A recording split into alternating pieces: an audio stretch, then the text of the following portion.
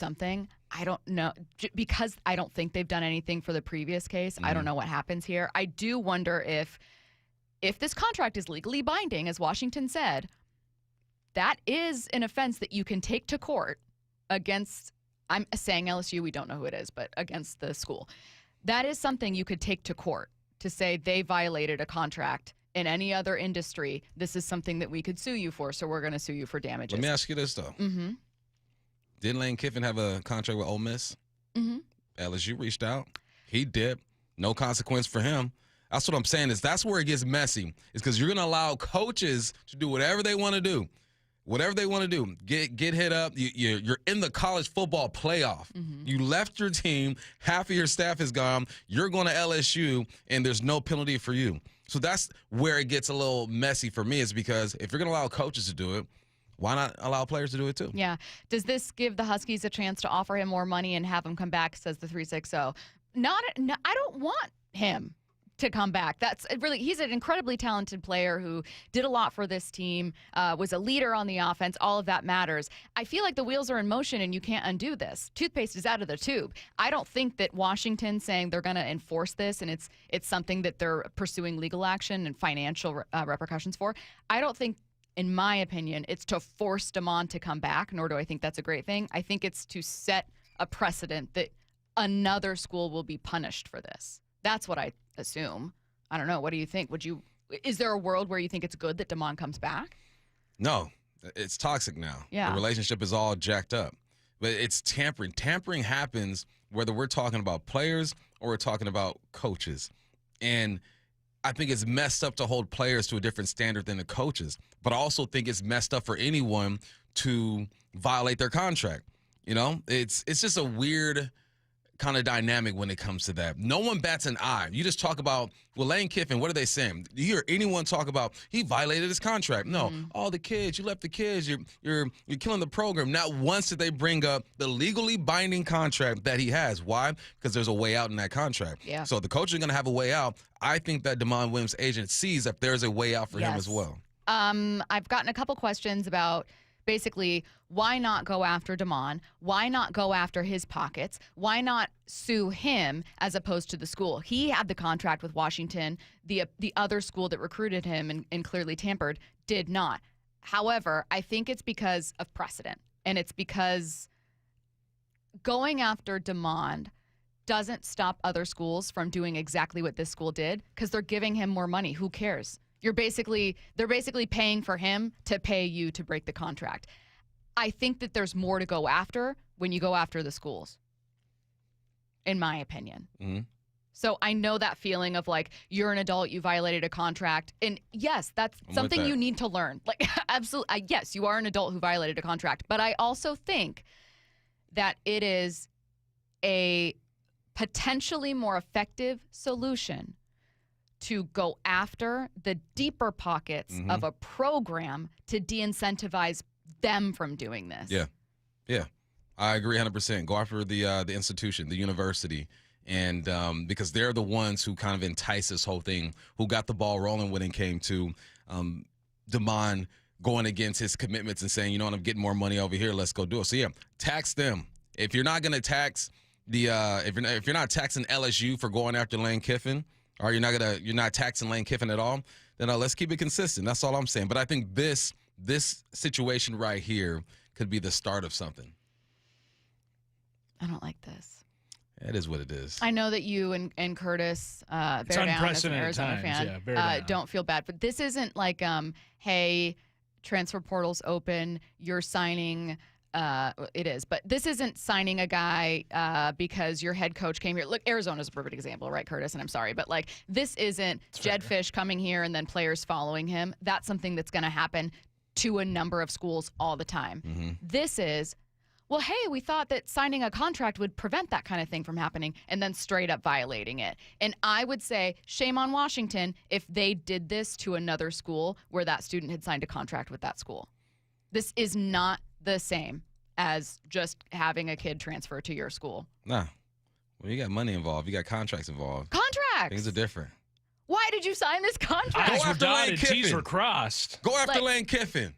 Get off of DeMond. Go after Lane Kiffin. Go after him. Go after LSU, man. Come on. That's what I'm saying. Like, look at the NFL. I know that the NFL can't be a perfect business model for the NCAA for a number of reasons, but when you are a team, there's tampering in the NFL, but it is much more secretive, and people really try to avoid getting caught, and it doesn't happen with a ton of frequency because you are punished with draft picks, because you are punished with money, because the punishment to a lot of people is not worth it. It is very serious. Making Damon Williams give you $100,000 back, or even saying like you owe us $500,000, you know, with the term of the contract, you owe us that now. That will not stop future athletes from doing this, especially if the school they're going to is paying them twice that much. Mm-hmm. It will just be an athlete buyout from a contract, and then you're back to contracts not mattering. Punish the program. You get more from them, and you need to make them afraid of doing this. Someone says, "That's right, Bump. Don't hold kids accountable." Sounds like some advice from a Coug. You're missing what we're doing here, okay? If coaches can leave and not be penalized, not have to give any money back, and the university that enticed them to leave isn't penalized, why are we going after the player who's doing exactly what the coaches did? I've been doing since the beginning of college football. Right? If you're going to hold this one guy to a certain standard, you got to hold the next guy to the same standard. Is it right that he's leaving? No, I think it's jacked up. I think if you commit to somebody, you commit to a situation, you go ahead and do that. But if there's a way for you to get out and your agent thinks that you can do this without being penalized and go get more money, go get your money. Yeah. If you're not breaking any laws, if he can walk away from this unscathed, why wouldn't he go over there and get more money? And going after his money, I think it doesn't de-incentivize players that are getting $1 million plus more dollars to go somewhere else. I'm sorry. This isn't me saying that he shouldn't be held accountable as an adult who signed a contract. This is me saying, okay, well, if I'm these schools, if I'm the Big Ten, if I'm the NCAA, how do I prevent this from happening? Yeah. It's not charging a student a fee. The students are just going to go, okay, great. Mm-hmm. Essentially, these schools are giving me a buyout. Mm-hmm. It is punishing schools for going after the students, or making the quote, I'm using punishments in quotes because it feels, like talking about a child, but making the punishment, the consequence, be something unrelated to money. Someone texted in, like, maybe it has to do with eligibility, or maybe with the programs it has to do with scholarships or eligibility for something else. Like, unconnected to money, these schools and that athlete have money to spend on a fee to go somewhere else. You know what? It's not Damon's fault. It's not LSU's fault. NCAA. Get it right. Do something, NCAA. Oh, man, we're probably not done with this today. Big story. Let's get to headline rewrites. Extra, extra, rewrite! Headline rewrites. We must make headlines. The real story behind the headlines in today's news. Powered by Bay Alarm Security Services. With Bump and Stacy. Headline number one, the biggest news in the NFL world yesterday was the Ravens firing of John Harbaugh as their head coach after 18 years on the job. What's the real headline? Will he make it 18 hours unemployed? This also, Bump, makes it interesting for organizations that haven't yet fired their head coach, but may suddenly be interested in doing so in order to get Harbaugh. Yes, I'm talking about Miami. Well, they said there was like one more team that asked for an interview or his availability. And there's only an X amount of teams that had vacancies open. So there's some team out there that's floating around like, we might want this guy. And why wouldn't you? 11 double-digit winning seasons, 61% win percentage, 13-11 in the playoffs, won a Super Bowl in 2012. Sometimes you just reach a point in your career and you're just stuck. Like, you got Lamar Jackson. That roster at the beginning of the season was the most talented roster on paper. Then injuries happen or whatnot. If that young man does not miss that field goal, if he doesn't push it right, he probably still has a job. It's kind of messed up to me that 18 years down the drain because of this one play. Obviously, there's more things that come with it. But if he makes that, he's probably still coaching here. But I don't think the Baltimore Ravens are wrong. I don't think they're right. I think that in this situation, maybe it was time for a fresh start. You're hearing rumors about the locker room and how he's losing the locker room. Who knows what the truth is? But Harbaugh, if he wants to work, he'll have a job tomorrow.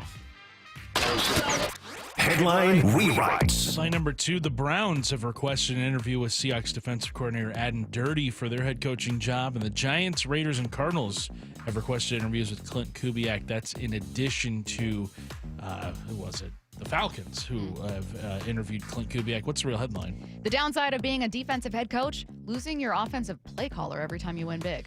this isn't me saying Clint Kubiak's going to go. This is me saying this is something that a lot of defensive head coaches have struggled with. When you're not the guy calling plays and it's not entirely your scheme, and that stays consistent, Shanahan, McVay. Well, now you got to figure out what to do on that side of the ball. Like with Clint Kubiak, we get it. We see what is being done or has been done over here with this offense and them moving. With AD, like he's not even calling plays, but they're like, look, you're the protege. You're learning under Mike McDonald. We see what he's doing with this defense. We want a taste of that. Yeah, this is going to happen. If you keep winning, your coach is going to keep going. And the hardest part is finding someone to replace him while keeping the integrity of your philosophy and what you like to do on defense. I think that's easier for Mike McDonald because he can just call plays and get somebody ready. The hard thing is replacing Clint Kubiak because I don't know if they have anyone over there who's ready to go. And you go try to find somebody else to kind of duplicate what Clint Kubiak has done. Everyone's going to have their own little twist to their offense. So I think that's going to be the hardest part, obviously. But if Clint does get a job, good for him. This is why you coach. You want to be the head guy in charge, making all the choices. I know that you want to get that job when the opportunity is greatest, and being the not head coach, being the offensive coordinator of a team that's the number 1 seed. You're not guaranteed that you're going to repeat that next year. That being said, is there any incentive at all for Kubiak to stay in Seattle as opposed to taking one of these jobs? If you just pay him more money, but the NFL is full of just alphas, man. Everybody wants to be the top dog. Yeah. And he comes from this. He was bred for this, Clint Kubiak, right? He's been waiting for his moment to be a head coach. His dad's been teaching him the game for years. So why wouldn't he want to have that opportunity and take his chances, roll the dice, and see if he can put together a program? And he's learning from a guy who flipped a program, right? Number 1 seed, 14-3. He knows what it looks like now to add some structure to a program. He probably thinks he's ready. Yeah.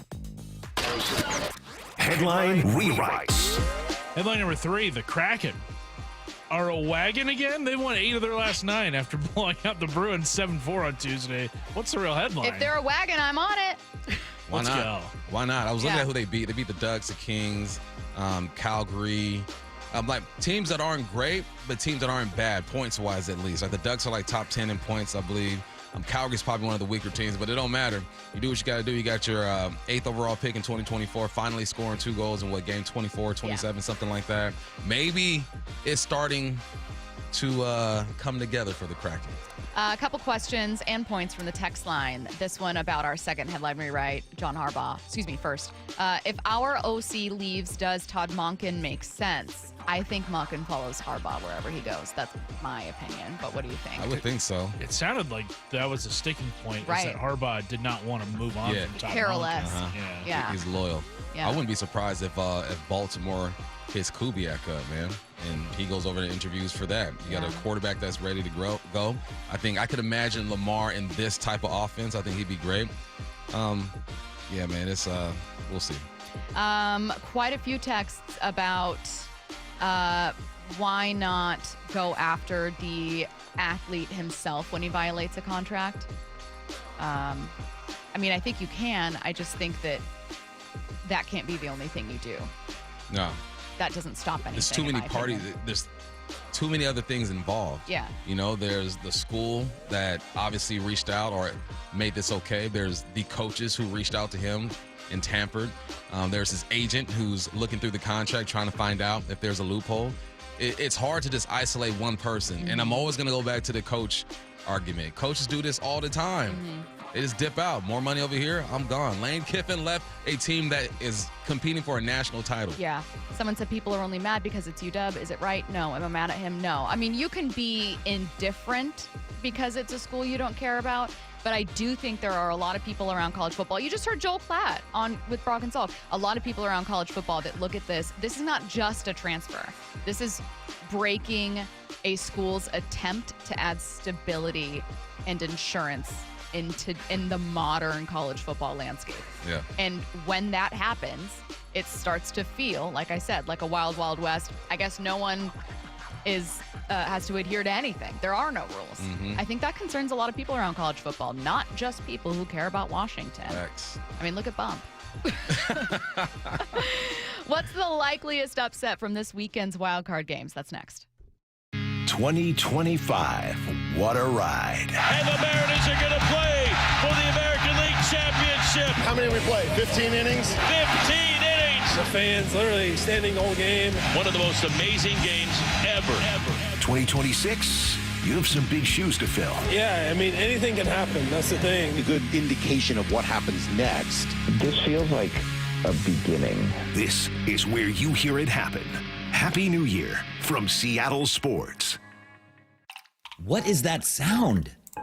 Ugh, that sounds like a plumbing sound. Luckily, there's a company that fixes all the plumbing sounds across Puget Sound. That's All Sound Plumbing. Puget Sound's plumbing experts. Have a sound? Visit allsoundplumbing.com. This might be the most surprising statistic I've shared in decades of doing local news. More than 75% of commuters will be involved in a car accident at some point. JP Pendergast of Pendergast Law with more. What makes it more surprising? The average person will be involved in 3 to 4 collisions in their lifetime. With accidents unbelievably prevalent, what are some safety tips if it happens to you? Safety first. Secondary collisions are not uncommon while awaiting help. Turn on those hazards and remain in a safe place. If a bystander witnessed the accident, capture their information and encourage them to remain at the scene. Seek medical attention immediately if needed, as delaying can be a costly mistake. Lastly, remember that statements made to police and insurance adjusters can affect your case. Collisions are more common than we'd like to think. If you find yourself in one, follow these helpful tips and then call my friends at Pendergast Law. If you or a loved one's injured in a car accident, call Pendergast Law. We can help. PendergastLaw.com. Olympic Hot Tub's New Year, New You event will help put you on a healthier path in 2026. Enjoy special savings on our entire wellness lineup of saltwater hot tubs, saunas, cold plunges, and swim spas. OlympicHotTub.com. Better you, better life. With the new IHOP value menu, $6 is all it takes to go to your happy place, where stacks of pancakes with bacon and eggs are just $6 every day. French toast, sausage, and eggs are, you guessed it, $6. And fluffy omelets come with a side of pancakes and only cost $6. Go to your happy plates every day at IHOP. $7 in some locations. Available every day for a limited time at participating restaurants in the U.S. Hours may vary. No substitutions. Not valid with other discounts or promotions. Prices may vary. You're still grooving, still connecting, still loving, still turning up, still thriving. You still got it, but your immune system, it weakens as you age. That's where vaccines come in. They help train and strengthen your immune response to fight off respiratory illnesses like flu, pneumococcal pneumonia, RSV, or COVID-19. Ask your doctor or pharmacist which vaccines you need. Book in minutes at vaxassist.com. Sponsored by Pfizer.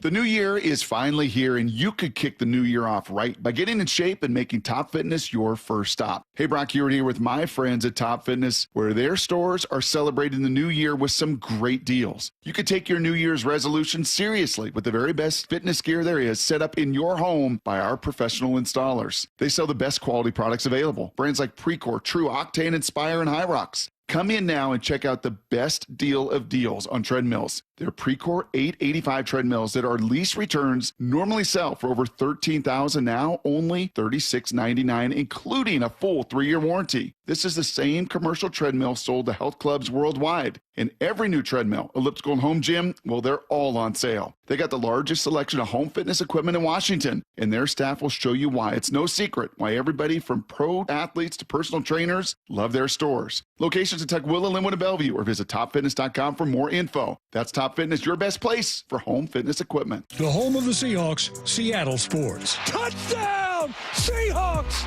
Ken Walker III! Get everything Seahawks at seattlesports.com. We are well into the rainy season, Seattle, but it's not too late to get your roof replaced. Schedule your free estimate at 3treeroofing.com and get $500 off your roofing project this winter. Our certified technicians build a custom plan for your home, ensuring a worry-free installation even in the winter months. Replace your roof now while material prices are low and lead times are short. Stop wasting your time on costly repairs and Band-Aid fixes. Visit 3treeroofing.com to schedule your free estimate today and secure your $500 discount. 3Tree Roofing, your Puget Sound roofing experts. For over 50 years, Bucky's Complete Auto Repair has been the one locals trust for honest pricing, expert service, and guaranteed repairs. This dedication has earned them a Carfax Preferred designation. At Buc-ee's, every customer gets detailed Carfax updates, timely service reminders, and a full service history, all at your fingertips. With 16 family-owned locations, no appointment needed, and easy financing, Buc-ee's makes auto care simple. Visit Buc-ee's.com today and drive with confidence. Buc-ee's.com. As a quarterback, you cannot run a winning play with a messy playbook. And most companies' data, well, it's a mess. AI is changing the game, but if your data is scattered, you're stuck on the sidelines. Brock Heward here, and this is where my friends at Marquee Data come in. They get your data in shape, clean, connected, ready to perform, so you can finally put AI to work for your business. Whether sales, finance, or operations, every smart move starts with the right data. So head to mydataqb.com to draw up your game-winning data play today. That's Marquee Data or mydataqb.com. More than 4,000 women are diagnosed with breast cancer every year in Washington state. I'm Dr. Suzette Miranda with Northwest Hope and Healing. We provide a lifeline to breast and gynecologic cancer patients, and you can help us make a difference. Join us for Cork, Fork, and Support, an afternoon of wine tasting and inspiration on January 31st at Mary Hill Winery in Woodinville's Wine Country. Get your tickets now for Cork, Fork, and Support. Go to nwhopeandhealing.org to learn more. From the Quantum Fiber Studio, you're listening to Bumpin' Stacy. Weekdays 10 to 2. On Seattle Sports and 97.3 FM HD2. Let's talk about upsets. What's the likeliest upset from this weekend's wildcard games? I want to start by focusing on the one that matters most for Seattle, anything coming out of the NFC, and then we'll wrap up looking at the AFC just for rooting interest. Fun. I really like the wildcard schedule. Bump, let's start with the lowest seed. The number 7 Packers are heading to Chicago, the number 2 seeded Bears. And depending on the sportsbook you're looking at, the one I looked at had them as 1.5-point favorites over the Bears. Yeah, and I think that's right. I think that's fair. I think it's fair because the Green Bay Packers have been there and done that. Jordan Love has at least one playoff win, as the Chicago Bears have not. As of late, Caleb has been a little erratic with the football, but that's also what makes him who he is, too, is that he's going to take these chances, throw off his back foot, go across the field or whatnot. I just believe in the preparation of Jordan Love and the gang. I know that he's missing his tight end craft. I know that he's missing Micah Parsons over there, but I know this is my Curtis Miami over Ohio State. It's just vibes. Just vibes. I'm going with vibes, what man. You're going by. And I'm going with Jordan Love. I just believe Jordan Love is poised enough to make the plays necessary to win this one. I know technically I said this is about upsets, but I'm going to count picking the Packers to beat the Bears as an upset, even though the Bears by some sportsbooks are favored. It also means that the number 7 seed comes here to Seattle. Mm-hmm. That too. That definitely has. And I feel pushed me that way. Pretty good about that one. Mm-hmm. I think that's the likeliest win. That feels the least lopsided. And let's get to the San Francisco 49ers when I'm talking about lopsided. I'm basing this not on their overall stats for the season, where they match up well against the Eagles, but based on what we saw in Week 18, which was a team that looked like all of those injuries had caught up with them. Beat up. The Eagles are a top 5 scoring defense. They are and can be a very good rushing offense. They haven't been as good this year as they were last year, but when I look at how that San Francisco defense looked against Seattle on the ground, I'm picking the Eagles in this one. I don't see an upset. Yeah, no, I think the 49ers are beat up, and my guy Moyer said it after the game. He's like, I really don't think the Niners are going to be able to bounce back from this beatdown. Because now you got to look in the mirror, and you realize that the team that you used to beat up on for years, right, has caught up to you and has passed you up, and you start to second-guess yourself a little bit. The Eagles are going to do is they're going to watch film, and they're going to look at some of the things that the Hawks did to challenge this team offensively, and they're going to sprinkle in a little bit of that. No, I think that this game is going to rest on the shoulders of Brock Purdy and a defense that just can't stop anybody at this point. And we know that the Eagles' approach on offense has been considered boring all year, right? So it's a basic offense. It's boring, but it's safe as heck. And when it gets cold and you get into these playoffs, you want to hand the football off and take a few shots when you can. That's exactly what they do, and defensively they're on point.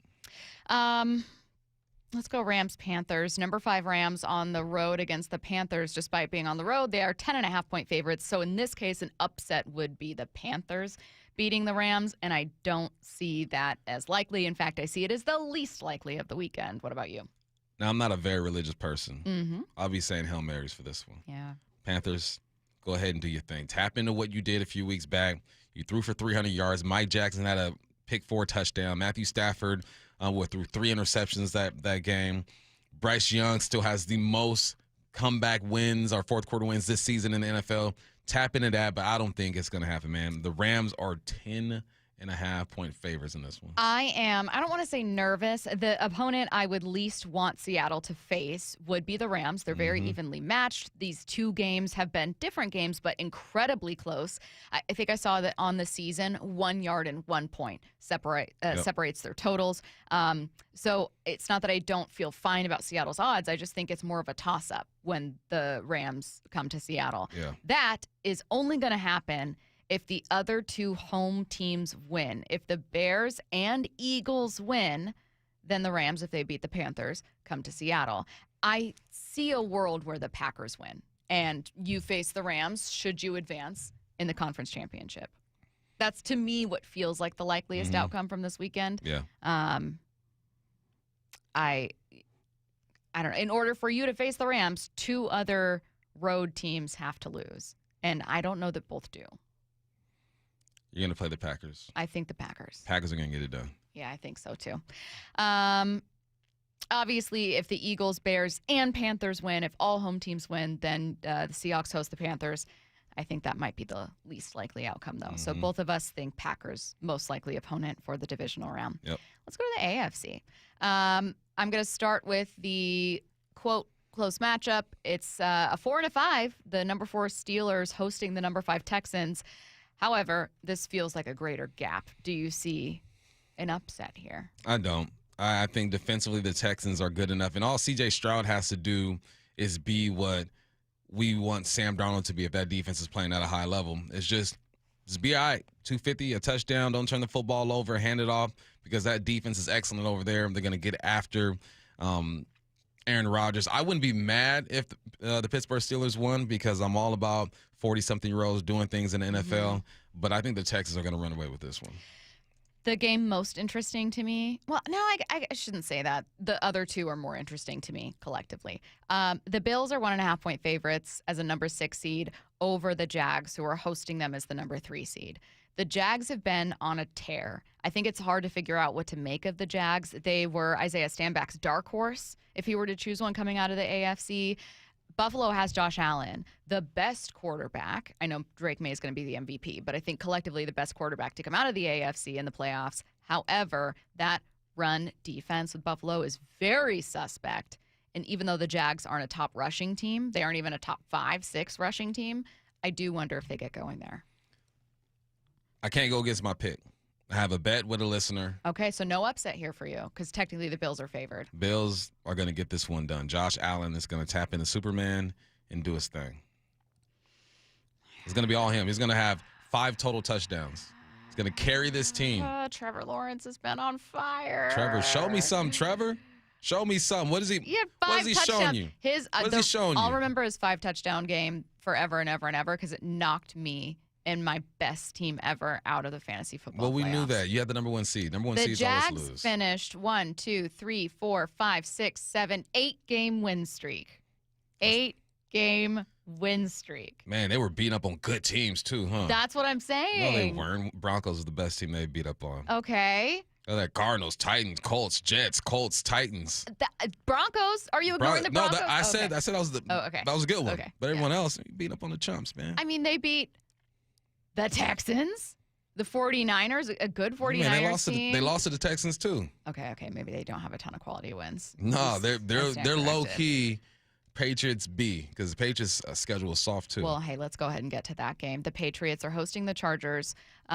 New England favored by 3.5. This one's intriguing to me because Drake May has to prove he's the MVP, I think, but he has to prove that he can get into the playoffs with expectations, settle himself down, and get it done. Justin Herbert is a quarterback that everyone's been praising for years. And what does he have? 1 playoff win, I believe. And he hasn't been able to really show that he can be clutch. This could be like the battle of the future in the AFC, right? If Justin Herbert can get over that hump, maybe he taps into a confidence and he rides the wave, and who knows what happens after that. Drake May's just getting started. And it's almost like he shouldn't be playing with pressure because he's so young, but he does have the pressure because of their record. But I think the Patriots are going to get this done. Joe in Bellevue says, since division winners get seeded higher, thank you, the worst team is not necessarily the lower seed. I'd like to see Carolina here. So, yes, but what we're doing is also looking at the likeliest outcomes. I think it is more likely that the number 7 seed Packers win than it is the number 4 seeded Panthers win. If I were to choose any of those seeds, 4, 5, 6, or 7, I would like for the Seahawks to host the Panthers, but that would require every home team winning, and I think I see a couple upsets. So I think the likeliest outcome is the Packers, which are in, I think, the closest game. Agreed. I think the other two will be lopsided. But so, yeah, obviously a really, really intriguing watch this weekend. Coming up next, Get Off My Lawn. And so we are set. The road to the Super Bowl runs through Seattle. Seattle is going to win this football game. A single-season franchise record of 14 wins. The 4th number 1 seed in franchise history. Reaction. Just incredibly proud of them. Conversation. Hopefully the next trip is going to be back down here for the Super Bowl. Complete coverage at SeattleSports.com and the home of the Seahawks. Seattle Sports on 710 and the Seattle Sports app.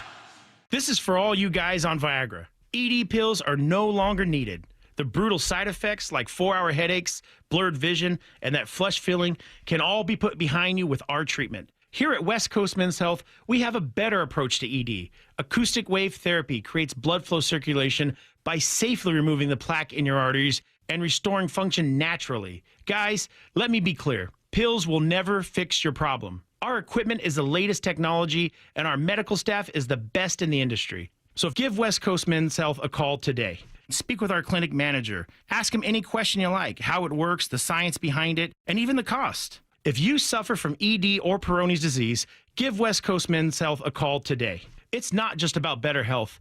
It's about a better life. With clinics in Redmond and Tacoma, call 206-519-6541. That's 206-519-6541. Online at westcoastmenshealth.com. Everybody loves the season of giving, but now the season of paying for it is upon us. That not so wonderful time of the year when millions of Americans open their credit card statements, stare in horror at the balance, and resolve then and there to find new ways to save money. If you're among those Americans, why not start by cutting your wireless bill in half right now with Pure Talk's Saver Plan? It's easy. You'll get unlimited talk, text, and 3 gigs of high-speed data on a super-fast nationwide 5G network for just $20 a month. Just dial pound 250, say Mike Rowe, and you'll save an additional 50% off your first month. Ho, ho, ho. And if you're active or former military or a first responder, you'll save an additional 20% every single month. That's pound 250. Say Mike Rowe for the gift that keeps on saving from America's wireless company. Pure Talk. When the new year hits, every business could use a little something to stay ahead.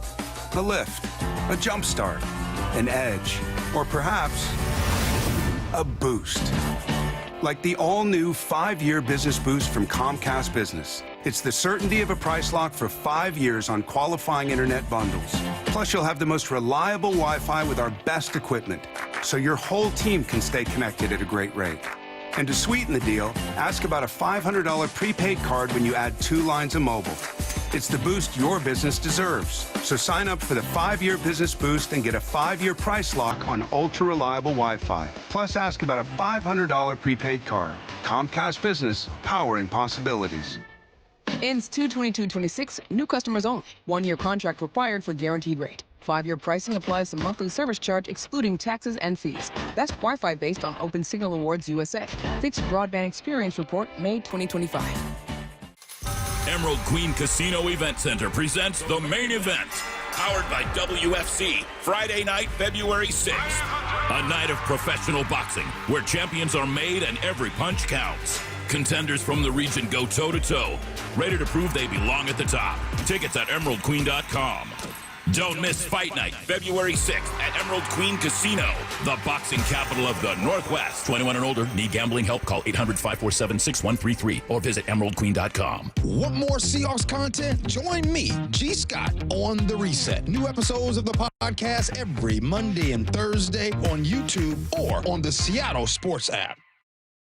Hey, Brock Ewart here. It's such a joy for me to be joined by Shannon O'Kelly, President and CEO of IRG Physical and Hand Therapy. Shannon, I've heard so much about traveling physical therapists. What's that mean to you and IRG? That's a great question, Brock. Traveling physical therapy right now, I think, is a fad, and a lot of young therapists are doing it, but they're missing opportunities that we provide here at IRG. And those things we provide at IRG are really important, and that's being part of a team and treating patients, building relationships, engaging with our community. That is so important. The other thing is they're not getting paid time off. A crew are paid time off, and they do not get continuing education, professional growth, and that is so important as a young therapist to have access to professional growth. The other thing is we have an enhanced compensation program here at IRG that our physical therapists, our occupational therapists can increase their earnings by engagement, outcomes, and intervention. That's what we're all about. We're about building a great culture for young therapists and all clinicians to work here. Openings across the whole company. Head over to irgpt.com/careers, irgpt.com/careers. Want to make 2026 your year of adventure? Book that trip and learn a new language with Babbel.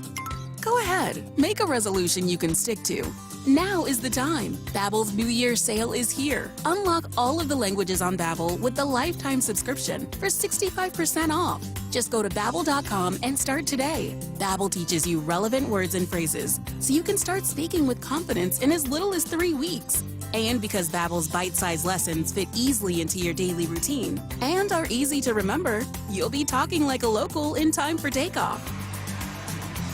Dive into the world of language learning content with Babbel's videos, podcasts, and stories from around the world, full of culture bites and language learning tips. Turn your daydream into a destination this year with Babbel. But don't wait. This offer ends January 15th. Get Babbel's lifetime access for less at Babbel.com. That's Babbel.com. Babbel.com. From the Quantum Fiber Studio. This is Bumpin' Stacy. Weekdays 10 to 2. On Seattle Sports and 97.3 FM HD2. Get off my lawn with Michael Bumpus. 3 things grinding your gears today, driving you crazy this week. What you got for us? I'm a man. I'm 40. That just hits different now. Yeah, because you are a I'm man. 40. You are 40. I'm 40 water. All right? This was grinding my gears. Brock Purdy played horribly against the Seahawks. 19 of 27, 127. 1 interception, sacked 3 times. I'm watching ESPN. Why isn't anyone on Brock Purdy's head? He's got 20 touchdowns and 10 interceptions in, 7 or 8 games or something like that. Why isn't anyone talking about Brock Purdy? And I say this because I get so defensive when it comes to Sam Darnold at times. Mm-hmm. Why isn't anyone talking about Brock Purdy in that San Francisco offense? The offense that put up so many points, man. We're talking about, I'm watching ESPN all week just waiting for some type of praise for Sam Darnold and how he played. But no, it's all about the defense, which is fine. I get that. But how come no one's talking about Brock Purdy, how he's just a game manager, how he needs everything else to work for him, how he wasn't making the clutch throws, how he wasn't finding his players. His percentage-wise was fine, all right? But he was shook in that pocket, and I got 49ers fans. I got a lot of homies back home who are 49ers fans, and they're talking about, what if this, what if that, what if this? I said, all right, well, your offense was putting up 40 points a game for the last 3 games, and you weren't able to do nothing. Just give some props to the Seahawks defense. There's no, at least with my friend group, there's no props to the Seahawks defense. It was, we just played bad. Like, no, this defense made you play bad, and Brock Purdy was seeing ghosts out there, not Sam Darnold. Brock Purdy was seeing ghosts out there. So I just need the same accountability that you guys want to give, or people want to give Sam Darnold and other quarterbacks. Give us a Brock Purdy. I understand he's Mr. Irrelevant, came from nothing. Look at him now. So what? He's getting paid $50+ million now. Mm-hmm. $50+ million. That narrative is over. Forget this Mr. Irrelevant stuff. He is a starter in this league and is being paid to win ball games, and he didn't do diddly squat against the Seahawks. Hold him accountable the same way you do my man Sam. Oh, man. They won't. They won't. They won't. Across the world, Craig. No, they won't. I waited all week to see if anyone was going to say anything about his performance, and no one said anything. What's the difference? I don't understand it. I think Brock was never a bust. He started out as game manager. He gets paid more than Sam. No, I know, but he was never a bust. So it was neither Sam. Get off that. No, I think to people he was. I think to some people, you're a number 3 overall pick who didn't keep your job as a starter. I think that's because you were with a horrible organization, but it fits the narrative of when we declare someone a bust versus Brock Purdy. No one expected to start. You were the 3rd quarterback in camp. You becoming game manager was people going, wow. Look at that. And now I think they've I don't like upped what you're it. doing. I don't like what you're doing. Sorry.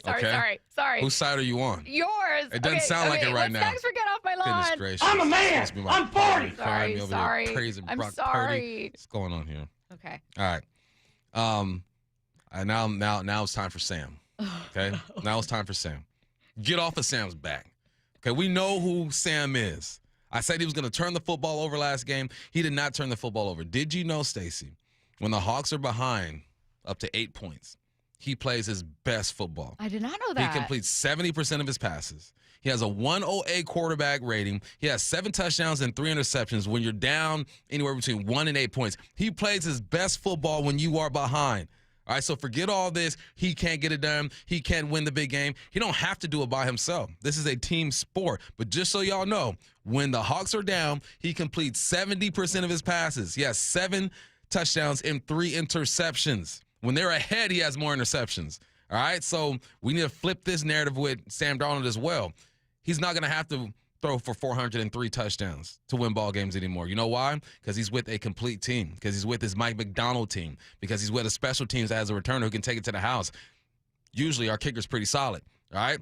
So, when Sam's behind, he plays his best ball. So you guys spread the word, just like no one wants to talk about Brock Purdy. I'm spreading word Sam Darnold plays his best ball when the team is behind. You know what that means? He's got that dog in him. He's got that calm demeanor, that heart rate's beating around 100 instead of 180 like some of these dudes when they get all nervous and stuff, right?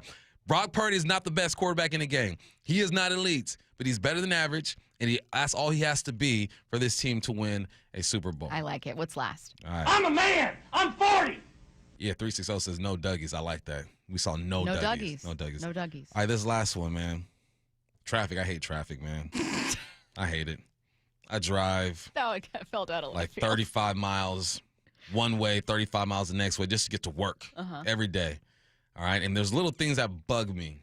One, it bugged me yesterday that someone on East Lake hit a gas pipe or whatever and just rerouted everybody, and I'm sitting at Roanoke for 35 minutes trying to get here. I'm like half a mile away. I can feel work, and I'm just not able to get there. But I hate when when they have the light meters on. There's 2 lanes. You both pull up to it, and I'm on the right side. Left side green light. Boom. I'm waiting for mine. Why'd the left side go twice? Well, that's what I don't get. Wait, the light turned green twice? Twice on the left side. I'm sitting there like, why are you going twice? I've been sitting here for 35 minutes already, and the left side gets to go twice. Right, you know what I did? Right, you know what I did? What? I took off. Forget this red light. Good. That's your green light. Justice for the stoplights or the meter lights at the ramp, okay? Get some coordination going. It's left, right. Right. Why did the left go 2 times? It's not right, left.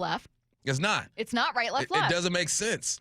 It's just order. Just keep the order, especially when I'm having a long day and it's taking me an hour and a half to get to work instead of an hour and 10 minutes. You're keeping the order. Exactly. So what I did, I corrected it.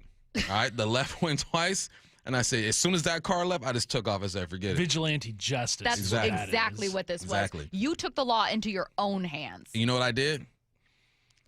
When I drove out, I threw my fist in the air out my window. I did this for us. I did this for us. Follow me, my people. Follow me. There's no order at this meter. Right. We get another right. Someone said the left side is carpool. No, there were no carpool. There was no carpool. It was just Stop regular. Excusing injustice. All right, man. Come on, Brad. Whose side are you on, Brad? Brad. I did this for us, for the people. So next time you're at the meter light and that side goes twice, he's going to think of you. You do and what I do. Say, you put your arm out in there for the people to see, and you take off on them, man. City of Seattle, fix it now. I don't know that I've ever noticed that. Is that something that's a carpool It's thing? happened to me a couple times. Well, but it wasn't carpool. Maybe they need to more clearly market as carpool. Carpool, you usually just go. Well, you don't have to stop at the that's meter. How you just all go. So I think that's part of the problem. All the freeway on-ramps by where I live carpool has no light. So I think that, if we had some stability, if there were the same rules with every on-ramp, it wouldn't be so confusing to people. Yeah. Yeah. Exactly. I think that light was broken. Keep the order, man. I thank you for doing that. Hey, I've sacrificed myself for the people. We appreciate it. Coming up next, a lot to get to with college sports, especially with Damon Williams leaving Washington, violating a contract. So what actually happens here? Fox Sports and the Athletics' Bruce Feldman joins us next. 2025. What a ride. The Seahawks win 38-37. It's Sauber with the two-point conversion catch. Holy cow. So glad we can get done at home in front of the 12s. 2026, you have some big shoes to fill, and we can't wait. The road to the Super Bowl runs through Lumen Field in Seattle. This is where you hear it happen. We've won so many different ways all year. Happy New Year from Seattle Sports. Are your investment dollars working as hard as they should be? You've spent years building your future. Don't let outdated advice put it at risk. Hi, I'm Jeff Jr., founder of Trajan Wealth. We're a veteran-owned firm proud to bring a new standard of financial care to the Seattle area. Our nationally recognized advisors are fiduciaries, ethically bound to put your interests first. That's the highest standard of care in the industry. As a privately held company, we answer to you, our valued clients, not shareholders. For households with $500,000 or more, let us build you a customized plan. From Bellevue to Tacoma, get advice you can count on. It's time to take a fresh look at your financial plan. Call Trajan Wealth, 206-466-3300. That's 206-466-3300. Trajan Wealth. Plan smarter, dream bigger. Advisory services offered through Trajan Wealth, LLC, an SEC-registered investment advisor. How about a simple New Year's resolution, one that even I was able to achieve? Reverse the clock on hair loss with Advanced Hair's simple one-day FUE treatment. You'll feel more confident and more youthful when you witness your own natural hair growing into those places that have been balding or thinning for years. I'm surprised and relieved every time I look in the mirror. You need to know what that feels like.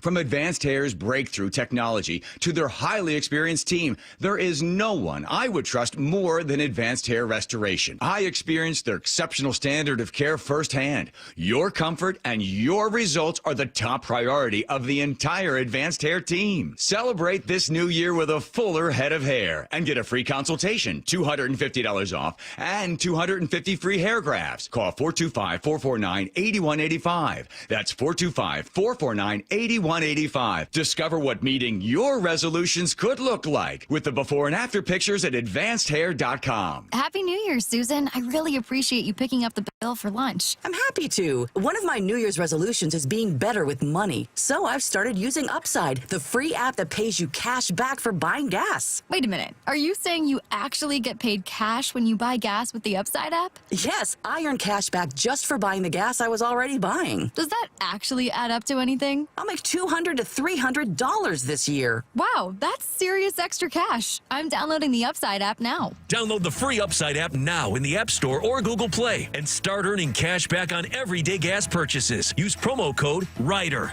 for a 25 cents per gallon bonus on your first tank. That's up to 50 cents per gallon on your next fill up. You can cash out anytime, right to your bank account or a gift card for Amazon and other brands. Just download the free Upside app and use promo code RIDER for a 25 cents per gallon bonus on your first tank. That's code RIDER. Code RIDER.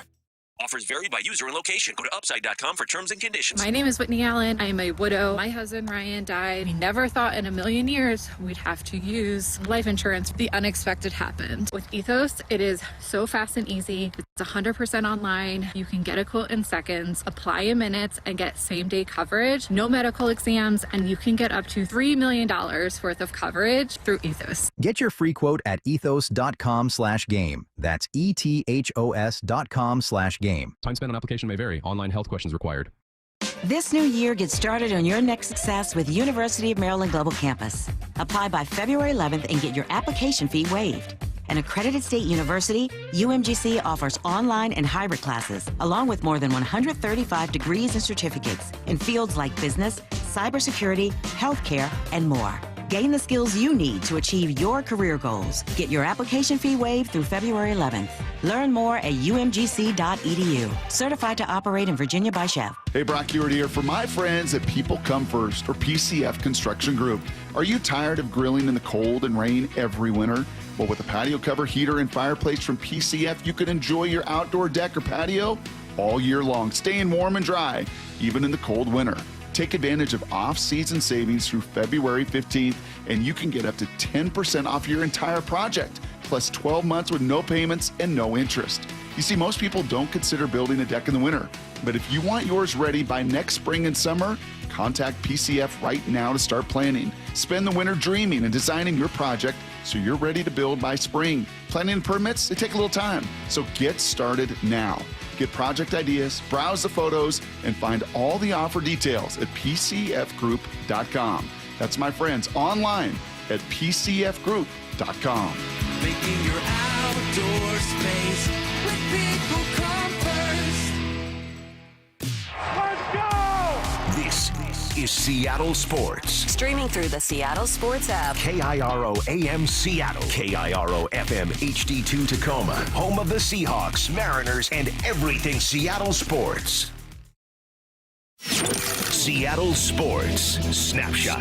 Big news out of Baltimore yesterday. The Ravens have parted ways with John Harbaugh, who was head coach of the franchise for 18 years. This after Baltimore was eliminated from the playoffs with a missed field goal against the Steelers. The Ravens are now looking for a new head coach for the first time since 2008. Snapshot, brought to you by Miller Lite. When it's game time, it's Miller time. From the Quantum Fiber Studio, this is Bump and Stacy on Seattle Sports. Streaming through the Seattle Sports app and at seattlesports.com. Now, here are your hosts, Michael Bumpus and Stacy Ross. Here we go now.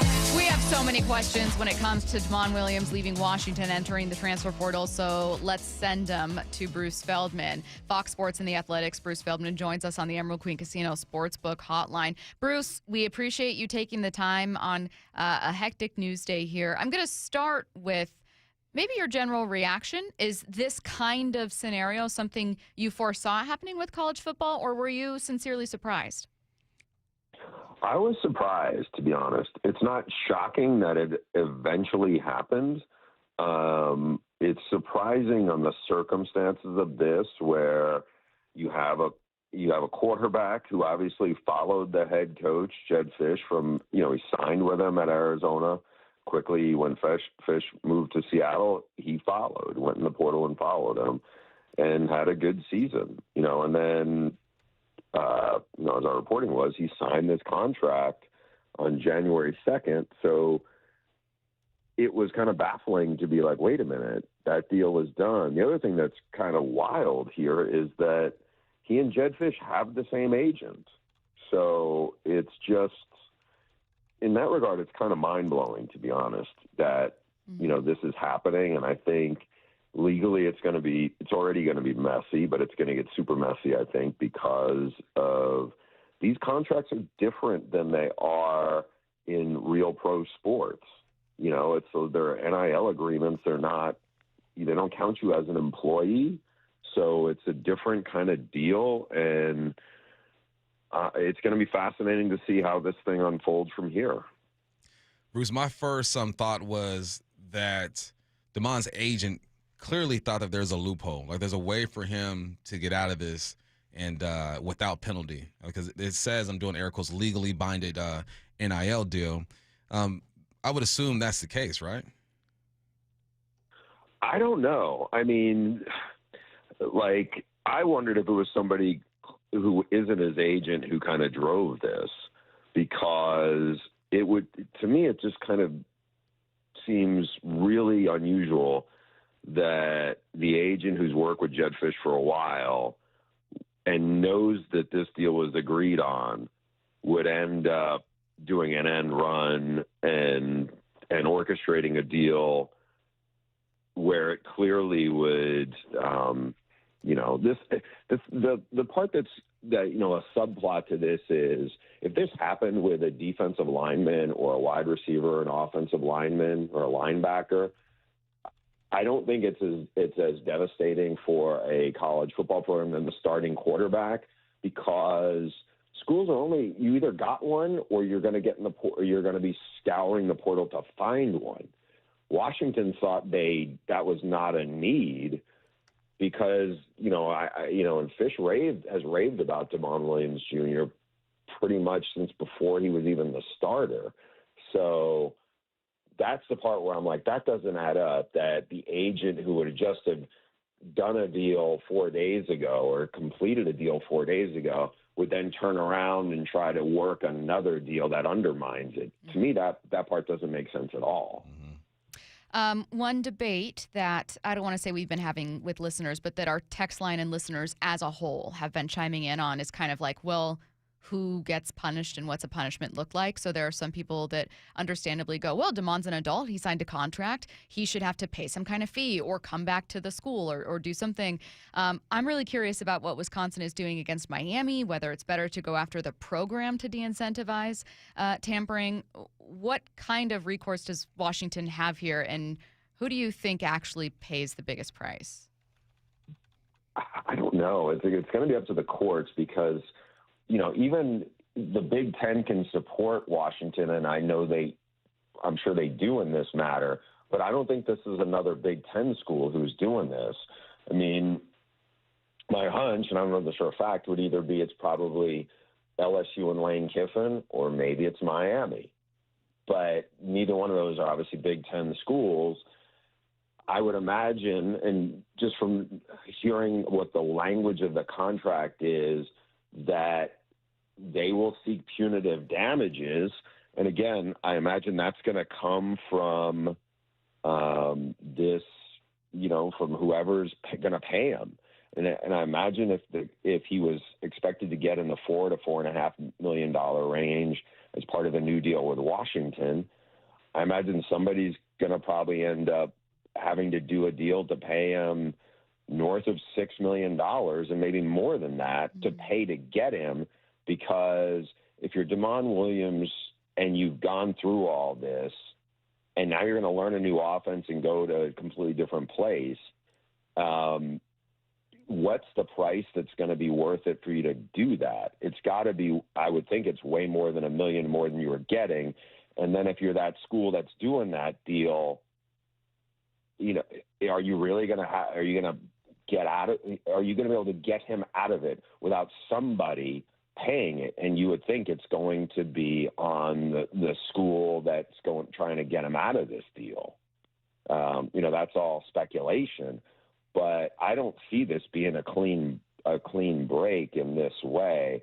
It's gonna, it's already gotten super messy. In what way can, in the future, what role can the NCAA actually play in this whole thing? Because that's part of the deal, right? Is that there's no structure to this whole thing. If I know that's probably a tough question to answer, but what do you think? It is, because I think it's hard to guess on what the NCAA is going to do. The NCAA has really kind of thrown up its hands with all of this, right? And so now let's think about this like a step forward. Damon Williams becomes a very established face, he was a budding star in the Big Ten. He's not a random position player or anything like that. And so now all of a sudden, because this is such a high-profile case, I think the NCAA and the people who really are now tied to to all of this legislation, I think this puts them in, it was going to get to this point, I think, sooner than later, but because it's going to be so high profile, I'm interested to see how Charlie Baker from the NCAA tries to square it, because again, this would be different, I feel like, if this was happening in a conference, but it's not. Mm-hmm. So is the NCAA got to get involved to be like, listen, we fought forever to have this version of amateurism stay and say that the college, student athletes are not employees. So where does this go from here?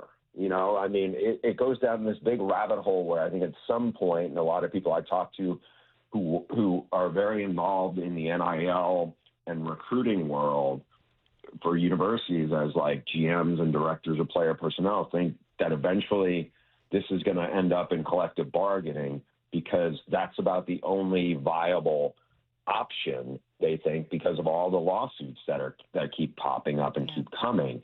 So I would think that's where this is going to head to. But again, who knows how the NCAA is going to weigh on it, because it feels like they're just so rudderless. Bruce, I'm curious what you think is at the core of this issue. For instance, for me, it feels like, well, the NCAA and college sports have become riding the fence between a business and still student athletes. So rules don't have teeth, and it's kind of wild, wild west for certain things. And players are getting paid, but I don't know, are there unions? And it's kind of like this in-between gray area. But I know other people feel like transfer portal rules or NIL in general are kind of at the crux of the issue. What do you see as I think what we're talking about today with Damon Williams breaking this contract and going to another school is the result of this? Yeah, there's a huge void in leadership.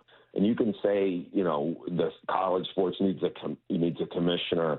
College sports needs a lot of things to try to clean up, because it's, that old cartoon of I don't know who it was, is standing at a wall with all these leaks, and they're pointing their finger at one and 8 other ones spring open. And, it's, and whoever the person with their finger in the one hole is just getting doused.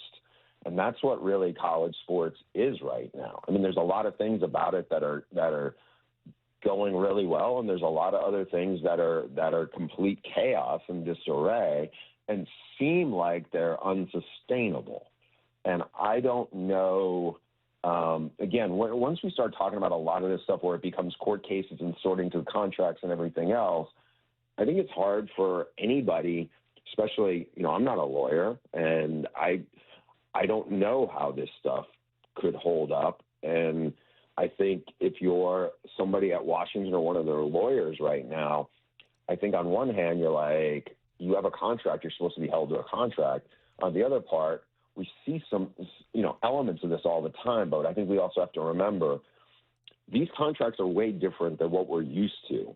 You look at your, pro sports athletes in Seattle, it's not, the compensation's not the same. The setup is not the same. And everything from what NIL agents may charge, some guys get 20%, some people get 20% and even more from the athletes now. I mean, that's not what NFL players are paying their agents. And I think it's just the wild, wild west, and this is the latest example of it. I know our focus here is football, college football, but do you hear about anything like this happening in maybe college basketball? Obviously, football is the moneymaker, right? Football is king, or is this strictly you feel like it's going to be a bigger problem when it comes to college football, excuse me? I think there's obviously more, college football players on teams, but the money is still really big in with college basketball. Certainly, I just don't know, enough about that landscape, because I don't, those are coaches I'm not talking to, so I'm not hearing as much, about it. And everything I hear is just anecdotal when it's like that. But I think, I think this case will be really interesting to see, because I know that there's a couple of times where you'll hear somebody thinks there's some precedent or something. It's kind of like this cornerback who was at Wisconsin and left, and now he's playing at Miami. But or this defensive end who was at Georgia is now at Missouri, and there's a potential court case that's coming about this and a lawsuit. But I think they're not as high profile as this, and I think because this is a quarterback, and I think the circumstances seem to be different. I just don't know if those distinctions are going to matter in a court of law at the end of the day. I know that there are a lot of our listeners who are very curious about the legal aspects and kind of the state of college football, and then there are also a lot of Huskies that want to go what now? What about my team in 2026? So Bruce, when you look at it from that end, what options does Washington have when it comes to just their product on the field in 26? Yeah, I think that's the part that's going to be, glaring if you're a UW fan. I mean, the portal opened up, whatever it was, 5 days ago, but it was really, in motion weeks before that. I mean, if you weren't already trying to get, players lined up, not just evaluated, but to come on visits or have those discussions, you're probably too late to the dance, right? This is the game of musical chairs. And I feel like because Washington thought they had a signed contract with the starting quarterback, that they're not even inside the room where the music's being played. They're just driving up to the dance at this point. It doesn't mean that they can't try to swoop in on somebody else and try to, throw a lot more money at somebody to get in at the last second. But, Brandon Sorsby, who a lot of people consider was the top quarterback in the portal, I mean, he's already done a multi-million-dollar deal to sign with Texas Tech. You got Sam Leavitt, obviously was Arizona State's quarterback. He was at LSU with Lane Kiffin last night at a basketball game when I think the DeMond Williams news broke, and a lot of folks think LSU is the one who's most trying to pull DeMond Williams away. So I don't know. I think Leavitt's going to Tennessee now on a visit, and maybe there right now. But, it's a scramble right now. I don't know how many other quarterbacks are out there, but it's got to be just a complete shell shock if you're Washington to know that this guy was going to be a leader of your program is ready to bail. And the timing of how he did it when he announced it, I think was probably the most gutting of all of it for the Washington family there. Hey, Bruce, last one we have for you. You mentioned Lane Kiffin, and he's a polarizing guy, right? If you know him, I feel like you like him. If you don't know him, I feel like he can rub you a certain way. What's his reputation like amongst the college football world, minus the football mind? It's polarizing. I would have to say there's plenty of people who know him who don't like him either. So I think there's people who, even if you don't like him, you probably think he's a really good football coach. He's a guy who loves attention, and he loves to be talked about. He can't help himself. He's gotten a kind of a second win through social media because I think he's been very effective trolling and getting attention and doing all sorts of things. We're going to see if he can, just how, he's obviously done a really good job at Ole Miss. Now, you could argue after what we saw last weekend with Trinidad Chambliss and them beating Georgia, right now they may be better off without Lane Kiffin in Oxford than with him because you got all the distraction and it seems like the players are playing and pulled together without him. It'll be interesting to see if he can keep it on the track at LSU because until Brian Kelly got there, all the coaches who took that job won national titles. Now, Brian Kelly was not a good fit, and he kind of bombed there. We'll see what Kiffin can do, but you're right. He is as polarizing as there is.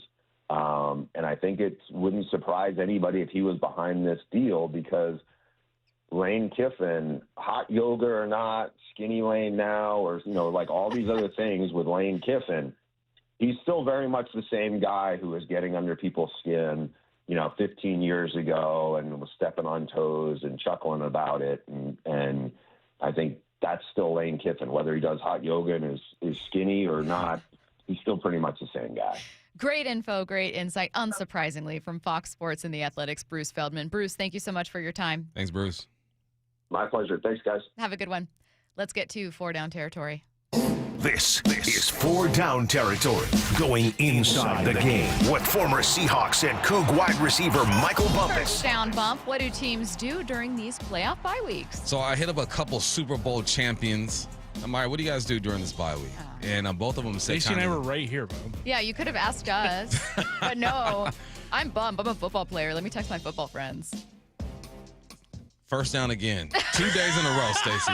2 days in a row. Started it. Hey, Curtis gets a pass. Curtis gets a pass. What? Curtis gets a pass. Why? This is actually making me upset. We share 50,000 words a day. No, what upsets me is that I showed up today and you guys were mid-conversation talking about warships. Then you stopped talking because I'm not allowed to talk about warships. Tell me about warships, Stacy. Have you ever been on one? That's irrelevant. That's irrelevant to the conversation. The conversation Maybe was over. I wanted to talk about warships. It was over. Okay. You would do perfect in a warship. Thank you. Because you're so small and it's tight in there. I think so. You'll be able to maneuver I think so greatly. too. Thank you. Thank you. What do teams do during the bye week? Okay, all right. I'll ask you guys next time. Next time the Hawks have a bye, I'll ask you guys. Thank you. So I hit up a couple dudes who had a bye week when the Hawks were making their Super Bowl run. Obviously, it's get healthy, but the main thing they said was self-scout, and because you don't really know who you're playing, all right? You have your coaches, assistant coaches getting ready for the possibilities, but you self-scout, you watch film, and you see what you can get better at. So I was thinking about this offense. I'm like, all right, if I'm watching, I have been watching film on the Seahawks, I'm self-scouting, say I'm on the squad, what can we get better at? And it's just the same things. It's being able to handle the simulated pressure, being able to handle and sort things out. Like when Zach Charbonnet's on the right side and the protection slides that way, he's got to be able to run his eyes all the way across the linebacker squad and find his guy on the edge. Little things like that. Defensively, I think it would be. There was a couple times where I'm looking at Reek and I'm looking at Josh Jobe, and little technique things where they're just flat-footed on the jam, right? You never want to be flat-footed when you're pressing there. So that's what they do, self-scout. I would love to hear the things that Mike McDonald and Kubiak come up with when they're, and I would assume Kubiak's looking at the defense too, and Mike McDonald's looking at the offense and saying, this is how I would beat you. So a lot of reflecting going on this week for the Hawks. Second down. What do you like most about these playoffs? The quarterbacks. And I like them because we got some quarterbacks with some stories, right? You got Trevor Lawrence. He's played in 2 games in the playoffs. He's completing 60% of his passes, 5 touchdowns, 5 interceptions. If he wins a ball game, he starts to feel a bit different. Look at Herbert. He's completing 52% of his passes, 2 touchdowns, and 2 interceptions. Drake May, the foreseeable MVP of this league, first time there, what are you going to do? Caleb Williams, first time here, what are you going to do? Bryce Young, first time here, what are you going to do? And then Sam Darnold, you got to bounce back. Last year, 62%, 1 touchdown, 1 interception. Are you for real? So I look at these quarterbacks, and then you got the matchups of the guys that weren't projected to do much. The Brock Purdy and Jalen Hurts. There's just so much to talk about. Then you go to the other side. You have C.J. Stroud, who's played in 4 playoff games before. He's won some games. And Aaron Rodgers, are you going to be able to go to the Fountain of Youth and put some games together? I just like it because we're not talking about Josh Allen, even though he's in this thing. We're not talking about Pat Mahomes. We're not talking about Lamar. It's just fun, man, because it's a quarterback-driven league, and you have some good stories when it comes to quarterbacks. Third down. How should college athletes be treated? Love this question. Yeah, so they should be treated like restricted free agents. I was going back and forth with Curtis trying to figure this thing out, right? So when you're a restricted free agent, you go out there, you look for a job. Say Caleb Williams. All right, guys, I'm going to go out there. I'm going to see what the money is like. If I get paid $5 million, now I got to come back to UW and say, can you match that? Like, have an open relationship when it comes to this, because kids are going to enter the transfer portal, and obviously there might be a way for Devon to get through this legally and still be able to go to wherever he wants to go. So why not just have an open relationship and say, all right, I'm going to go search for some money, and if I get X amount of dollars, I'm going to come back and allow you to match that. If you want to match it, you can match it. If not, then I'm going to go. At this point, I think that's probably the best way to go, because NCAA looks like they're not going to do anything. They're just going to let the schools try to figure it out and the court try to figure it out. So treat them like restricted free agents. Let them go look and then see if you can match it. Fourth down. Sticking with college football, we were joined by Bruce Feldman to talk about the Damon Williams situation. Anything stand out from that conversation? Yeah, he says he doesn't know if anything's going to come of this, like, because there's no organization with Damon Williams, which is weird because we've never seen this before, never been in this situation. So how are both sides going to handle it? How is the judge going to handle this whole thing? They're not viewed as employees, but they are getting compensated. They're clearly it's tampering on one side by a school or a coach or other coaches. There's just so much going on here that no one really knows how it's going to unfold. So after this whole thing goes down, going forward, we should have an idea of how things are going to go down. The last one, Lane Kiffin. I remember I was recruited by Lane Kiffin at SC, and I remember going into his office and we're watching film and he's breaking things down. And let me tell you, he's a heck of a recruiter. He will gas you up. He will put you in his offense and show you all the things that he can do with you. I can imagine if they had the technology back then that they do now, they probably put me on the film and have me running around and showing me exactly what I'm going to do in this offense. So it doesn't surprise me that Sam Levitt was sitting next to him. Doesn't surprise me that Damon Williams is probably in contact with that organization over there. And it also doesn't surprise me that he rubs people the wrong way, because that's the feeling I got when I talk to coaches about Lane Kiffin. Lane Kiffin, unsurprising that he would leave his school high and dry as they head into the college football playoff, and then have no problem ripping a player from another program. I know that player went willingly. DeMond is also a guilty party here. It is unprecedented. You're right. Going back to your point about what stood out about Bruce saying we don't know what's going to happen here. The only other thing that's similar is Xavier Lucas going from Wisconsin to Miami, Wisconsin then suing Miami with the backing of the Big Ten, but that's a cornerback, and there's no total outcome yet. And I'm assuming because he's a corner, there was less money at play overall, even though Wisconsin and Miami can have deep pockets. We've never seen anything like this. Yeah. What's going to happen? It's fascinating, and I think that it's going to be a months and months and months long issue here. You think it's going to be months? They got to figure this out quick, though. I mean, the one with Miami and Wisconsin was filed in June and has not been resolved. Dang. So it goes through the court system itself as opposed to the NCAA, so there's probably just a slog. But I mean, I wonder if that decision will come out first, so then we can maybe compare it. Timeline coming your way next. And so we are set. The road to the Super Bowl runs through Seattle. Seattle is going to win this football game. A single-season franchise record of 14 wins. The fourth #1 seed in franchise history. Reaction. Just incredibly proud of them. Conversation. Hopefully the next trip is going to be back down here for the Super Bowl. Complete coverage at SeattleSports.com and the home of the Seahawks. Seattle Sports on 710 and the Seattle Sports app. Hey, Brock Ewart here for my friends at People Come First, or PCF Construction Group. Are you tired of grilling in the cold and rain every winter? Well, with a patio cover, heater, and fireplace from PCF, you can enjoy your outdoor deck or patio all year long, staying warm and dry, even in the cold winter.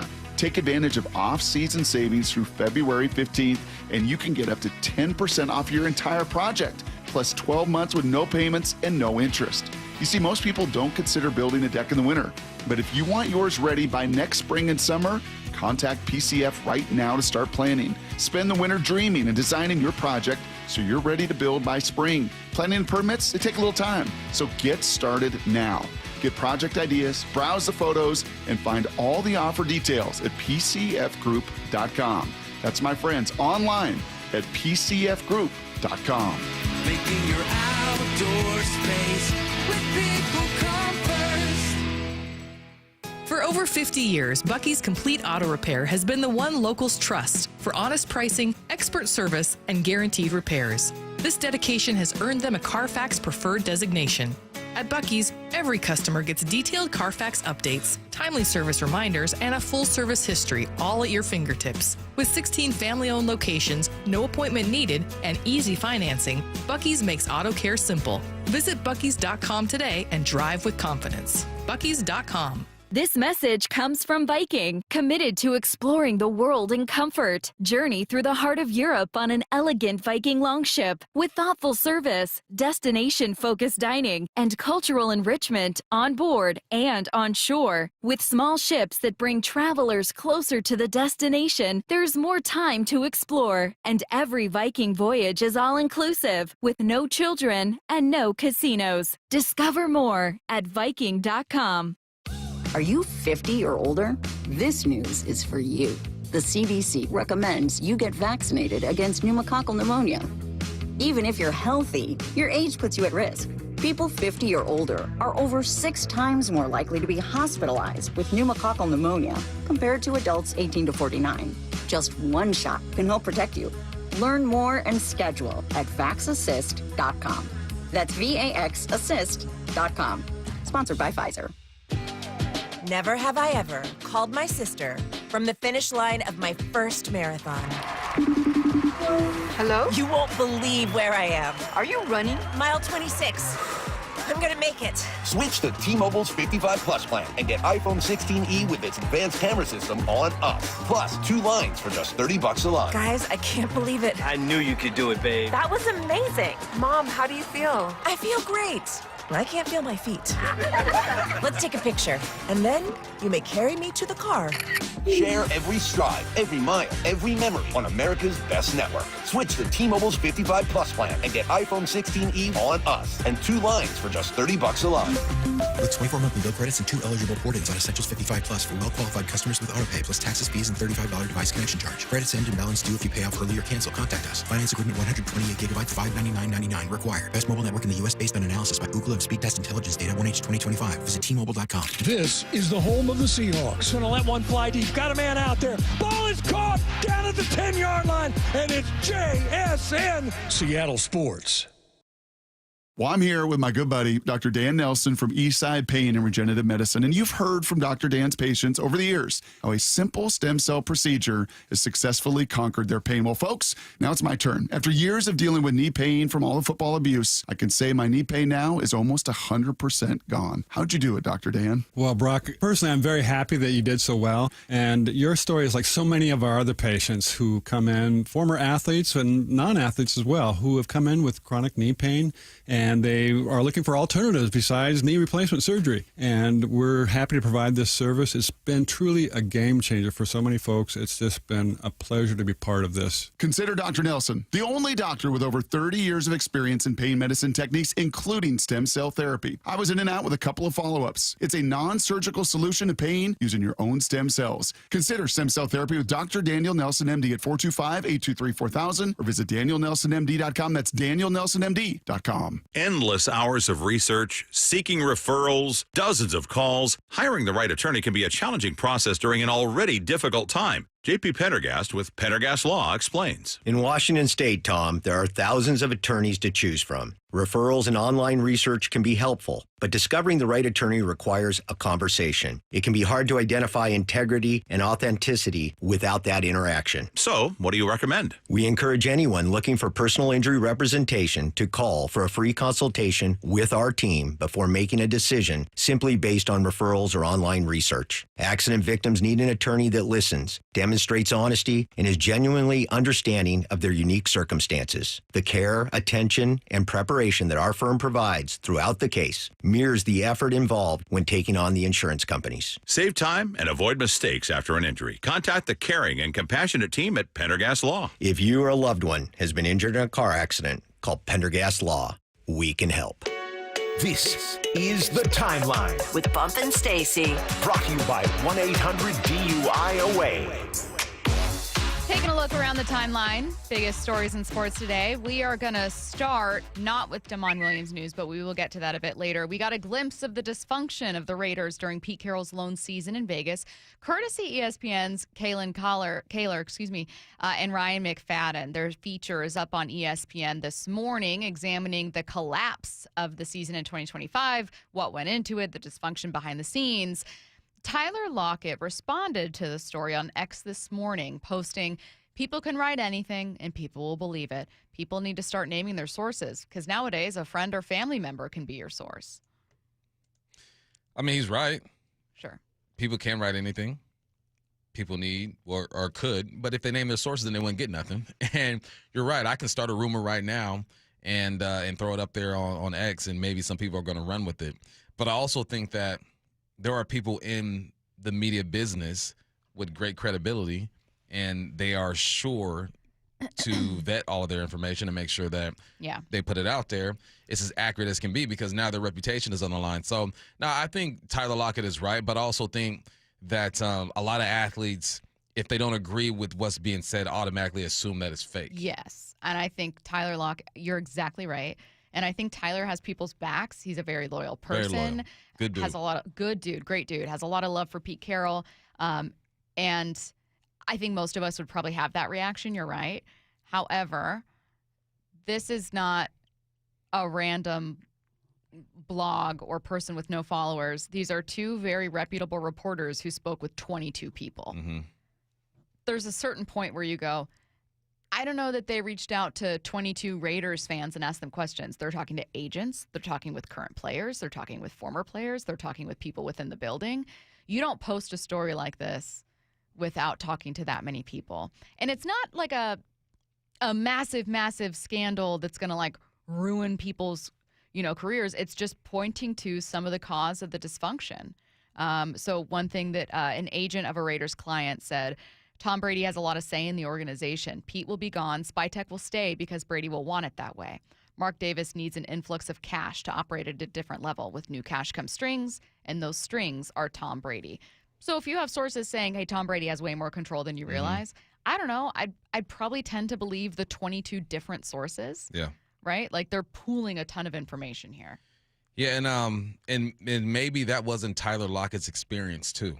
Sure. You have your own experiences, so I get that as well. I also think that nepotism is real, and both his sons have benefited from their dad being Pete Carroll. That's also one of the problems that when we read the article that they felt like his sons weren't qualified for the position, and that's something that people were hearing. Yeah, and I'm not going to say they are or they aren't, but I will say that they have the job because their dad is the head coach. Yeah.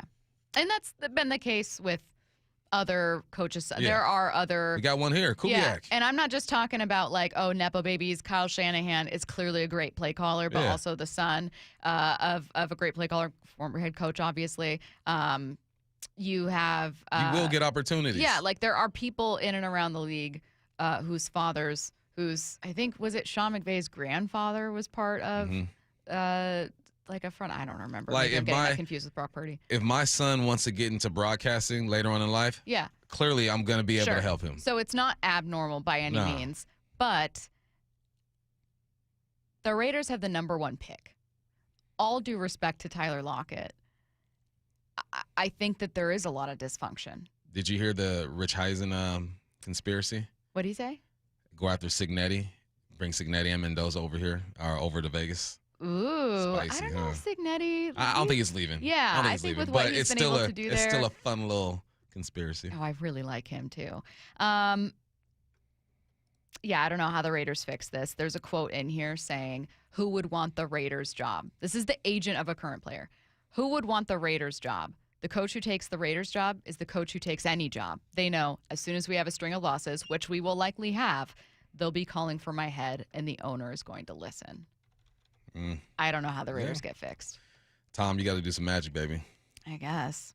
I mean, I'm not saying that Tom can't be the report, obviously, of him being the one pulling the strings. Maybe he's great at it. Maybe he's a wonderful puppet master, and he turns this team around.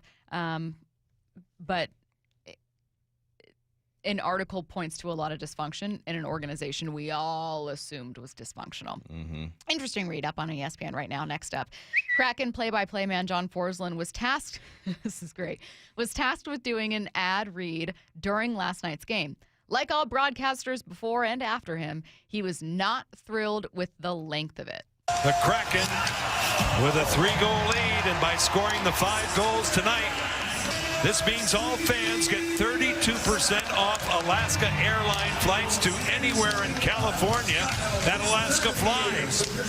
Check out all the destinations you can as the court comes up big by visiting alaskaair.com/getawaygoals. Now I'm done with War and Peace. Now, Lori from the back of the goal. Let's make that one longer next time. Out to center. Janot now will clear it in. 8:40 left in this third period. The powers that be that control these things have never read something and watched a hockey game at the same time. That's all I've got to say. Oh, I love John Forsland. Yeah, I'll tell you what happened there. A salesperson probably with the Kraken told Alaska, we could do that. That sounds good. Yeah, we can add that in there, and then we'll make sure to add that information. And then John Forsland, during live play-by-play, probably didn't get a chance to tell them, yeah, that's not actually something that is natural or good for the broadcast. Why don't we cut that to 10 seconds? You know what's tough is that hockey is a flowing sport. Like, it does not stop, or unless there's like a face-off penalty or something like that. I think Curtis's wife will probably be a good reference for this because she listens to Rabel do his reads, but his reads are in between plays. So I get why he's tripping, because in my head, football mind, I go, that's not very long. But football start and stop. Yes. Like, you got time in between. Like, he's trying to analyze and do the read. So, yeah, I feel him there. That's tough. That's really tough. I next love up, him calling it War and Peace. Yeah, enough of War and Peace. Let's make the next one longer.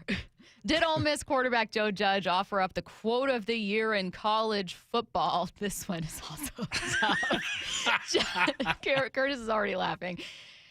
Judge was asked about the chaos of Ole Miss's coaching staff preparing for the Fiesta Bowl while some coaches are splitting time between the Rebels and the LSU. He said, quote, "My next door neighbor was Aaron Hernandez. I know this is more chaotic." Wow. How do you react to that? What do you say? Yeah. Did he used to coach for the Patriots? Yeah, he was on Belichick's staff. I think he was like a special teams coach. His next door neighbor was Aaron Hernandez. His family's going to sue him. Aaron Hernandez's family? Oh, they're gonna have something to say. You can't mention his name without his family tripping. What are you going to sue me for? Saying that my next door neighbor was Aaron Hernandez? I would imagine it was probably chaotic when he got arrested at his home. So what are you going to sue me for? I don't know, man. They're sensitive. You cannot mention his name without people tripping. No way, really? They sue a bunch of people if they ever mention his name? That quote really does paint a picture, though. Yeah. Like it lets your mind go to places where it's like, oh, wow. It's that chaotic, huh? Speaking of awkward, how's this for awkward? As the Damon Williams portal entry news broke, LSU head coach Lane Kiffin, rumored to have courted Williams, not confirmed, was photographed sitting next to transfer portal quarterback Sam Levitt at an LSU basketball game. And in the photo, Levitt looking at his phone, Lane Kiffin looking over Sam's shoulder at Sam's phone. I'd love to be a fly on the wall. Hey, he's looking like, dang, I'm caught.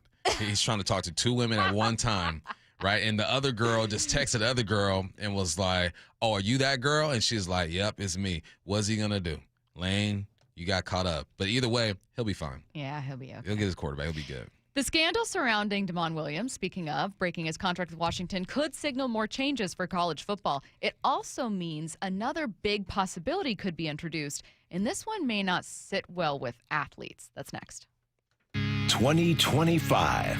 What a ride. And the Mariners are going to play for the American League Championship. How many we play? 15 innings? 15 innings. The fans literally standing the whole game. One of the most amazing games ever.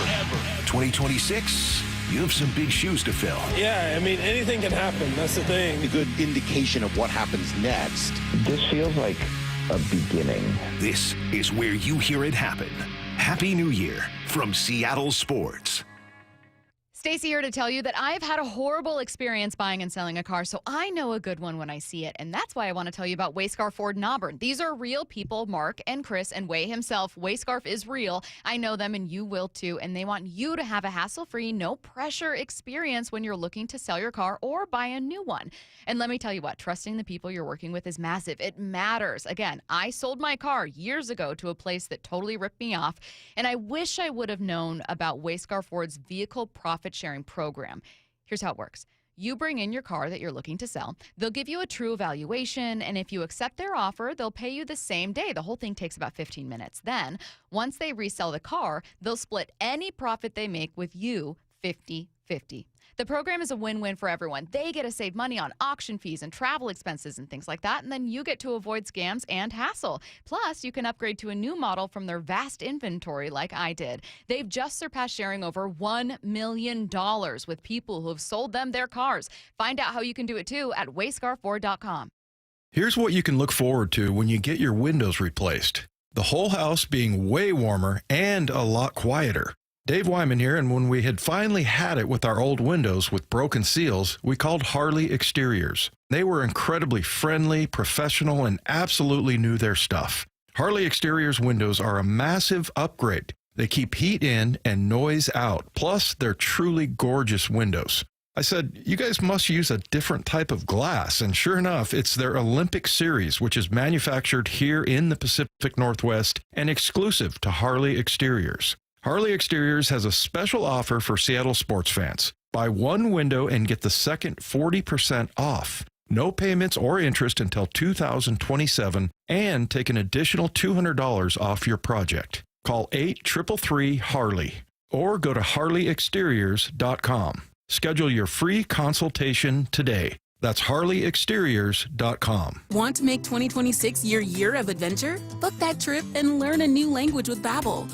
Go ahead, make a resolution you can stick to.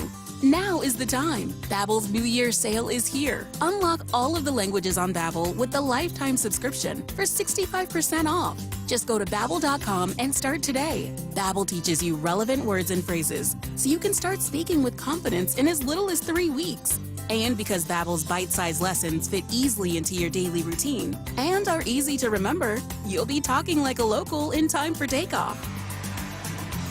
Dive into the world of language learning content with Babbel's videos, podcasts, and stories from around the world, full of culture bites and language learning tips. Turn your daydream into a destination this year with Babbel. But don't wait. This offer ends January 15th. Get Babbel's lifetime access for less at Babbel.com. That's Babbel.com. Babbel.com. Yay to Bruce, the streaming king. With quantum fiber internet, he's gonna binge. He wants more, he's got to have more. More bedtime to rhyme. More podcasts in the shower. Quantum fiber Wi-Fi has the power. More. Fast internet speed. He's got the gigs to go big, bring him the games. Right now. And his royal we. More sports non-stop. His quantum fiber's on top. Yay to you. Switch today at quantumfiber.com. Limited availability, service, and speed in select locations only. The home of the Seahawks, Seattle Sports. Touchdown! Seahawks! Ken Walker III! Get everything Seahawks at seattlesports.com. Guys, if your energy is low, your strength isn't what it used to be, or your drive feels off, it's not just getting older. For many men, it's low testosterone. At Revive Men's Health Washington, you can start with a free T-check, exam, and consultation, so you get real answers about your testosterone levels and overall health. And this month only, qualified patients may receive 25% off testosterone replacement therapy. This isn't guesswork or one-size-fits-all treatment. Revive specializes in personalized, closely monitored testosterone care designed to help men feel stronger, sharper, and more like themselves again. With over 120,000 patients treated since 2011, Revive Men's Health is trusted for results, not hype. If you've been putting this off, now is the time to act. Claim your free T-check and consultation and see if you qualify for 25% off TRT. This month only. Call 206-529-1111. That's 206-529-1111. Or visit ReviveMen'sHealth.com. Terms apply, must medically qualify. Hey, it's Bob Stelton here, and I can see clearly now. It's amazing. Let me tell you about one of the best decisions I've ever made in my life. That's when I went to K2 Vision for refractive lens exchange, or RLE. Dr. Kopstein started K2 Vision with Dr. King from King LASIK, the most experienced LASIK surgeon in the Northwest. King LASIK plus K2 Vision equals freedom vision for every stage of life. No glasses, contacts, readers, or cataracts. So if you're somebody that struggles with distance vision and now you always need a pair of reading glasses, K2 Vision RLE could be your perfect permanent solution to spending your good active years not needing reading glasses. And here's the capper. You're never going to develop a cataract. I'm somebody that needed readers in every room of the house. I needed to see the scoreboard out at ball games. I just couldn't see clearly. That has all changed thanks to RLE. Whether it's LASIK, EVO ICL, or RLE, trust the most experienced team of doctors to point you in the right direction. Schedule your free Zoom consultation today at K2VisionRLE.com. That's K2VisionRLE.com. From the Quantum Fiber Studio, This is Bumpin' Stacy. weekdays 10 to 2. On Seattle Sports and 97.3 FM HD2. Damon Williams breaking his contract, apparently a legally binding contract with Washington, to enter the transfer portal, a no-contact clause, meaning he's already got his eyes set on another landing spot. Rumors are that it's LSU. That news broke yesterday. We've been talking about it today. The entire scandal, outside of, hey, what does it mean for tampering? Is this going to go to court? Big Ten presumably going to back Washington. Do they go after the school tampering or go after Damon? Does Damon come back? There's another big question introduced for college football that you were wondering. Yeah, my homie Jose, good, smart business mind, and he listens to our show, and we go back and forth with ideas and stuff all the time. And he texted me, and I was like, I'm going to use that. We're going to use that for one of our segments. He says, if we're going to let the marketplace decide, then if a quarterback is having a bad season, they should be able to cut them and stop paying them. So the same way that these dudes are able to leave and forget the contract and go on and do my thing, they're going to be treated as professionals. Should they be treated as professionals? Right. So if they're having a bad season, can University say, you know what, we found another quarterback, we're going to let you go. We're going to let you into the portal on your own. Because that happens in the NFL. If Sam Darnold were to come out here and have 10 touchdowns and 20 interceptions, Hawks would have been like, you know what? We're going to exercise our right and our second-year option. We're going to let you go. Go ahead and be on your way.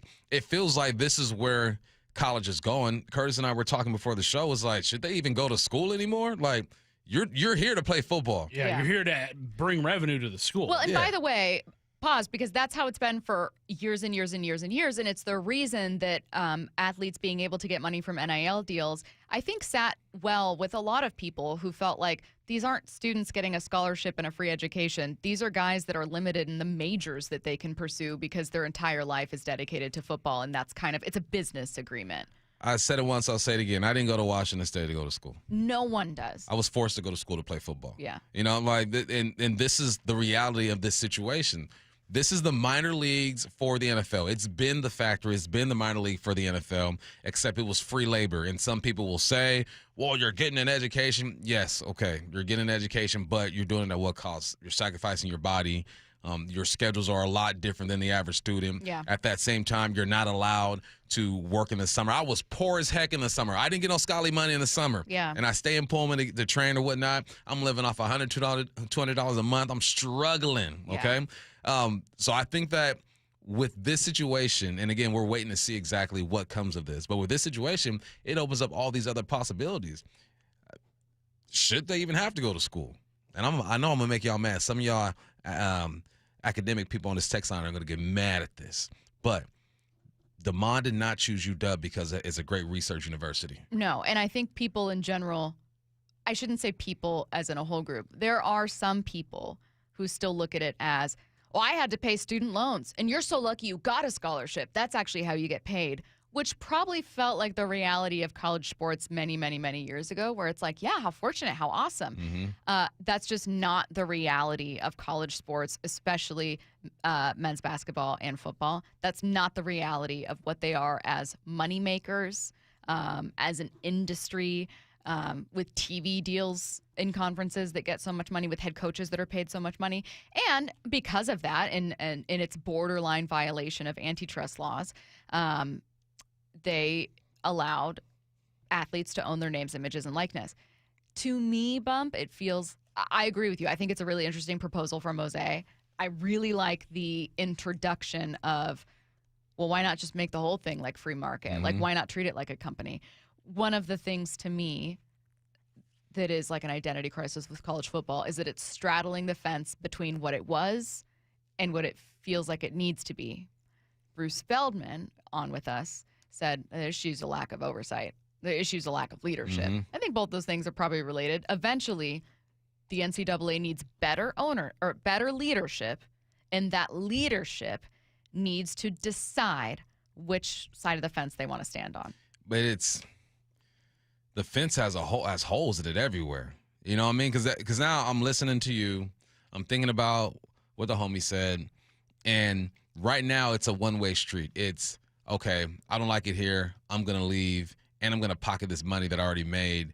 I'm gone, right? And if this is able to stand with DeMond, it gets even more complicated. So how do you make it? How do you make this thing fair? You know, I think that you make these young men and women sign these contracts, okay? They cannot leave for a year or two, but you give the university the ability to cut them if they want to, but there's guaranteed money in those contracts, just like professional contracts, right? Look, I get a signing bonus here. Let's just make it what it is. Scholarships, contracts. Yeah, it's a contract now. Yep. I get my signing bonus. I get my money throughout the year. Yep. Let's just make it exactly what it is, because this thing is getting more and more complicated. And like you said, someone has to step in and provide some structure and say, this is what it is. I don't think there's no going back to amateur football, all for the love of the game. That door is shut. And it had its issues, right? Yeah. 5 years ago, 6-7 years ago, people were having conversations about, man, it feels pretty unfair that a student athlete would get in trouble for taking, $500 from a car dealership. Yeah. But coaches can leave before a bowl game. Like, something about this feels kind of messed up. Mm-hmm. Now the conversation is the one you're having, where it's like, okay, well, what rules do you create when athletes are employees? Right.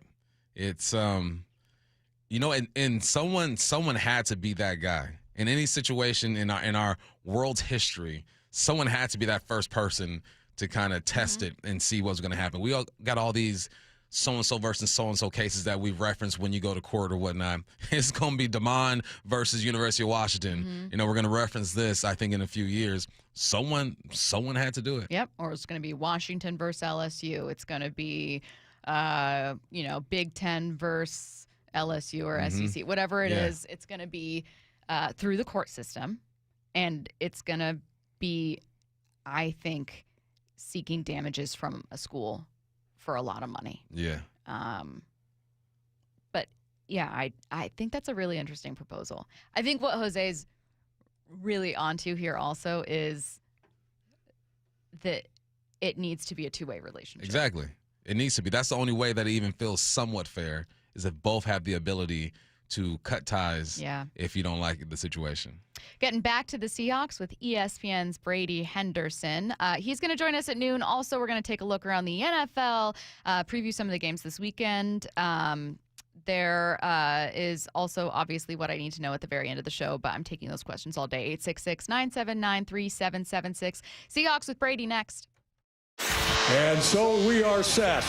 The road to the Super Bowl runs through Seattle. Seattle is going to win this football game. A single-season franchise record of 14 wins. The fourth #1 seed in franchise history. Reaction. Just incredibly proud of him. Conversation. Hopefully the next trip is going to be back down here for the Super Bowl. Complete coverage at seattlesports.com and the home of the Seahawks. Seattle Sports on 710 and the Seattle Sports app.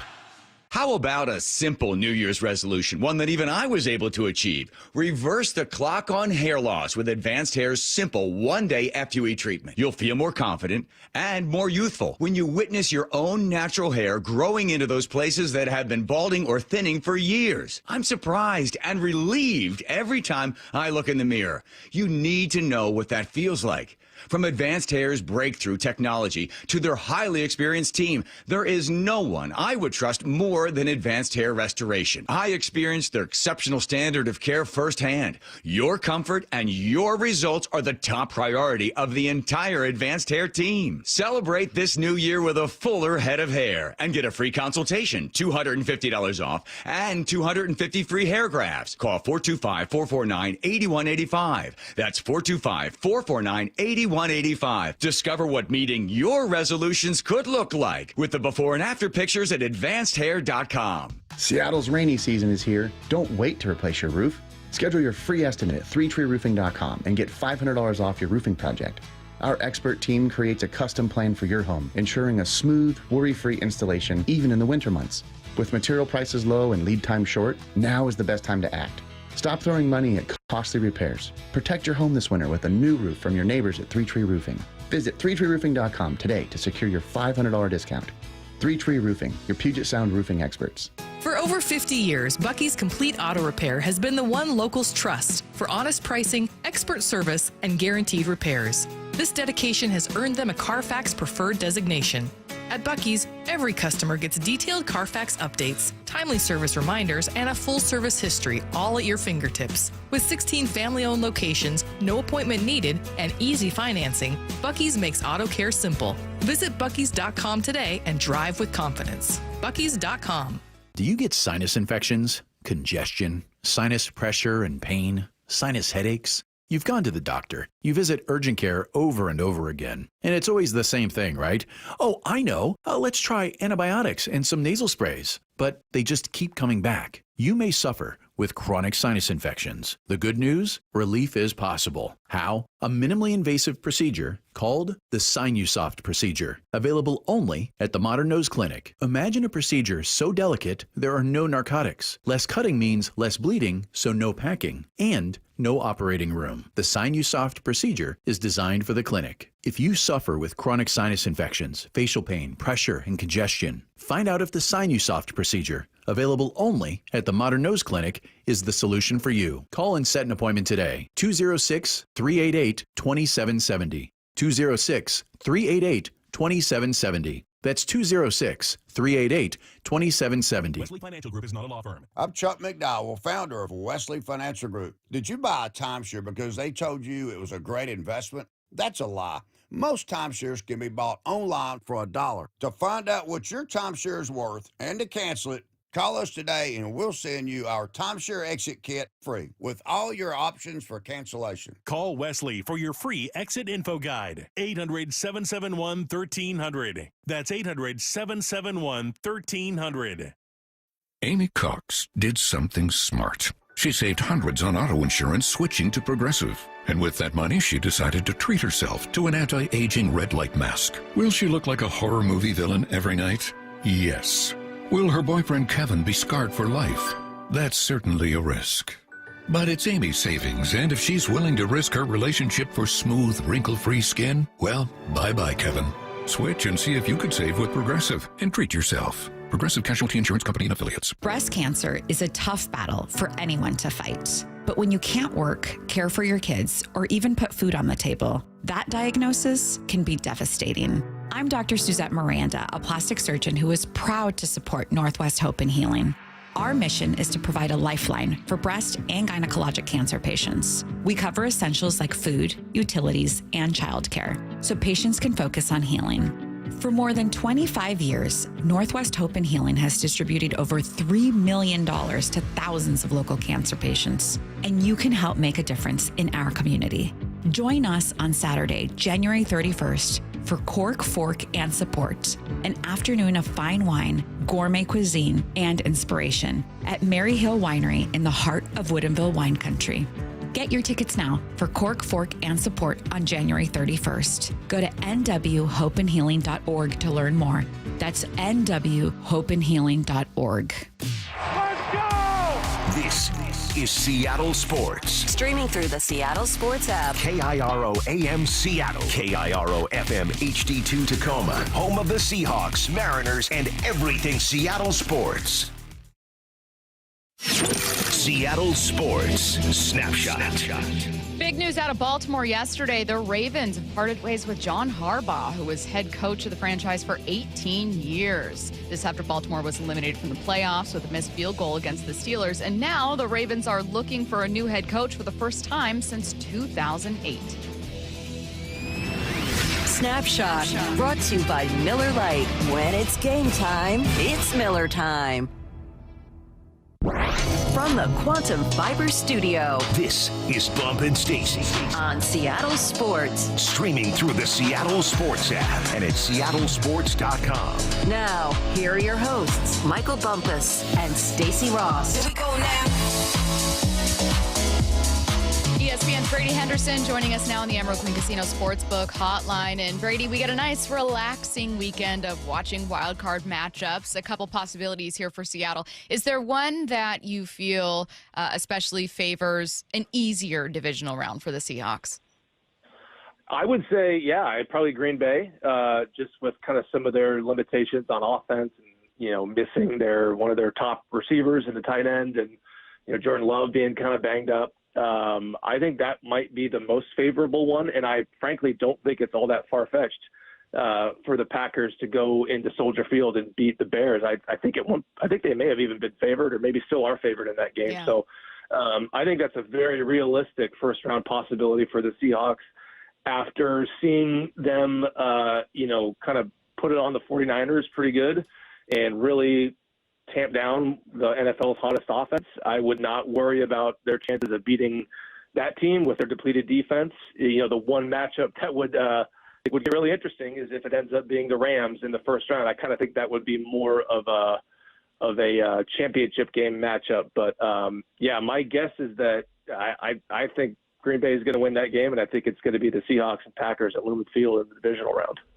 I would love that, B. I would love that. I'm getting mixed reviews on Sam Darnold and his performance. A lot of people pointing out that he didn't obviously throw any touchdowns, but no interceptions. I'm on the side that I think he played the game that he needed to play to win that ball game.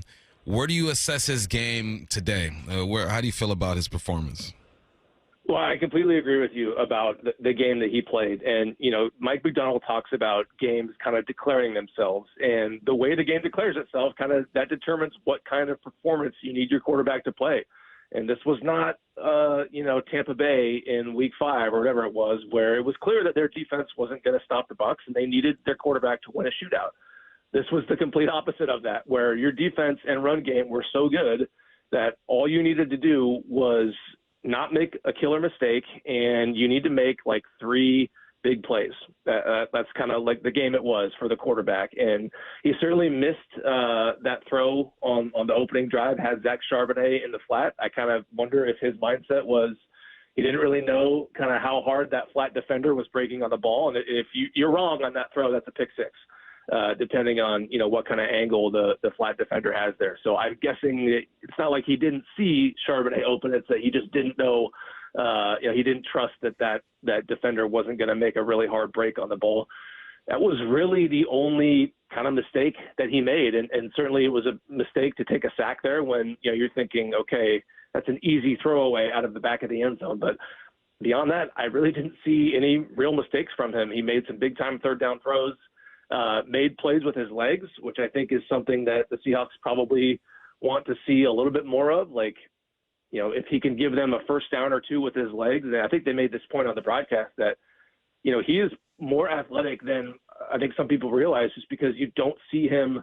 You see him escape the pocket and make plays and, like that. And he always tends to keep his eyes downfield because he's always looking to throw. But we've seen it like a couple times now where he gets in the open field, there's more speed there than I think a lot of people realize. And so I thought, to your point, Bump, he played the exact kind of game that they needed him to play. And who knows, maybe, in the playoffs, maybe you need him to win in more of a shootout fashion, but that was what he needed to do, and he did a good job. After Saturday's game, Bump and I took a listen to some of the reaction from around the league and thoughts on the Seahawks from around the league. I'm curious, obviously you talked to your ESPN colleagues and other sports reporters outside of Seattle. What's the sentiment about the Seahawks as a Super Bowl favorite? Is there a strong belief in them after Week 18, or maybe still some big questions?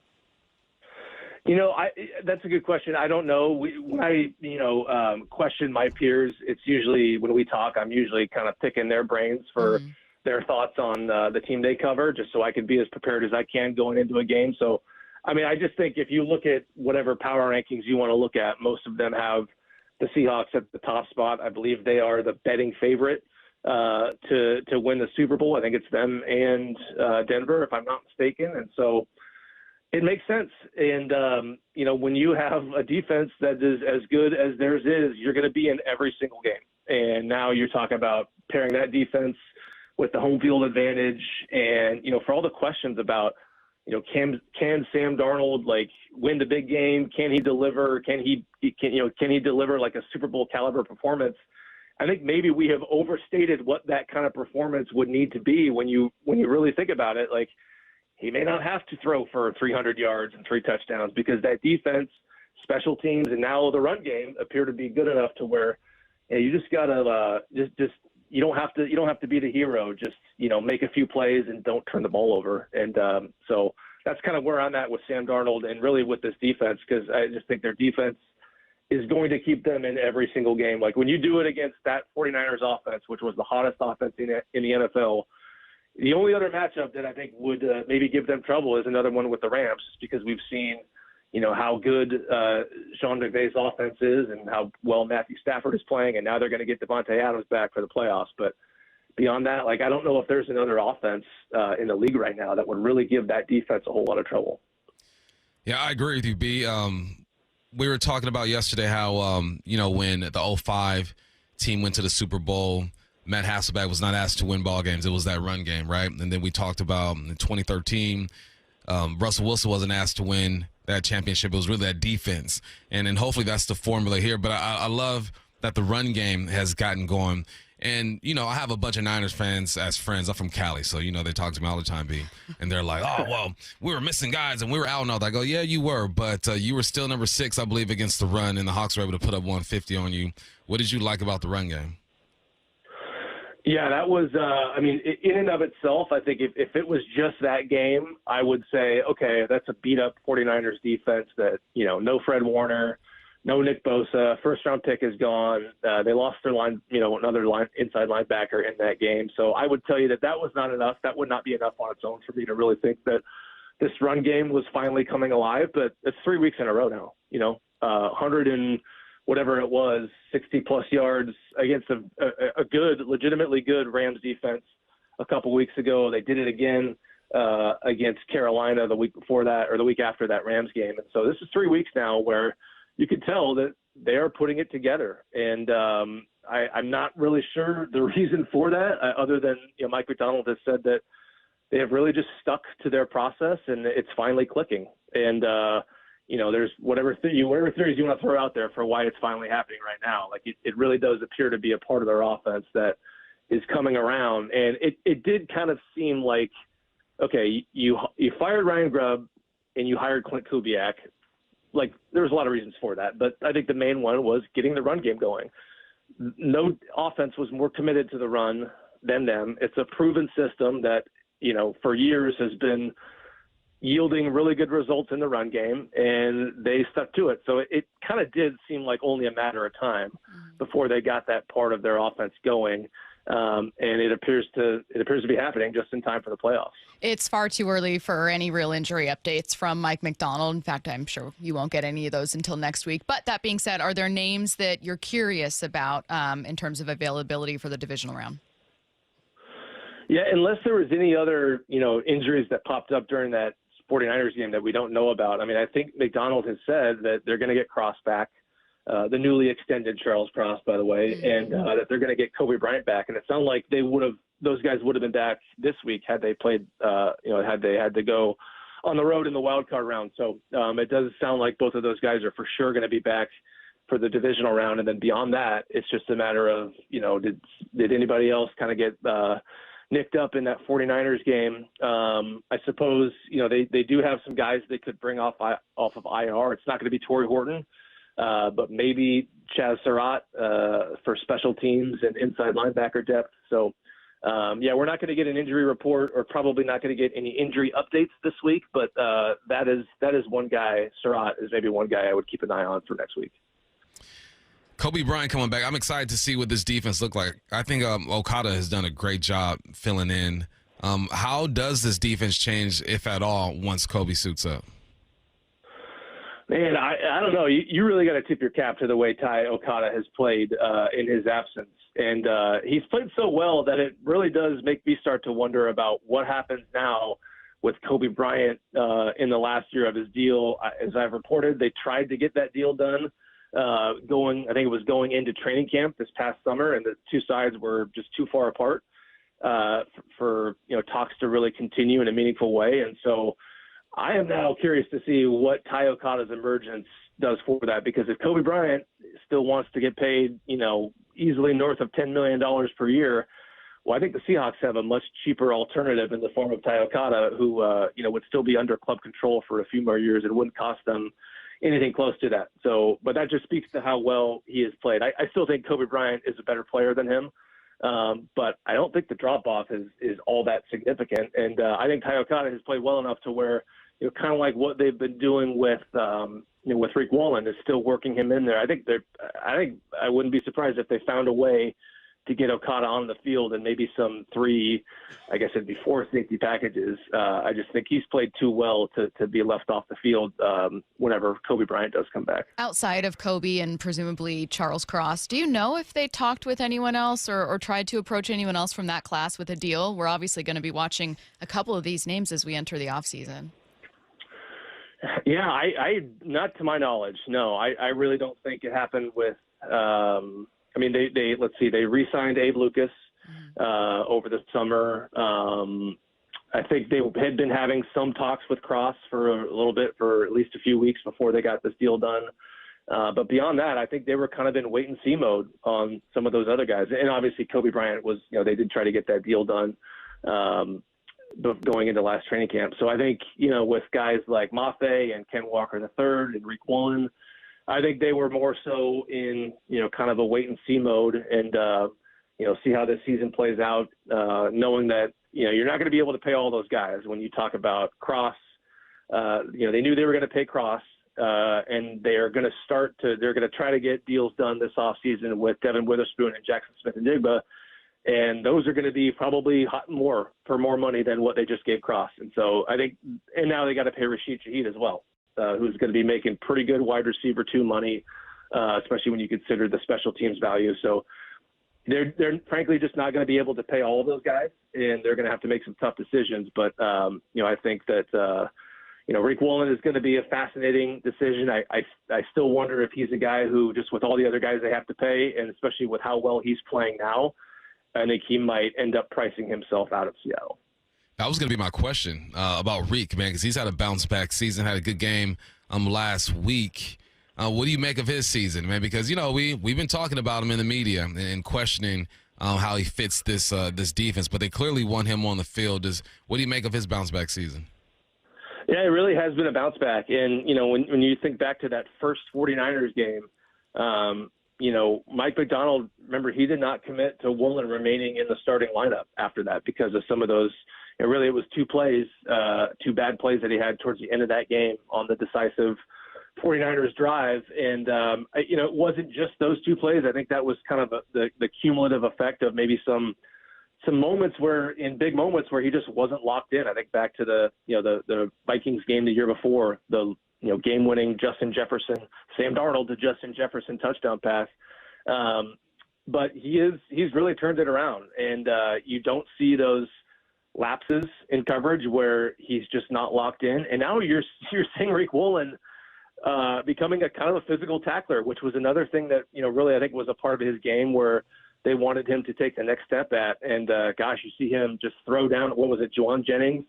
Throw him to the turf. I don't think he's ever going to be confused for like Richard Sherman in that regard, but he is suddenly becoming like a pretty reliable tackler and a guy who's, more willing than he used to be to kind of throw his body in there. And so the Seahawks have to be thrilled about, whatever it was that reached him, because he seems to just be a different player right now. And the talent was always there. It was just a matter of, can he lock in?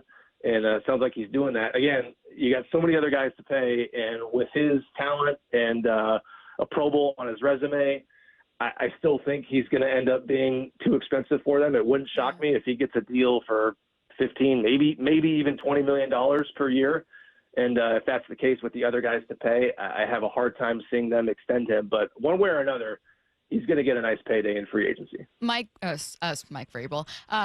Mike McDonald is not the odds-on favorite for Coach of the Year. He is in the conversation, though, which is very cool. I think going from 10 to 14 wins feels maybe less impressive than what Vrabel has done to other people. I think it's wildly impressive. I know Bump does. We talked about yesterday how difficult it is to get over the hump, which is kind of what you do going from 10 to 14. Brady, you are in and around that building. You are talking with people every day with that team. I'm curious about what you've noticed most in now 2 years of covering Mike McDonald. You've had great features for ESPN about just observations from training camp and things like that. Are there 1 or 2 things that stand out to you that help explain how Mike McDonald got them over the hump? Well, yeah, I think one of them is just the job that he has done in kind of, building the culture back up there. Not that the culture was bad. I mean, that was one of Pete Carroll's strengths, is the culture that Pete Carroll and John Schneider built, for 14 years with the Seahawks. But McDonald has really put his own touch on it. And one of the things that continues to stand out with me every time we hear from players is, and you see it and you hear it, and it's evident in the way they play, is like how connected and how tight this team is. I'm not pretending like I'm in the building 24/7 or in the meetings, but just from what I am able to observe in my job, I don't remember the last time there was clearly a team that was this like clearly connected the way that they are. And you do see it like in the locker room with different guys interacting with, it's not just like, it's not siloed off where like the defensive line, all kind of sticks to themselves or the receivers stick to themselves. It's like everybody seems like they play on the same position group because that's how tight guys are. And I think they will tell you that really makes a difference when it comes to winning and losing games, because the more connected you are to your teammates, like the more willing you are going to be to play for those guys. And so I think that is, beyond the scheme being what it is, and, McDonald being, I think, a fantastic, like, in-game decision maker. And the scheme is what it is. I mean, they statistically have the best defense in the NFL. Beyond that, I think, his case for Coach of the Year, and this is probably not something that voters are ever going to take into account, and that's why I don't think he's going to win the award, but that is something that if I was voting on it, that I would take into account, is just the job that he has done and kind of resetting, I would say, the culture post Pete Carroll. He is ESPN's Brady Henderson. Make sure you are reading his work at ESPN.com. Thanks, Brady. Thanks, B. Okay, thanks, guys. See you. Have a good one. Let's get to headline rewrites. Headline rewrites. Must make headlines. The real story behind the headlines in today's news. Powered by Bay Alarm Security Services. With Bump and Stacy. Headline number 1. The Ravens fired John Harbaugh yesterday as their head coach after 18 years on the job. What's the real headline? Will he make it 18 hours unemployed?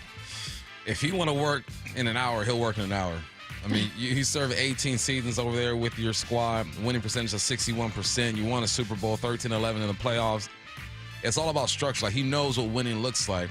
It's about hiring, though. I mean, word on the street is he wasn't willing to part with some of his assistants, so he was loyal.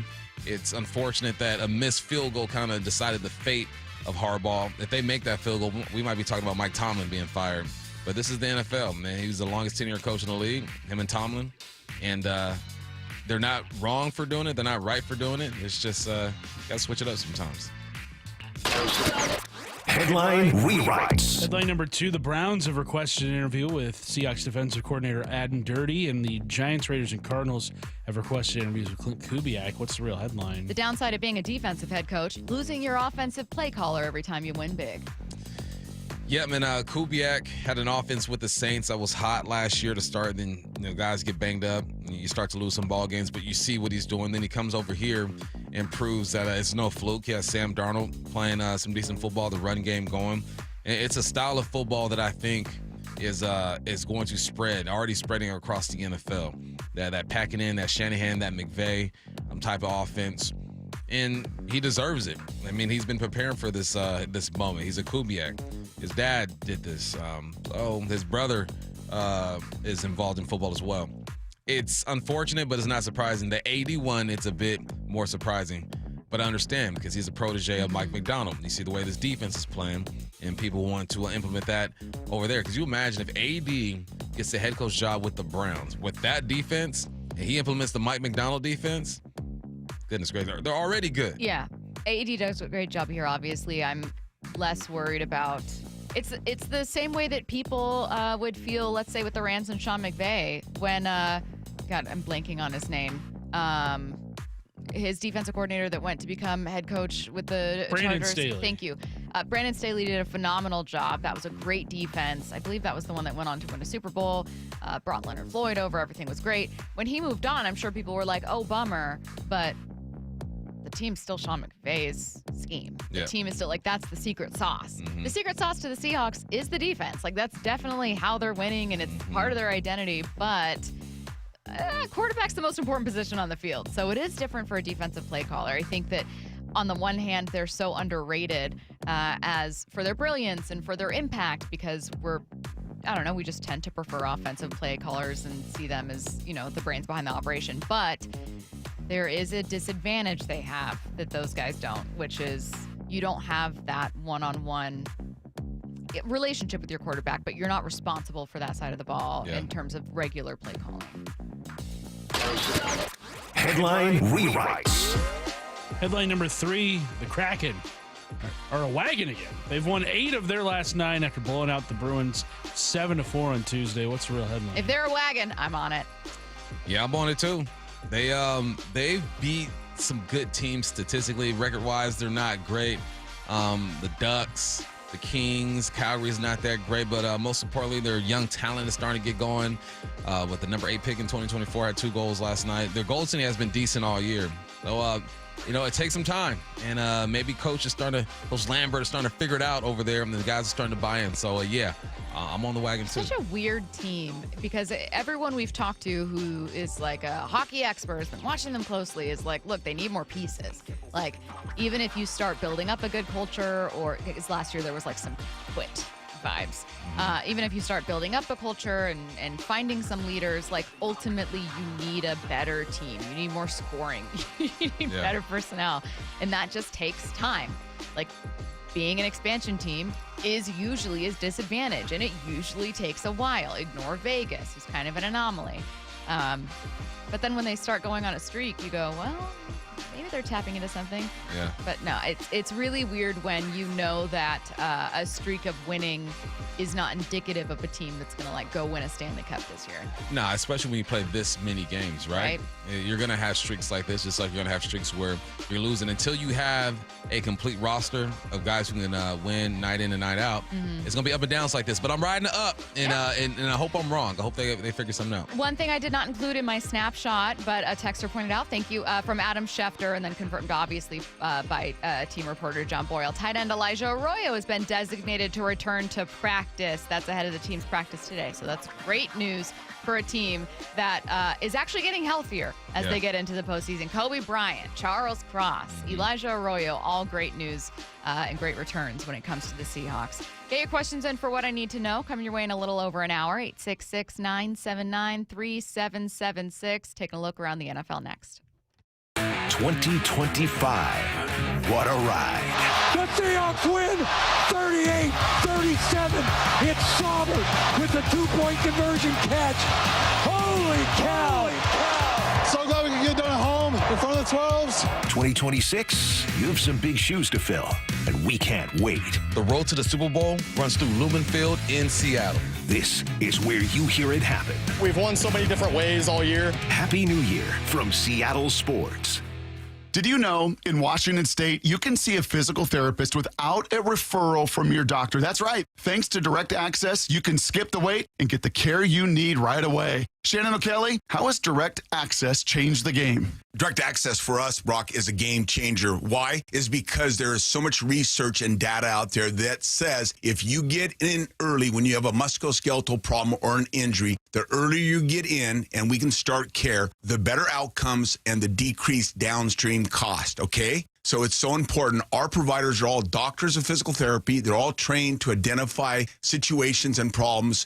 They've got the skill, they've got the talent, they've got the knowledge. If you get in and start therapy early, we're going to get you back to activity, pain-free, and moving and having fun. Fast, easy, effective. Direct Access is your path to better movement, starting with a single step. Visit irgpt.com to schedule your appointment today. irgpt.com. This is for all you guys on Viagra. ED pills are no longer needed. The brutal side effects like 4-hour headaches, blurred vision, and that flush feeling can all be put behind you with our treatment. Here at West Coast Men's Health, we have a better approach to ED. Acoustic wave therapy creates blood flow circulation by safely removing the plaque in your arteries and restoring function naturally. Guys, let me be clear. Pills will never fix your problem. Our equipment is the latest technology, and our medical staff is the best in the industry. So give West Coast Men's Health a call today.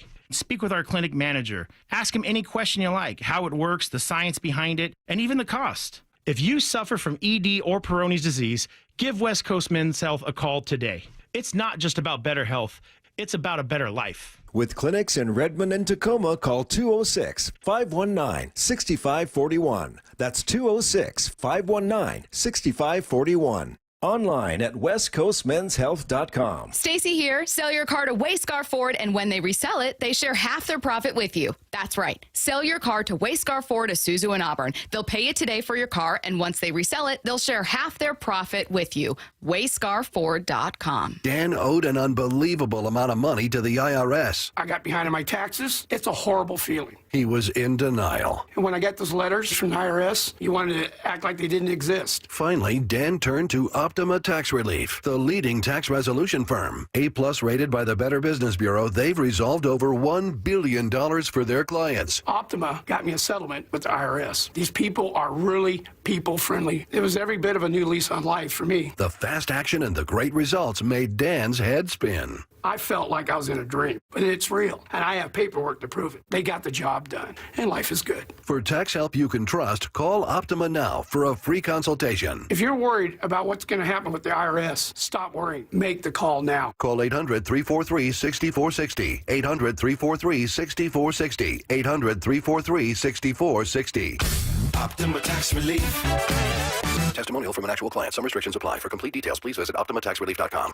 What is that sound?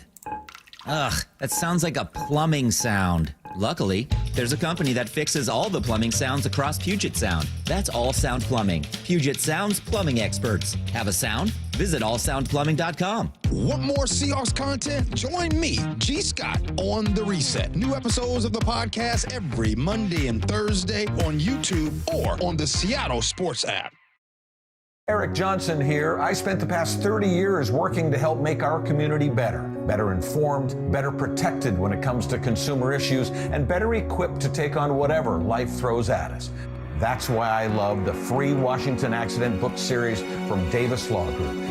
These books keep us better informed about the law, better able to protect ourselves on and off the road, and better off when all is said and done after an accident. Chris Davis didn't have to write these books. He did it because he saw a need.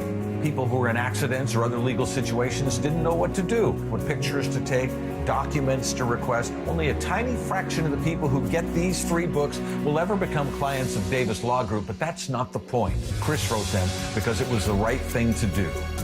The free Washington Accident book series is a must-have for drivers who want to be prepared for whatever the road might throw at them. Get yours at WashingtonAccidentBooks.com. Here's what you can look forward to when you get your windows replaced. The whole house being way warmer and a lot quieter. Dave Wyman here, and when we had finally had it with our old windows with broken seals, we called Harley Exteriors. They were incredibly friendly, professional, and absolutely knew their stuff. Harley Exteriors windows are a massive upgrade. They keep heat in and noise out. Plus, they're truly gorgeous windows. I said, you guys must use a different type of glass, and sure enough, it's their Olympic series, which is manufactured here in the Pacific Northwest and exclusive to Harley Exteriors. Harley Exteriors has a special offer for Seattle sports fans. Buy one window and get the second 40% off. No payments or interest until 2027, and take an additional $200 off your project. Call 833-HARLEY or go to harleyexteriors.com. Schedule your free consultation today. That's harleyexteriors.com. From the Quantum Fiber Studio, this is Bumpin' Stacy. Weekdays 10 to 2 on Seattle Sports and 97.3 FM HD2. Some good news for the Seahawks. Tight end Elijah Arroyo has been designated to return to practice. This opens a 21-day window for Arroyo to be added back to the 53-man roster. Good news. Saubert has done a great job in his absence.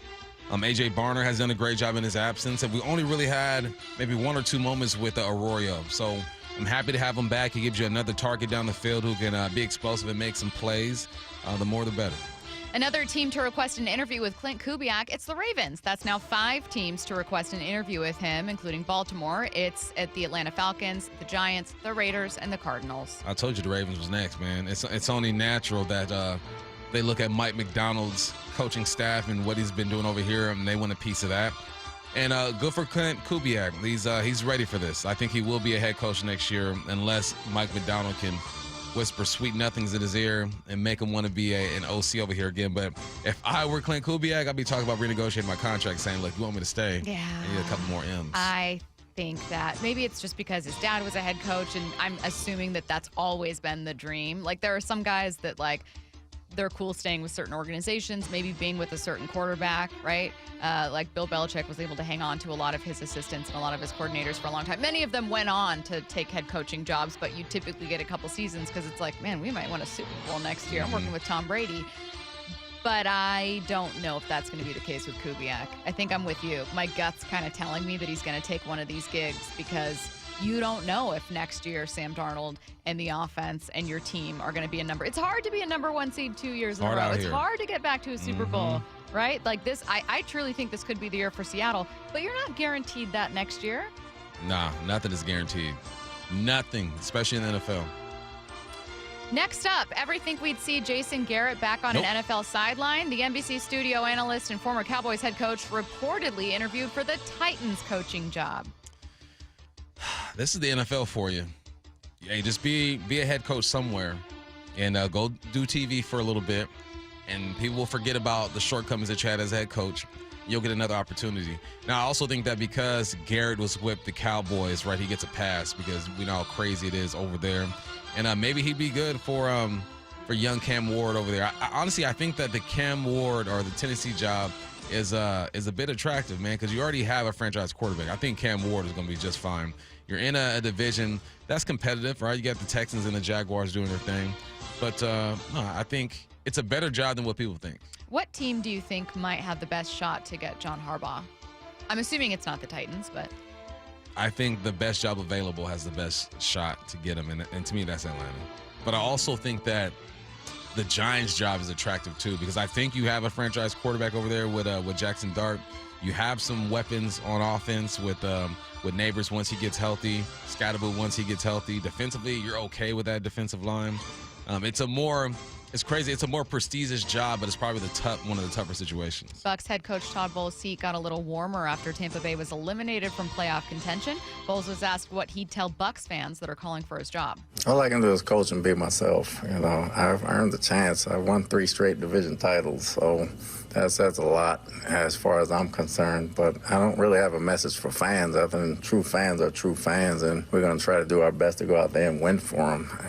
They're going to feel how they feel, but that's not a coach's problem. A coach's problem is to make the team better. That's all I'm looking forward to. I understand their frustrations about this past season. I understand their frustrations, and I understand our own frustrations as well. It's well warranted, and it's well warranted within the building as well. Warranted? Hey, keeping it a buck. He is keeping it a buck. He's been around the block a couple of times, man. He knows how this thing goes, and we know that he's a good coach, but sometimes it just doesn't click. I think they would be not silly to get rid of him, but I think he deserves another shot at this. I didn't even get a bar for the Bucs coach keeping it a buck. I didn't. My bad. Bars. Wow. Bars. Wow, you didn't mean it. You didn't. I mean it. Jerry Jones held his end-of-year press conference this morning and shared a goal he has for himself at this stage of his career. My goal in life is to retire as the owner that won the most Super Bowls. That's my goal, to be retired in the NFL as the owner that won the most Super Bowls. We've got 3. How many more do I have to go as a single owner? Bob's got how many? 6? So I've got work to do. Got work to do. I got work to do, but at least I'm up to the second rung in the ladder. But my goal is to have retired and won the most Super Bowl as an owner. I need more Super Bowls. So how does he get them? You find a defensive coordinator that can get this defense going, keep enhancing this defense, find a way to ensure Dak Prescott plays good in the playoffs, and hope that the Commanders and the Eagles keep on falling off.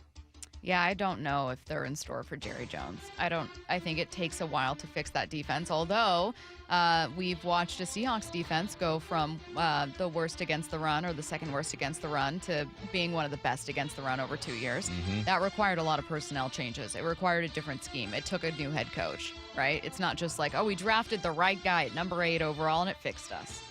No, it's a long process, but I feel like they're closer than what their performance says. Because of their offense? Because of their offense, right? You have a quarterback. You got 2 receivers. He's putting up a whole bunch of points. It's really just that defense. And then you got to look at what's going on in your conference as well.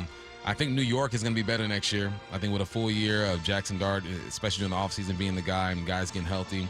NFC East could be a tough conference next year. Then with Jaden Daniels getting healthy with the Commanders, it's going to be tougher than he thinks. I don't think he sees the Super Bowl, though. ESPN's Mike Tannenbaum has an outside-the-box idea for the Raiders as they look for a new head coach. If I'm the Las Vegas Raiders, I'm drafting Fernando Mendoza. You can listen to Pod's Fieldcast. Yeah, I agree on that part. Before we do that, we're going to hire Curt Cignetti, his head coach. And let me tell you why. If you're looking for a massive organizational reset, is there a better coach on the planet, regardless of sport, than Curt Cignetti? What they have done in 2 years at Indiana is absolutely historic. They haven't won the Big Ten in over 50 years, and now they're on the precipice of a national championship. I will tell you this, being around NFL teams for a couple dozen years, they want to win, they want to get paid, and if they believe that Curt Cignetti can give them the answer to the test, they will gravitate to him, even though his style may not be for everybody. One that you mentioned earlier, what if they bring in Cignetti and then draft Mendoza? They're already expected to do that with the number 1 overall pick, but why not pair him with a head coach that it sure looks like is going to take Indiana to a national title? Well, look, Cignetti's getting paid $11 million a year, signed with a 9 or 10 year contract. He said he's going to retire at Indiana, but we know how things can change. That would hurt so much for college football and especially for Indiana, right? You were the worst D1 football program in history, haven't done anything since the 60s. You find a coach from James Madison to turn your whole program around. You give him money before anyone else could.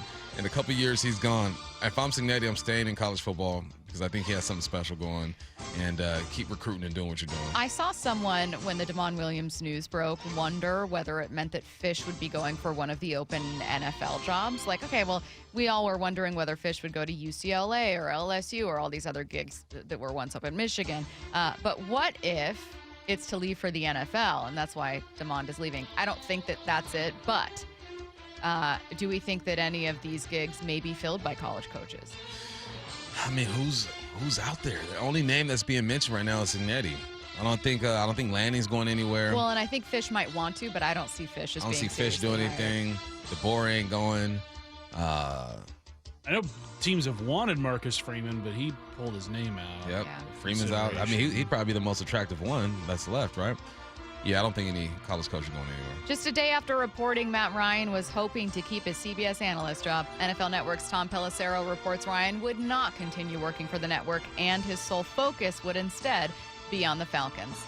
My question is whether or not that's, and Curtis, maybe you know, whether or not that's Matt Ryan saying, I want to focus entirely on this, or whether or not that's a network or the team saying you can't do both, which would obviously run a bit contrary to what Brady's allowed to do.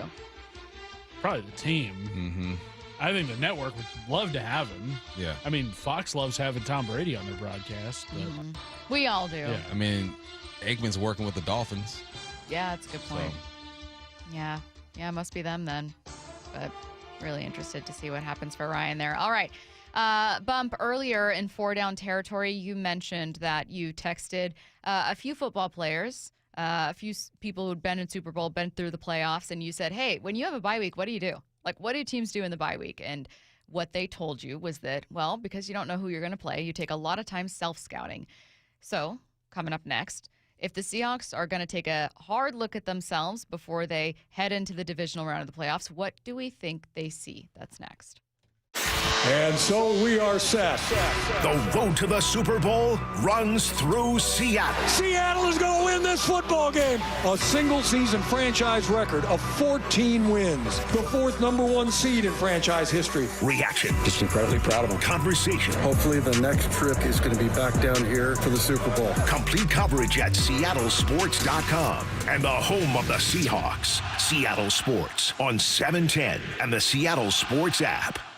For those diagnosed with anxiety, depression, or PTSD, Northwest Ketamine Clinics wants you to know hope exists. A recent patient, Evan, details his experience. Every day was a struggle. I was constantly throughout my life researching what are new ways, are there any breakthroughs for depression, anxiety, these things. And at some point I started to read a few things about ketamine. I probably read every single thing on the website multiple times. Northwest Ketamine Clinics defines success as a reduction in symptoms by 50% or more. Over a 3-week period, 86% of their patients are successful. When I arrived at the clinic, it was just a beautiful, peaceful, quiet place. As I saw that healing and growth could take place, and as I put the energy into it, I just saw so many things change in my life. Welcome to the Pacific Northwest's most experienced ketamine center. Book a free phone or video consult at nwketamineclinics.com. Healing starts here. Do you owe $10,000 or more to the IRS like Will? When I was 50, my whole life fell apart.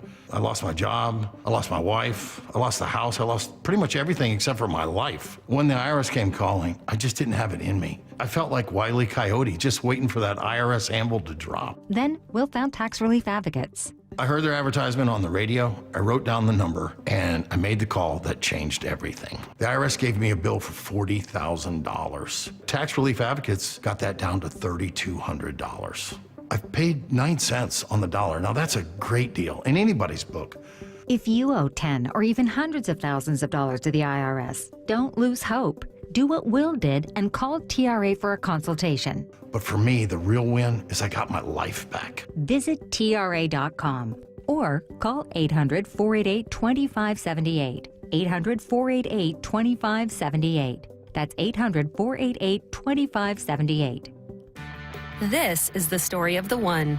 As an HVAC technician, he and his digital multimeter are in high demand. So when a noisy office HVAC turns out to be a failing blower motor, he doesn't break a sweat. With Grainger's easy-to-use website and product information, he selects the product he needs to keep everything humming right along. Call 1-800-GRAINGER, click Grainger.com, or just stop by. Grainger, for the ones who get it done. Are you 50 or older? This news is for you. The CDC recommends you get vaccinated against pneumococcal pneumonia. Even if you're healthy, your age puts you at risk. People 50 or older are over 6 times more likely to be hospitalized with pneumococcal pneumonia compared to adults 18 to 49. Just one shot can help protect you. Learn more and schedule at vaxassist.com. That's VAXassist.com. Sponsored by Pfizer. Ooh, that face. Quantum fiber internet loves that face. That's Jamila. Hey, Jamila. She's thinking outside the box from inside the box. Quantum fiber Wi-Fi keeps her meeting game strong. From the back door to the front lawn. Rushing all of her video calls. Back to back video calls. Quantum fiber internet blowing the soxies up all those people in all those boxes. Yay to you. Switch today at quantumfiber.com. Additional pods may be needed to achieve Wi-Fi coverage in some locations. Limited availability. Service in select locations only. This is the home of the Seahawks. Going to let one fly deep. Got a man out there. Ball is caught down at the 10-yard line, and it's JSN. Seattle Sports.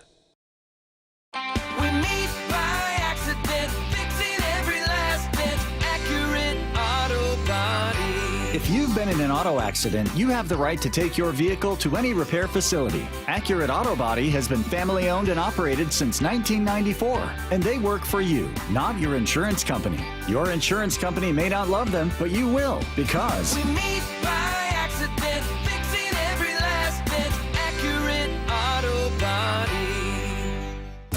Sometimes we hang on to our old attorneys and coaches too long. They've been around, they've done good work. But when the legal game changes, you need a team that is hungry to win now. At Bible Law Group, we're that faster, hard-hitting legal team, ready to fight for every inch in the courtroom. With over 40 million closed for our clients, we know how to win, and we're ready to take on the biggest legal case of your career with you. Don't stick with a playbook that's gone stale. Switch to the legal team that's ready to win now. Let Bible Law Group be your linebacker in the courtroom. Find us online at BibleLawGroup.com. Hey, it's Doctors King and Kopstein from K2 Vision. If you're at the stage where you need readers, whether you've had LASIK or not, it may be time to consider K2 Vision RLE. I tell my King LASIK patients, laser vision correction won't solve the eventual need for reading glasses due to an aging, dysfunctional lens. But K2 Vision RLE will. It's not a question of if your lens becomes dysfunctional, it's when. At that point, you'll need reading glasses and could benefit from refractive lens exchange, a permanent solution to distance, intermediate, and near vision problems. In other words, no glasses, no contacts, and no readers. And no cataracts. Exactly. After K2 Vision RLE, you will never develop a cataract. K2 Vision RLE is quick and painless. And because we've performed over 100,000 procedures and followed the outcomes, we have the experience to know if RLE is right for you. Schedule your free Zoom consultation today at K2VisionRLE.com, and let's get your vision feeling young again, permanently. Go to K2VisionRLE.com. From the Quantum Fiber Studio, This is Bumpin' Stacy. weekdays 10 to 2. On Seattle Sports and 97.3 FM HD2. All right, coming up in 15 minutes, what type of coaches find success in today's NFL? The answer may not surprise you. It is a very interesting one, though. Before we get to that, the Seahawks need to self-scout. Bump, you reached out to a couple players and asked them, hey, what happens during a bye week? Not just during the season, but when you're in the playoffs. If you're the number 1 seed in either conference, what do? And they said, well, because you don't know who you're going to play, you spend a lot of time looking at yourself. You're not going to waste a whole week on vacation. So if the Seahawks are doing that right now, as you expect that they are, what do we think they're seeing? I think they're seeing a lot of good things. I don't think they're when you're self-scouting the first week of the playoffs, that means you've done a lot of good. That means if you put yourself in a position to where, you have this time to self-scout and get healthy. I think they're seeing a defense that is playing relentless football at this point. It's hard to point out a bunch of things that I think they can get better at because they get pressure with their 4. They are solid on the back end. If anything, I think they're looking at technique type of stuff, especially on the back end when you're passing routes off or when you're manned up on the outside one-on-one. I think it's really individual type stuff because I think they're so secure and fundamentally sound as far as just the whole scheme and where guys are supposed to be. They're going to be able to pick up some things that I'm not going to be able to pick up. But when I watch it, I think it's more of just technique type of stuff and timing of some things, right? Timing of the blitz from depth, timing of the twists on the defensive line with your stunts, timing of your bell technique on the outside. Offensively, I think they're communicating on how to handle some pressure situations. When you're walking up 6, you're showing blitz, you end up dropping, you drop 1, you drop 2. I think offensively they're breaking down situations because we know that people are going to get after Sam. I think that is that would be my approach if I'm playing Sam Darnold, is that I'm going to show pressure, I'm going to get after him, I'm going to make the RB get involved in the pass pro, I'm going to make the offensive line have to talk. So I think if I'm them, I think they're looking up every blitz situation that they've had throughout the last few weeks and talking about how they're going to communicate it and handle it. One thing that Mike McDonald said during his last Mike McDonald show with Brock and Salk was that they really like to, as a team, and he likes to as a coach, lean into strengths rather than covering up the issues that a player, not that they don't do this. Mm-hmm. Mike, I know you do. Rather than covering up the issues that a player has, they like to look at what a player can do. What can he do as opposed to what can't he do? Do you think there's an aspect to what they're doing that's like, hey, what kind of cool stuff can we do? Hey, how can we get Kobe, who's coming back here, involved in this way? Hey, what might we be able to do with Robbie that we haven't before? Or like, hey, Elijah's practicing. Do you think there's an aspect to that? Yeah, I think so. I think they're revisiting some stuff that they did with Kobe, too. Yeah. You're looking at, I mean, what is he, second on the team with interceptions? With 4, I think I want to say. How do you put him in position again? And then I think they're looking at, what do you do with Ty Okada? Because Ty Okada's played some good football. And I think it wouldn't be fair. It wouldn't be fair to just eliminate him from your game plan and saying, okay, Ty, you are simply now a special teams type of guy. So yeah, I think Kobe Bryant adds more to this team, and now it's about balance. How do you put him in position, and how do you still use Ty Okada? Because I think he deserves some reps. Yeah, I think I'm curious to see whether I tend to have a very guarded view of like, okay, you advance by not making this mistake. You advance by fixing this.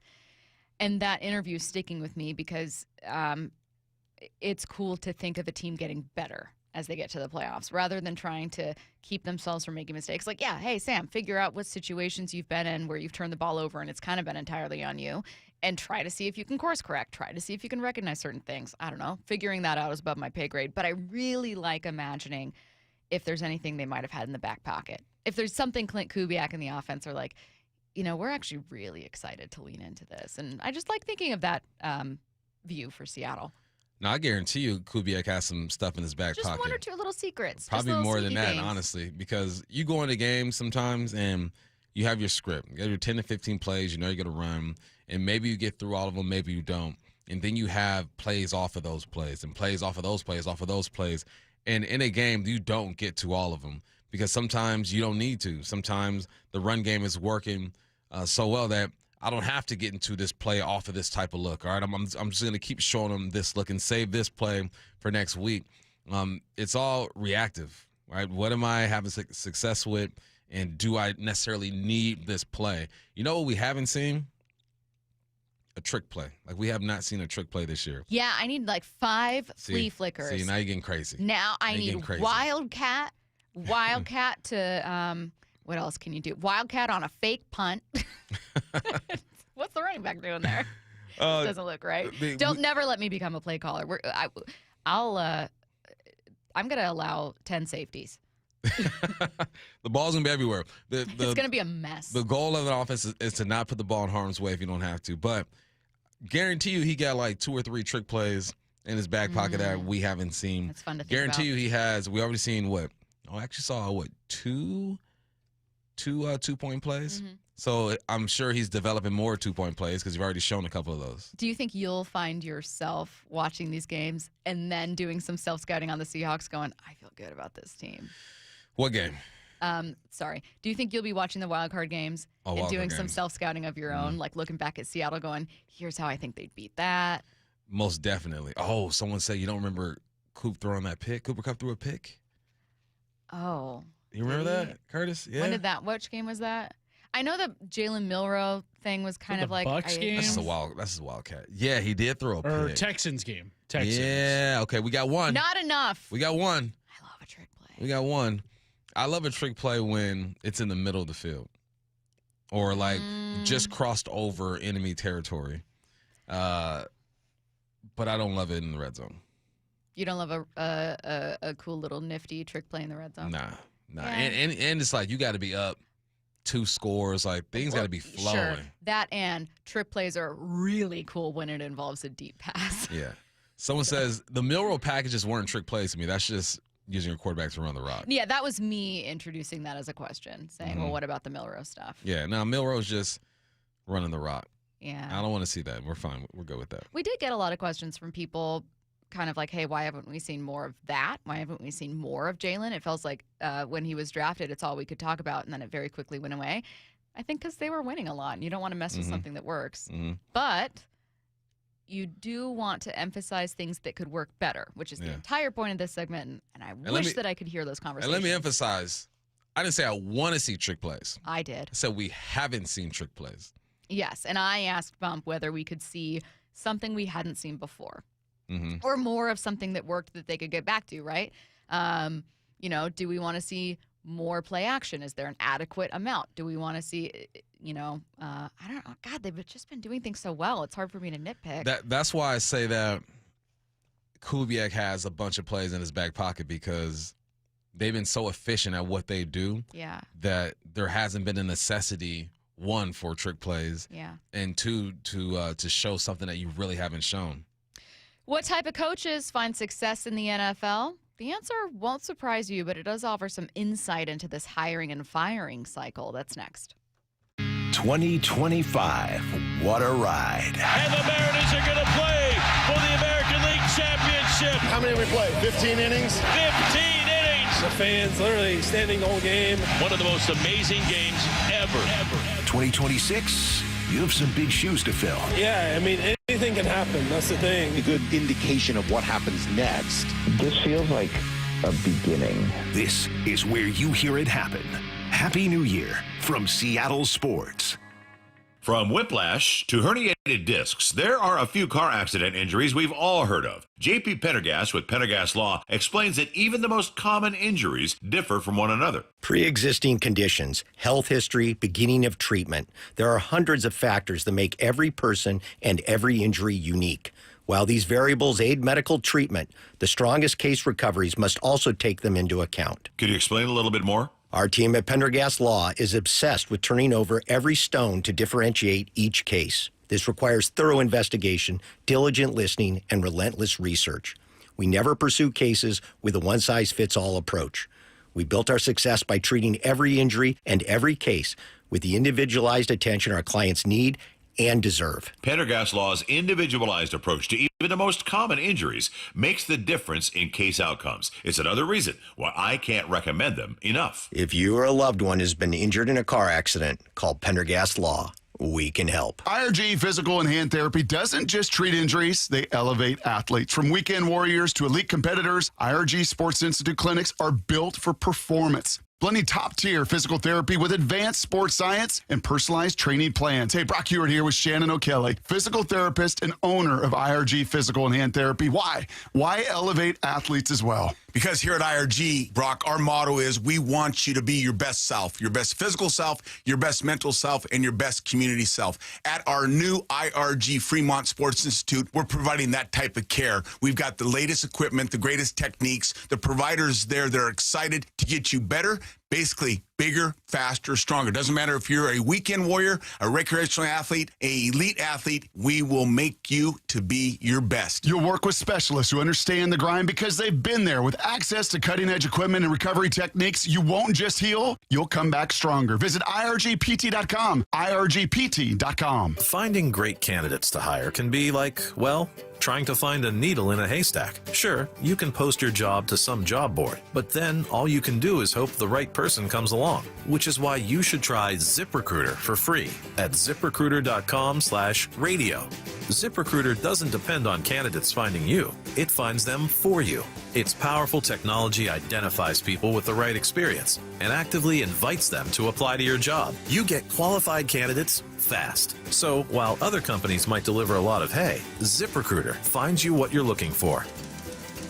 The needle in the haystack. See why 4 out of 5 employers who post a job on ZipRecruiter get a quality candidate within the first day. ZipRecruiter, the smartest way to hire. And right now, you can try ZipRecruiter for free. That's right, free at ZipRecruiter.com/radio. That's ZipRecruiter.com/radio. ZipRecruiter.com/radio. ZipRecruiter. Running a business means wearing multiple hats. So if you're like me, you probably started out using your personal phone, taking client calls and texts nonstop. As my business grew, I needed something smarter. That's when I switched to Quo, the #1 business phone system. Quo works right on your phone or computer. No carrying 2 phones, no clunky landline, just one easy app you can try for free. Your team can share one number and handle calls and texts together like a shared inbox. Any teammate can jump into the conversation, so customers get faster responses. And Quo's AI assistant summarizes your calls and responds to customers 24/7, so you never miss a lead or opportunity. All this starts at just $15 a month. That's basically 2 coffees. You can even keep your current business phone number. Find out why 90,000 businesses trust Quo. No missed calls, no missed customers. Try Quo for free at quo.com/sports. That's quo.com/sports to try Quo free. QUO.com/SPORTS. Are you 50 or older? This news is for you. The CDC recommends you get vaccinated against pneumococcal pneumonia. Even if you're healthy, your age puts you at risk. People 50 or older are over 6 times more likely to be hospitalized with pneumococcal pneumonia compared to adults 18 to 49. Just one shot can help protect you. Learn more and schedule at vaxassist.com. That's VAXassist.com. Sponsored by Pfizer. Taxes was feeling so stuck. Sitting in traffic, squeezing into a parking spot, all to squeeze in getting tax help during your lunch break. Now Taxes is a TurboTax expert who does your taxes for you, while you go about your day getting real-time notifications about their progress and the most money back guaranteed. Now this is Taxes. Intuit TurboTax. See guarantee details at turbotax.com/guarantees. Only available with TurboTax experts. Real-time updates only in iOS mobile app. This is Seattle Sports. Streaming through the Seattle Sports app. KIRO AM Seattle. KIRO FM HD2 Tacoma. Home of the Seahawks, Mariners, and everything Seattle sports.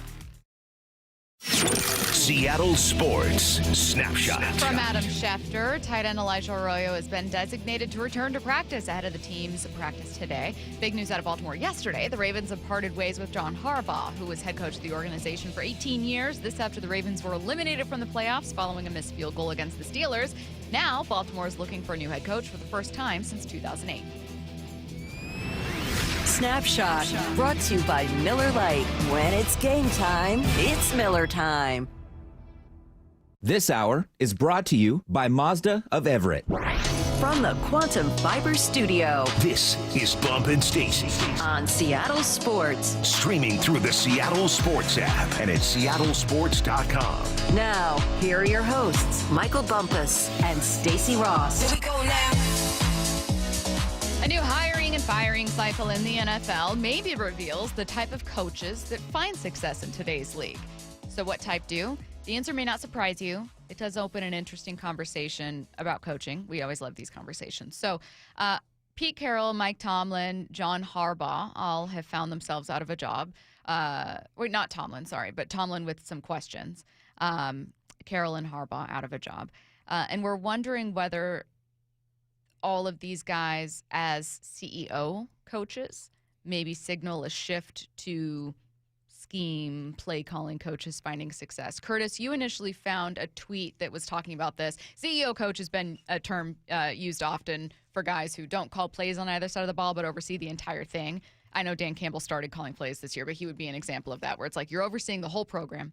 And the tweet you saw said something like, hey, what if this is the end of that type of coach? Yeah, because it kind of feels like those coaches have aged out, and I would say you look at the best coaches in the league, or who we all kind of consider to be the best head coaches in the league. I mean, heck, look at the division. You've got Kyle Shanahan, Sean McVay, Mike McDonald, all three very much with their fingerprints all over what their teams do offensively and defensively in games.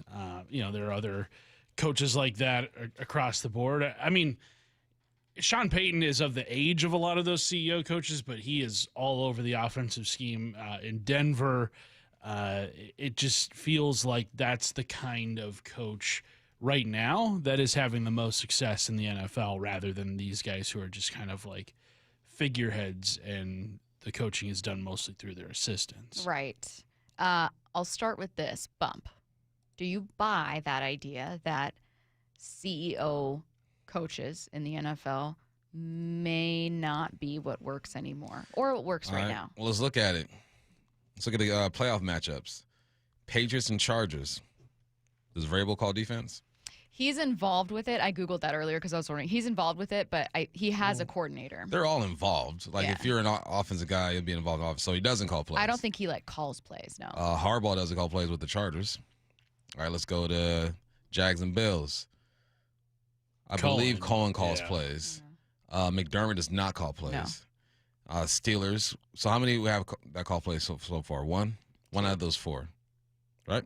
Yeah, one of those four. Okay, and then Steelers, Texans. Does D'Amico call plays over there? Maybe for their defense. I know he came up as a defensive coordinator. Well, because we would count, like McDonald would fall into the scheme thing where it's like he's calling plays for the defense, and I think you're right. No, he calls plays. Yeah. AD is helping. Mike Tomlin doesn't call plays. So we'll say two, and then Peyton is involved, or does he call plays? I don't think he calls plays. I don't think he does. You don't? I don't know. I think he might. D'Amico does. He initially was their play caller, and then has delegated to the DC, but it was like plays. McDonald. So he don't call plays? No, not right now. All right, so let's say we got 2.5 over there in the East, because I'm not sure about Peyton, or in the AFC, because I'm not sure about Peyton yet. McDonald calls plays. Does Canales call plays for the Panthers? No. I don't think he does. So McVay calls plays. Sirianni does not call plays. Shanahan calls plays. Ben Johnson does call plays. LaFleur does call plays. So it's almost, at least for playoffs teams, it feels pretty evenly matched over there. So, but I think that I think once the playoff starts to shrink, we'll see which type of coach rises to the top. But I think that if you are a CEO type of guy, that means, and you're having success, that means that you probably have dudes on the offense and defensive side that you have a strong connection with, that have been around you and your system in some shape or form. It's just hard, man, because just like offenses and defenses, there isn't just one way to do this where you're guaranteed success. I think it depends on just your organization and if you've prepared the guy to call plays. Because right now, could you imagine next year Mike McDonald saying, okay, AD, you're calling the plays? Mm-hmm. I'd be a bit nervous just because Mike McDonald has done such a great job with his defense. Why would you switch it up? And I also feel like the guys who are the CEO coaches in the NFL feel like they have to oversee a lot more. Yeah. Maybe there's not too much trust in being able just to go to the offensive side of the room and say, okay, I'm going to be here for an hour. Defense, you guys go get it done. John and Everett, it's not that CEO coaches aren't effective anymore. It's that those people are hard to find. I think it's two things. I think it is rare to be a new head coach and be that type of coach. Like, it is rare to be a head coach that's hired and then not, like, you're hired usually from being a coordinator. And then you come in and you still want to control over that side of the ball. It's why you were hired. It's what made you so great. Mm-hmm. So you're bringing that with you, right? And especially offensive guys are going to be like, well, this is my offense. Like, this is my thing. I want control of this. So usually CEO-type coaches, I think, are veteran coaches, guys that have been there a while. Right. And what happens to everyone in the NFL? You're fired. Yep. Everyone in the NFL. Harbaugh was there for 18 years. That is an eternity in the NFL. That's how it ends. So most of the time when you're a CEO coach, it's like a Dan Campbell, like you've been there for a minute. The second thing is those CEO coaches have two coordinators who, like Sirianni with Philly, both coordinators went on and got head coaching gigs. Jonathan Gannon with the Cardinals, Shane Steichen with the Colts. So that's part of it too, is that your coaches or your coordinators, are constantly swooped out from under you. Mm-hmm. I do think there's a really interesting part of the conversation about what people like in head coaches now. And I think it's still a lingering part of the Sean McVay effect. The young, smart guy. Look at Ben Johnson with Chicago. Like, that's exactly the conversation that everyone's having about him. Like, there is a real intrigue there and kind of this idea that, forget a head coach who comes in and is like, I don't want to say a leader. You have to be a leader. But, like, we love a brainiac. And I think people typically do associate that with, like, a scheme dude or a play caller as opposed to a CEO head coach. I love when a coach attach himself to one side of the ball. I mean, obviously you got to oversee everything, but like you mentioned, most likely you've come up as a coordinator, and that's why you got this head coach opportunity. So you did enough on one side of the ball, whether it be offense or defense, and you were so great there that someone said, all right, let's give him an interview, and now you interview and you impress and do your thing. Why would you take away from that, That's why I think Harbaugh was probably the most interesting hire back in the day, because he was a special teams guy, right? He was a special team coordinator most of the time, and they hired him just to delegate. That was a risky one. I can imagine looking at a special teams guy and saying, that's our guy. But I would want you to bring your expertise to the table every single day, unless you had someone in place that you absolutely trusted, someone that you brought with you. Like if Mike Macdonald brought maybe his linebacker coach from the Baltimore Ravens and said, okay, this is going to be my D coordinator, I'd probably be okay with it because he's been in the room with Mike Macdonald. But he came over solo and got AD from the Cowboys. That's why he didn't just hand over the defense and say, okay, let me teach you what I want from this defense. So maybe it's not a conversation. I like the bit about like, hey, the coaches that teams have moved on from are kind of guys that oversaw the whole thing and didn't call plays, whereas the coaches everyone's obsessed with and always talking about are the ones who do call plays, especially on offense. Ben Johnson this year, Sean McVay always, Kyle Shanahan always. Is there a type of coach, just forget that part of the conversation, is there a type of coach that you don't think succeeds anymore? Like, are we seeing patterns emerge? When's the last time we saw O-line coach succeed? And it's the most important part in offense. But when's the last? Is there even an O-line head coach in the game right now? Gotta be. I know Munchak for the longest time with Tennessee. He did not succeed. Was Campbell a tight ends coach? Yeah. Yeah. Because it used to be Sean McVay, tight ends coach. At least what I remember. It used to be you want your O-line coach to be your guy because especially offensive, your offensive guy, just because, protection is set, run game is set. Well, I will give you one O-line coach that's had a lot of success in the NFL, Andy Reid. Yeah. He was an O-line coach with the Green Bay Packers. Yeah. So is he the only one active right now? I gotta look, man. This is going to hear me up. Okay. Vacant. Okay. McDermott, no. Canales, no. Ben Johnson, no. Zach Taylor, no. Shoddy, no. Sean Payton, no. Campbell, LaFleur, D'Amico, Steichen, Andy, yes. Jim, I'm not seeing any. Vrabel's a linebacker. Aaron Glenn. I feel like coming up, that was where you went. Was Parcells? Parcells has to be an O-line guy, right? I think Bill Parcells was an O-line guy coming up. Or at least on the defensive side of the ball, one of the two. So no, that's an interesting one. I feel like they're going more towards the quarterbacks and the skill positions now. Yeah. When it comes to these head coaches. Someone said, wouldn't a scheme guy be the same as a CEO type? No, it's basically play caller as a coach versus Pete Carroll or Harbaugh, where they are not their own play caller. They oversee the entire thing. Like you aren't fully responsible. You're responsible for the whole thing, but you're not responsible for the defense. Mike Macdonald is not a CEO head coach. He calls plays for the defense. Sean McVay calls plays for the offense. Kyle Shanahan calls plays for the offense. They might have coordinators or assistants working under them on that side of the ball, adding dirty here as DC in Seattle, but really they're the ones in charge of that. Harbaugh was a CEO coach. Carroll was a CEO coach. Guys that have coordinators work. Dan Campbell, it's not recent. He did take over play calling, but otherwise, like, you have guys working under you and you oversee it. And those guys tend to have strengths that are like, what did we say about Pete Carroll? He's a culture guy. right? Brings the right people in the building, helps guys. Like it's just a different kind of leadership quality. Yeah, it is. It's but with all these situations, it just shows you how complicated putting a staff together can be, right? Because all right, let's take the Raiders for example. What do you think they need over there? A CEO guy, or do they need a guy to come in and implement his offense or his defense? The messiest organization in the game right now, them and the Jets. They had a CEO guy. Was it the right CEO? No. I mean, God, I'm having the hardest time finding like a common thread with head coaches who succeed and You don't. can't. I don't think you can. I don't either. I think that, and there's the opposite, which is true, where you try to find guys that you think is going to be Sean McVay 2.0, and it turns out he's just really smart and can't actually lead men. I think that we've seen some variety in the type of coaches over the past few years. So Philly won last year, CEO coach. Then you got Kansas City twice, right?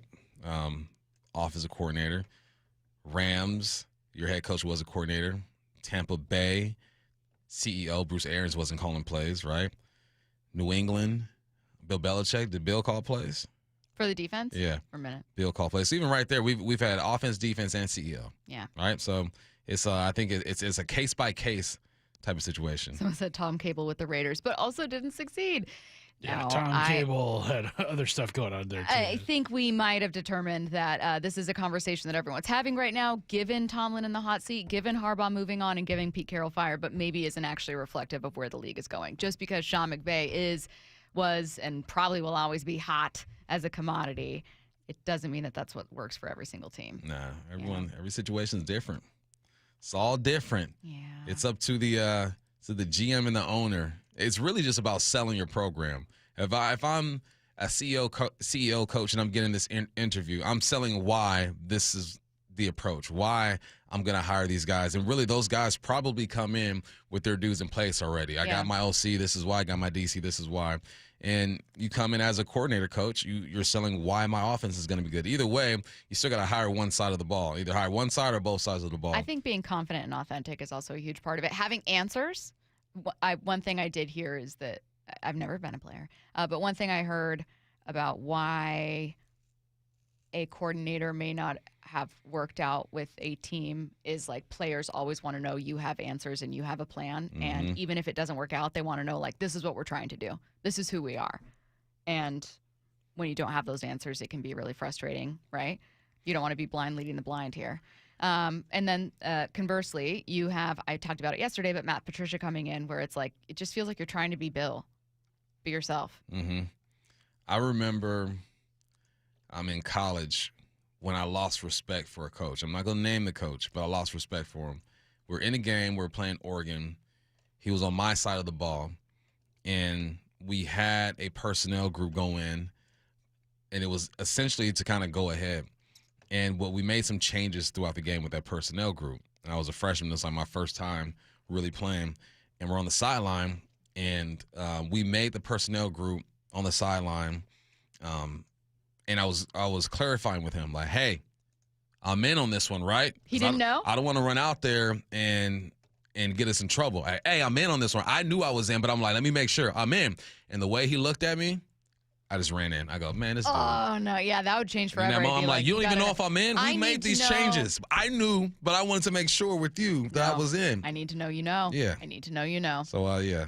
Interesting. Interesting tweet. Interesting topic happening with head coaches. I wouldn't be surprised if we keep hearing conversation about, like, oh, these leader coaches, Carrolls of the world. It's like, I think maybe just it was time for Carroll's tenure to end. Mm-hmm. But, keeping it moving. Let's get to 4 Down territory. This is 4 Down territory, going inside the game with former Seahawks and Coug wide receiver Michael Bumpus. First down, what do teams do during playoff bye weeks? We just broke it all down. You get healthy. You watch film. You self-scout. You nitpick, man. I never had a playoff bye week, but I had a bye week, and I didn't go home. I was at the facility, and I was just watching film on myself. All right, individually, how can I get better in this scheme? And then, fortunately, my receiver coach was still around, so I'm hitting him up, and he's sending me stuff. Back then, we had to watch it on DVD. So they send me a DVD.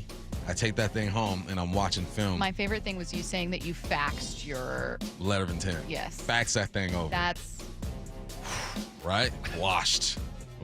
Now they those got Skechers they got staring you in the face. DocuSign right now for letter of intents and whatnot.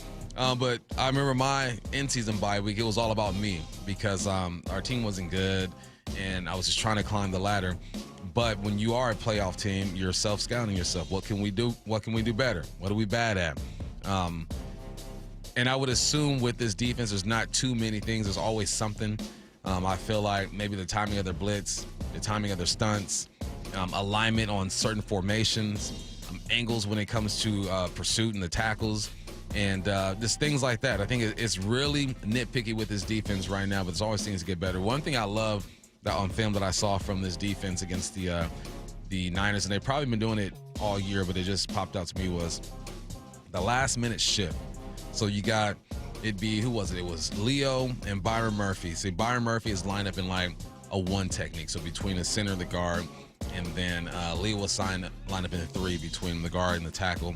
And Brock Purdy would get in his cadence, and then they would flip. So now Leo would go to the one, and Murphy would go to the three, and it just makes offensive line have to communicate and stuff like that. So little things like that, the timing of stuff. So yeah, a lot of self-scout, a lot of individual work, mainly just making sure you're healthy and you're ready to go. Second down.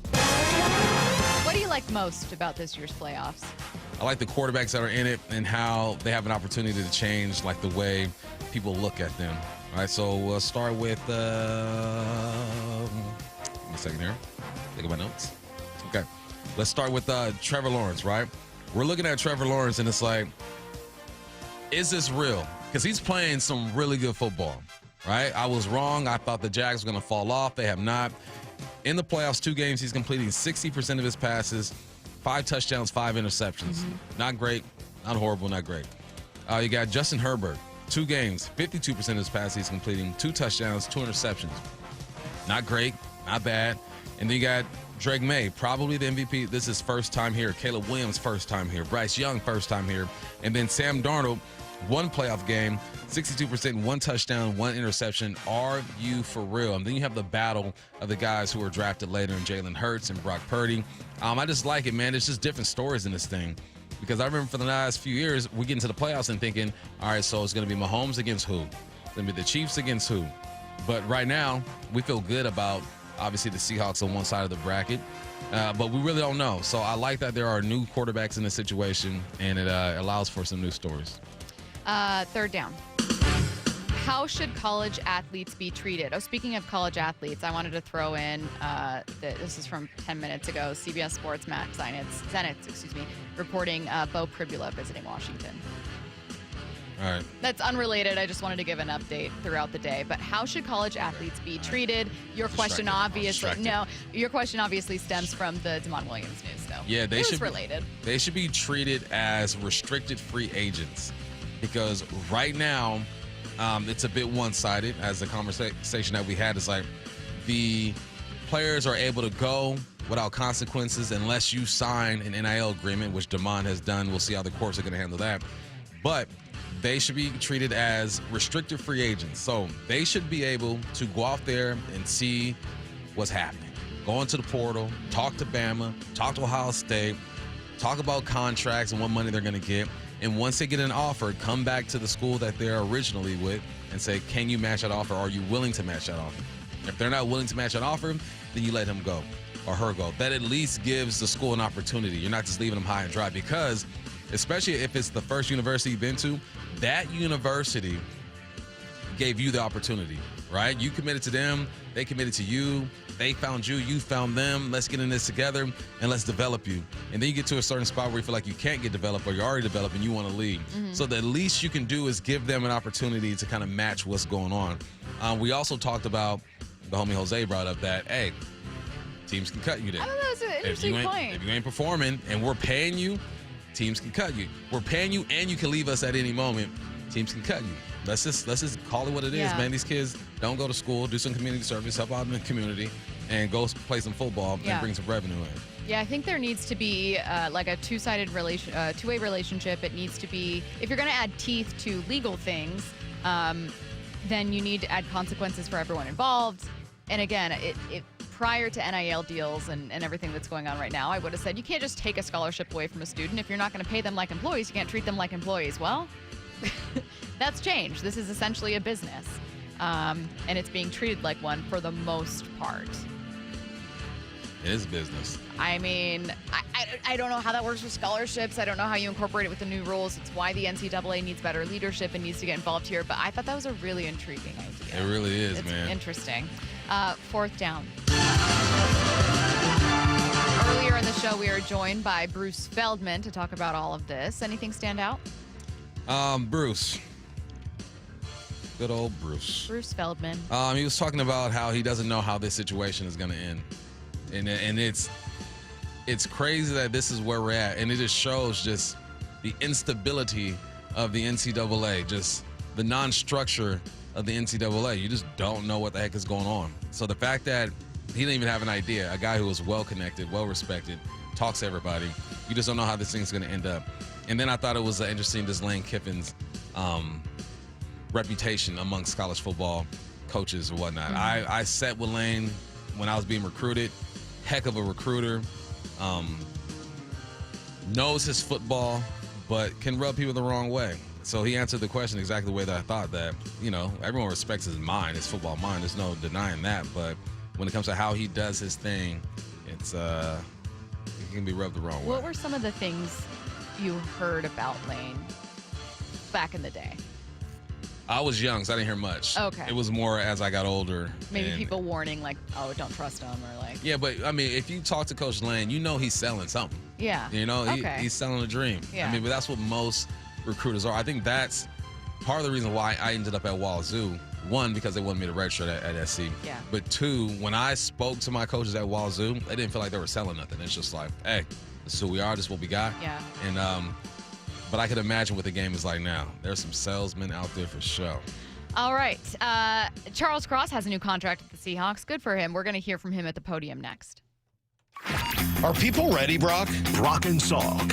Playoff football back in Seattle? It's been a while. Morning 6 to 10. Since we've had the full deal, everybody full-throated, as loud as it gets. Being in the building for their last home game to beat the Rams, and that place that night, Salk, took me back to the Green Bay NFC title game. It had that kind of juice in the building. Yeah, I think the folks will be ready. Only on Seattle Sports, the app, YouTube, and your smart speaker.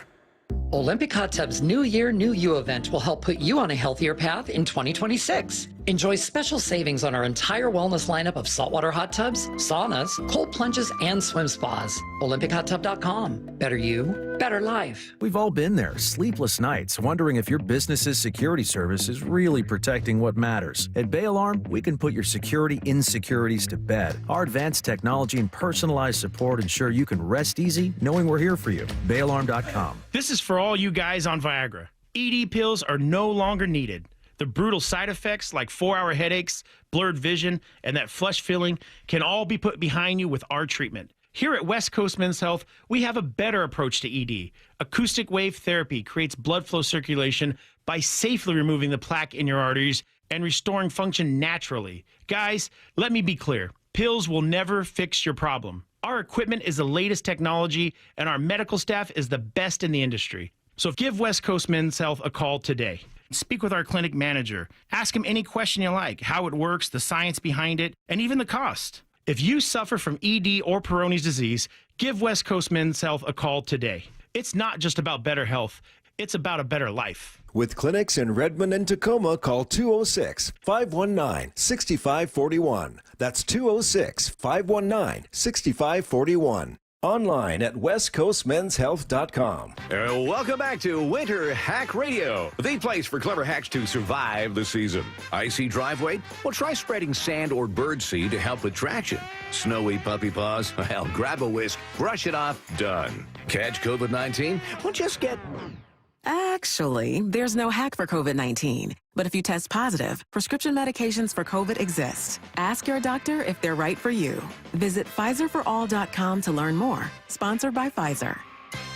You still thinking job change in the new year? Yeah, I need something that's in high demand and more stable in this economy. IT? Yeah, cybersecurity, maybe even AI. That's what I did. Really? How? Went to My Computer Career. You don't need any prior experience, and you could start your new career in a matter of months. A lot of IT pros go to school there, too, to level up. Sweet. Are classes online or on campus? Both. Wow, I'll check it out. Thanks. Make this your year. Take the free career evaluation now at mycomputercareer.edu, an Elite CompTIA certification partner. Financial aid is available to those who qualify, including VA benefits. How about a simple New Year's resolution, one that even I was able to achieve? Reverse the clock on hair loss with Advanced Hair's simple one-day FUE treatment. You'll feel more confident and more youthful when you witness your own natural hair growing into those places that have been balding or thinning for years. I'm surprised and relieved every time I look in the mirror. You need to know what that feels like.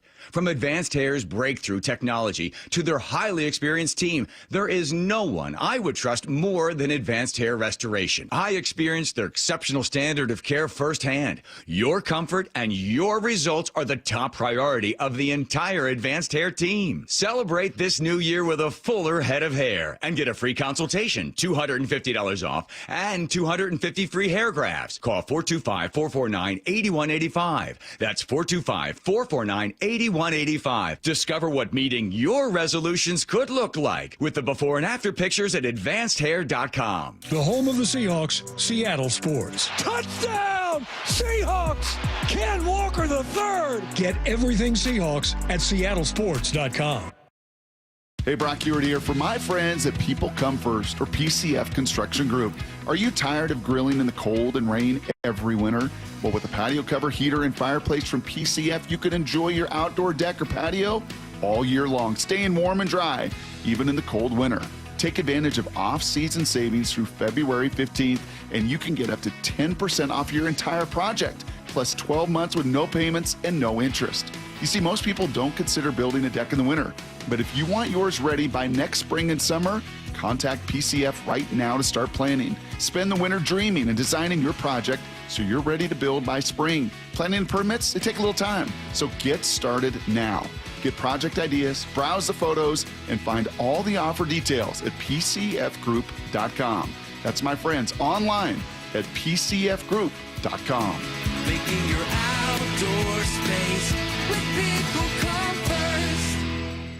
Hey, it's Bob Stelton here, and let me tell you about one of the best decisions I've ever made in my life. That's when I went to K2 Vision for RLE. That's refractive lens exchange. Now, Dr. Kopstein started K2 Vision with Dr. King from King LASIK, the most experienced LASIK surgeon in the Northwest. King LASIK plus K2 Vision equals freedom vision for every stage of life. No glasses, no contacts, readers, or cataracts. Now, if you're somebody that struggles with distance vision and now you always need a pair of reading glasses, K2 Vision RLE could be your perfect permanent solution to spending your good active years not needing reading glasses. And here's the cherry on top: you never develop a cataract. Now, if you're somebody like me that had a pair of readers in every room of the home, in your car, you had to bring them into the restaurant with you. Otherwise, like me, you couldn't read the menu. That has all been rectified thanks to RLE. So whether it's LASIK, EVO ICL, or RLE, trust the most experienced team of doctors to recommend what's best for you. Schedule your free Zoom consultation today at K2VisionRLE.com. That's K2VisionRLE.com.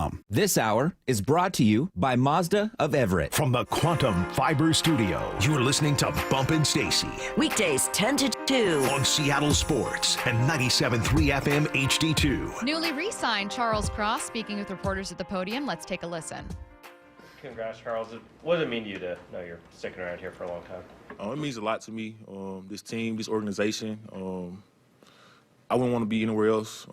This place is definitely special, and I believe that in everyone in this building. I know you said back in training camp that was what you wanted to see play out your whole situation to get it done. Like, what was that moment like when you ultimately knew you had the extension kind of sealed away? I felt great. Just being in Seattle, being around my teammates, the organization here, like I said before, I wouldn't want to be anywhere else. And here's real special to me. Why is it special? I was drafted here. The teammates, the team, the camaraderie that we have, the relationships and the bonds, it means the world to me. What's it been like having to sit out the last few weeks as the team is finishing the season? It's been interesting. Past couple weeks, it's been big games that I wanted to play in, just being smart about the situation and, moving forward accordingly. Did you get hurt when Colt jumped on you when he was trying to block the field goal? Is that what happened? It was the last field goal of the Colts game, yes. Somebody landed on you and caused you to split? At the time, did you fear you might not be able to come back this year? No, I didn't have a fear of not being able to come back. I believe in myself. I believe in the training staff and doing everything I can to come back and help the team. They told Mike McDonald told us Friday that even if you guys were playing this week, you probably would have been able to play. But how much is this bye week really going to help you for your first playoff game? I feel like it helped me a lot. Just being able to recover and get the reps, get more reps in and to continue to refine what I've been working on. Charles, you've seen a number of changing pieces on the line since you've been here. Abe signed earlier this year. You're done now. Gray, Anthony, Jalen, they're all kind of under contract for a while. Olu too. Like, how excited are you about the continuity that you guys are going to have as a unit here, at least for the next couple of years at least? I'm very excited about it. Just the O-line room, like the guys in there, like they're great guys. I feel like everyone has built a great rapport with one another and like we just one big brotherhood and just continue to grow and get better from week to week and go on from year to year. Have you seen that kind of chemistry start to show up a little bit more on the field this year too, where you're starting to see that extra little bit more come out of it? Yeah, I definitely see that. Just from practice each week and continue to get better from the first game to now this point in the season. So like the progress and the guys have been great. Like just continue to keep moving forward. Now you've spent a whole year playing with Gray. What stands out the most about him as a rookie coming in here? His IQ of the game, his willingness to learn. He's a great guy, man. He plays great football. He's a great person outside of football. I feel like personally, like he's going to be one of my lifelong friends. Were you expecting the contract to happen now, or was there something that kind of led to it happening, getting done right this minute? Or? I just let my agent do his job, and that's where we at. Coach McDonald said that you guys started trying to intentionally get better at screen plays. When did you remember when that happened, that you guys kind of started working on that more, and what it's involved for an offensive lineman to help a screenplay be successful? I definitely feel like we've been more intentional as far as working on screenplays. Just the timing, the landmarks, everyone moving together as one. Especially with the play action screens, the receiver screens, like just the timing, the accuracy, the landmarks, just everything working together as one.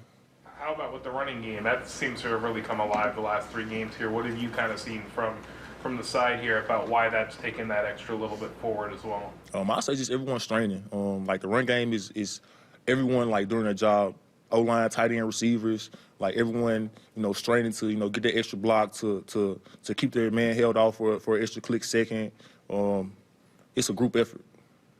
The common theme of this team all season has been guys stepping up when they get their opportunity. Just what did you think of Josh these last 3 weeks? I feel like Josh has done a great job, coming in and playing, week in and week out.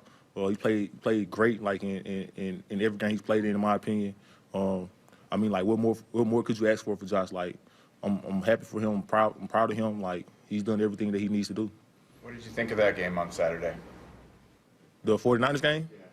It was a great game, man. I feel like we left a little bit on the bone, but just continue to work each week and each practice. Continue to get better. Did you like practicing in the rain today, or? For me personally, I was just happy to be back at practice. When you guys played in the playoffs in 2022, did it feel different? Like, did the game feel bigger than like a regular season game? It's different because it's one and done. But for me, like I try to keep the moment the same, like not too high, not too low, keep it consistent. That's how I like to think about it as far as like my preparation and how I'm building up for the week, getting ready for the game. How do you spend this weekend? Do you watch the other games to see who you might play, or do you try to just unplug and just ready to work Monday with the information they're going to give you? I'm gonna watch some football this weekend for sure. Just look at different teams and watch their players and see their games. I just love watching football. Anything else? Thanks, Charles. Before I get to it, I do want to give a reminder that what I need to know is coming up at 45 after, so get your questions in. I could use a few more. 866-979-3776. We asked Brady Henderson earlier in the show whether or not he'd heard of anyone else from this class being approached by the team for a contract extension. He mentioned Kobe Bryant, that the two sides couldn't come to an agreement on a deal, so he's playing out this one.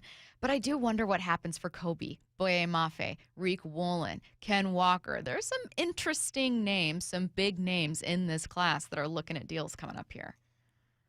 Yeah, man. That's what happens when you're good. I know. That's what happens when you're good. It's when you're good, you got to pay people. When you're good, people come for your coaches. That's just the cost of being good.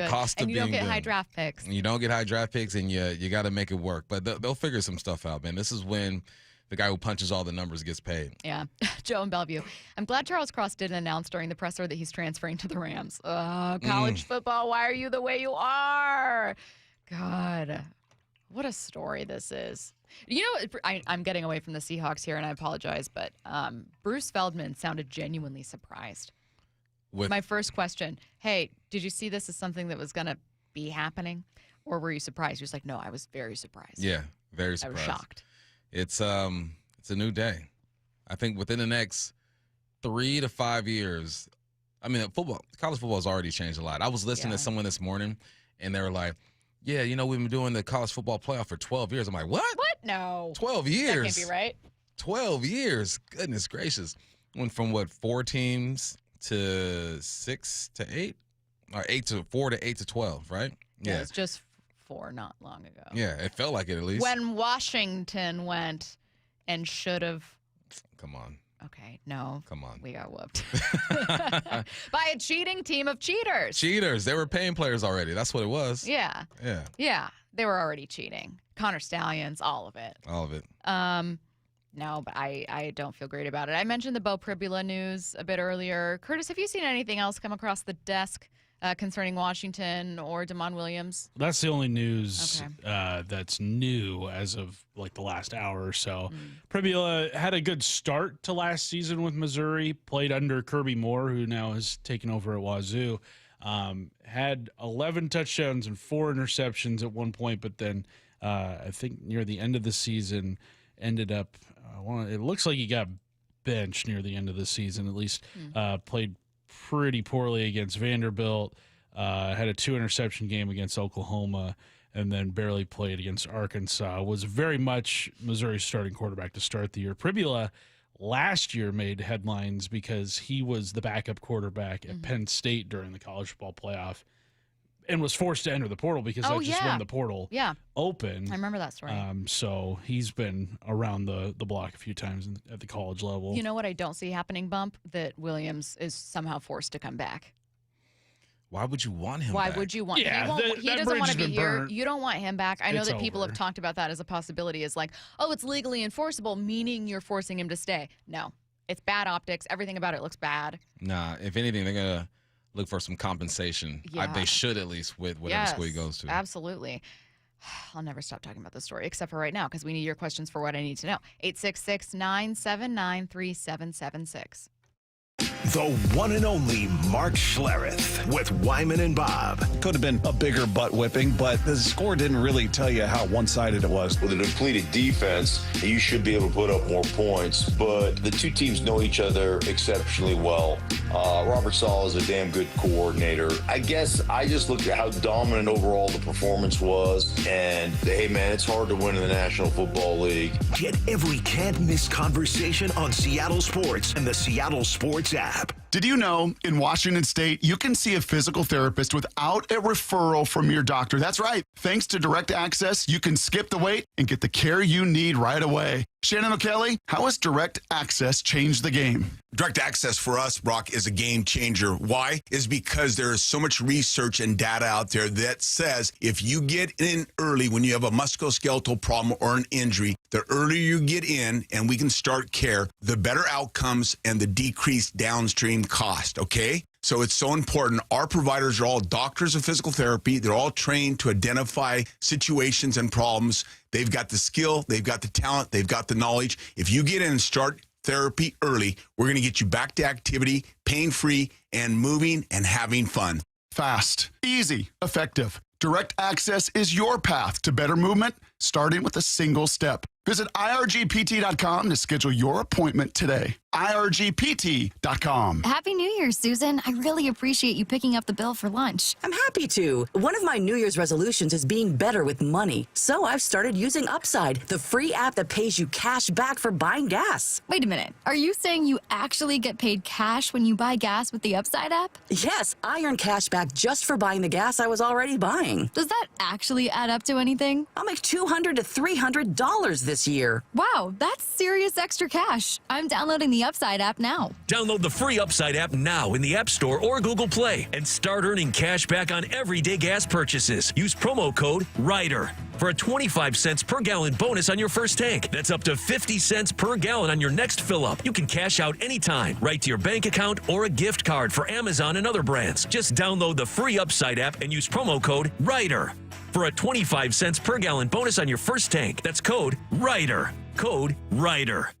Offers vary by user and location. Go to upside.com for terms and conditions. Do you owe $10,000 or more in credit card debt or personal loans? With credit card debt at all-time highs, Debt Relief Advocates is urgently notifying consumers of debt relief now being made available, designed to aid consumers with out-of-control credit card debt. Those who qualify and enroll for this relief program will only have to pay back a fraction of what they owe. This is not bankruptcy or a debt consolidation loan. This is a relief program that credit card companies would rather you not know about, as it ends your debt nightmare and saves you lots of money. Consumers owing at least $10,000 in credit card debt or personal loans can now take advantage of this debt relief as the cost of living skyrockets. Debt Relief Advocates has established a relief hotline for you to call to learn what debt reduction you may qualify for, so don't wait. For this free information, call the Relief Hotline at 800-606-8737. 800-606-8737. 800-606-8737. Good Dog Auto Glass.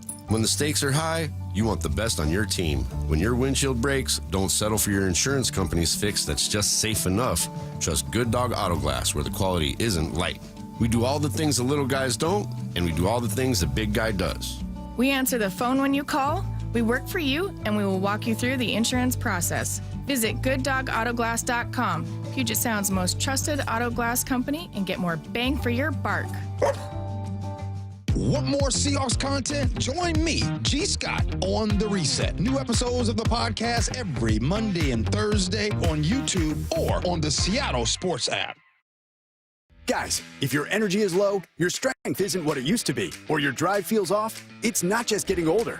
For many men, it's low testosterone. At Revive Men's Health Washington, you can start with a free T-check, exam, and consultation, so you get real answers about your testosterone levels and overall health. And this month only, qualified patients may receive 25% off testosterone replacement therapy. This isn't guesswork or one-size-fits-all treatment. Revive specializes in personalized, closely monitored testosterone care designed to help men feel stronger, sharper, and more like themselves again. With over 120,000 patients treated since 2011, Revive Men's Health is trusted for results, not hype. If you've been putting this off, now is the time to act. Claim your free T-check and consultation and see if you qualify for 25% off TRT. This month only. Call 206-529-1111.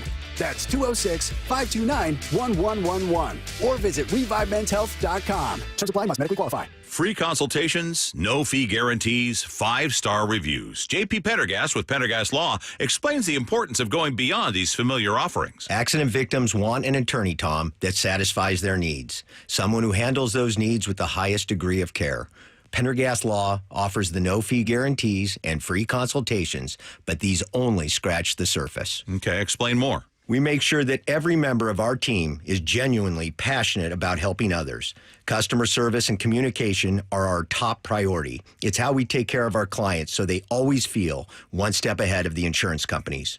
Our strong reputation for high standards provides comfort and confidence when it's needed most. Pendergast Law offers the free consultations, the no-fee guarantees, and of course, they are 5-star rated. But what really makes them different is their genuine passion for helping others. I can't recommend them enough. If you or a loved one has been injured in a car accident, call Pendergast Law. we can help. That's PenderGasLaw.com. From the Quantum Fiber Studio, This is Bumpin' Stacy weekdays 10 to 2 on Seattle Sports and 97.3 FM HD2. Get your questions in for What I Need to Know, 866-979-3776. First question. What I need to know, I went to a local restaurant for a Seahawks watch party and had a ham and bacon burger. That's a lot of animal. What's a non-traditional addition or food to put on a burger that makes it taste amazing? By the way, that burger was one of the best I've ever had. You know, I had ham and bacon? That's a lot. I had a burger with eggs on it recently. That's good. And it was pretty dang good. It was my first time doing that. That's good. That's a solid one. That's a solid one. Red Robin, been doing that one. I don't know. I don't add crazy I've had a things. I like guacamole bacon burger. Classic burger with bacon, but 425 says peanut butter. I have had that on a burger. It's not bad. I've had a jam burger with jam on it at the airport. I had it on accident. I didn't know I was ordering. Oh, I got really into for a minute cream cheese and cranberry on like a turkey sandwich. But I think that's like standard now. I don't know that people would consider that weird. Ham and bacon on a burger feels like a heart attack burger. That you got all the pig. I hope it was worth it. I'm sure it was delicious. What I need to know. Are we going to see Elijah Arroyo less than before because of the success of Eric Saubert in the run game? No clue. Good question. No clue. It depends on their opponent and how they decide to attack them. Right? If they feel like there's a matchup with Arroyo or Arroyo looks good during practice, then you do it. But if they feel like Saubert has held it down, it's just too early to tell. Let me figure out who we're playing first, and then maybe I'll have a better answer. Someone said pulled pork burger. Something about combining like a bunch of different meats into one thing Pig with a cow stresses me out. And there a was, chicken. When chicken on I there. was in college, there was a sandwich they sold for breakfast called Farm on a Bun. And like midway through the quarter, it hit me what that meant. Like, oh, it's the whole farm. It's the whole farm. It's the whole farm cooked on the. Oh my God! I was like horrified. I've seen people it's just dark. on the internet order from McDonald's a hamburger, chicken, McChicken, and a fillet of fish. And combine. And they call it. Not Well, the fish. here's what they call it. Only land animals. Here's what they call it: a land, air, and sea burger. Wow. Now make it like they were lobster. cooking with that name. That's pretty funny. What I need to know, would you rather play the Rams in the divisional round next weekend, I should say, or the NFC Championship? They said, I think the divisional round might be better because of rest and extra time to prepare, but am I crazy? NFC Championship. Yeah, that'd be really fun. I think they are not going to face the Rams. Both you and I thought Packers. We talked to G, who thinks it'll be the Packers. Brady Henderson thinks it'll be the Packers. I think in an ideal world, the Rams get knocked out. And that's not like I understand the feeling of like beat the best. No, I want the Rams out of there. I want the easiest path. Yes, please. Possible. Nothing wrong with that. Nothing wrong with that.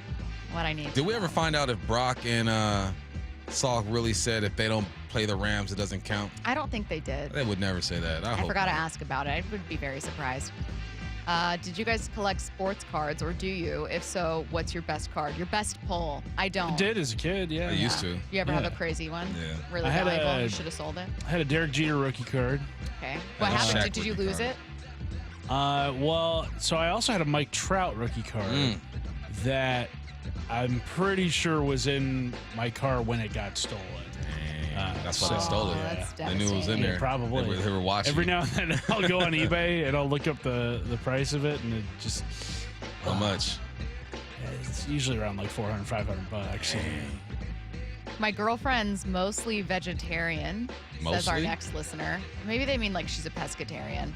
She asked me to make her some veggie soup. I didn't have vegetable stock, so I used chicken stock. Do I need to reveal that to her? Nope. Don't do it. No? Nah, why? Didn't hurt nobody. Because I think what doesn't kill her, or what she doesn't know won't kill her. Well, no, I think some vegetarians are like really serious. Then she'll throw up and make it a whole big deal. Don't do it. You gotta tell her. No, you don't. Yes, you do. No, you don't. Why are all of you shaking your heads? I do not want to eat something when someone doesn't tell me what it is. You already ate it though. Well, no, but I think he's saying or she's saying that they haven't eaten it. Like if you haven't, then yes, you tell them. No, she already ate so she's it. already eaten the soup. Yeah, there's no point. Don't say nothing. Yeah, She unfortunately, can't tell the you say difference anything. between it, No, then if nothing's it's come from fine. it, unfortunately, yeah. Okay, now I get it, and I co-sign with my co-host. You can't ever say that. I hate mushrooms, right? Yeah. My mom used to sneak mushrooms into my food all the time and not tell me. But I feel like being a vegetarian or vegan is kind of, it's not an allergy, but some people have like a real It's a mental issue thing. with consuming Mentality. meat when they don't. So don't tell her. She already ate it.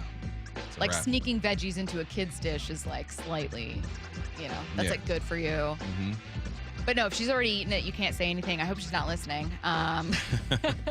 So no, you can't reveal that. But if she hasn't yet, you should tell her. Someone said don't tell her. Don't tell Text her. line says don't tell What's her. the benefit?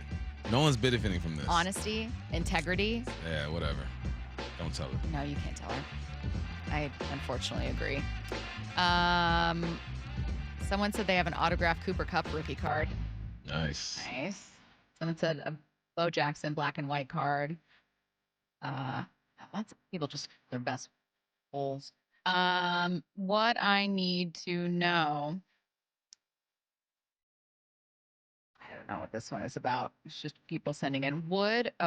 Who from the Legion of Boom would you want to see on this current defense? Sherm. It's hard not to think Sherm. Yeah. Cam always. God, it's hard to pick. Earl. Now that I've started answering, I don't know my answer. I'd say Earl. Oof. Earl was so good. So good. I said. You know I think what? it's Earl. Nah, for me it's a weird one. Going KJ. Okay. Oh, not.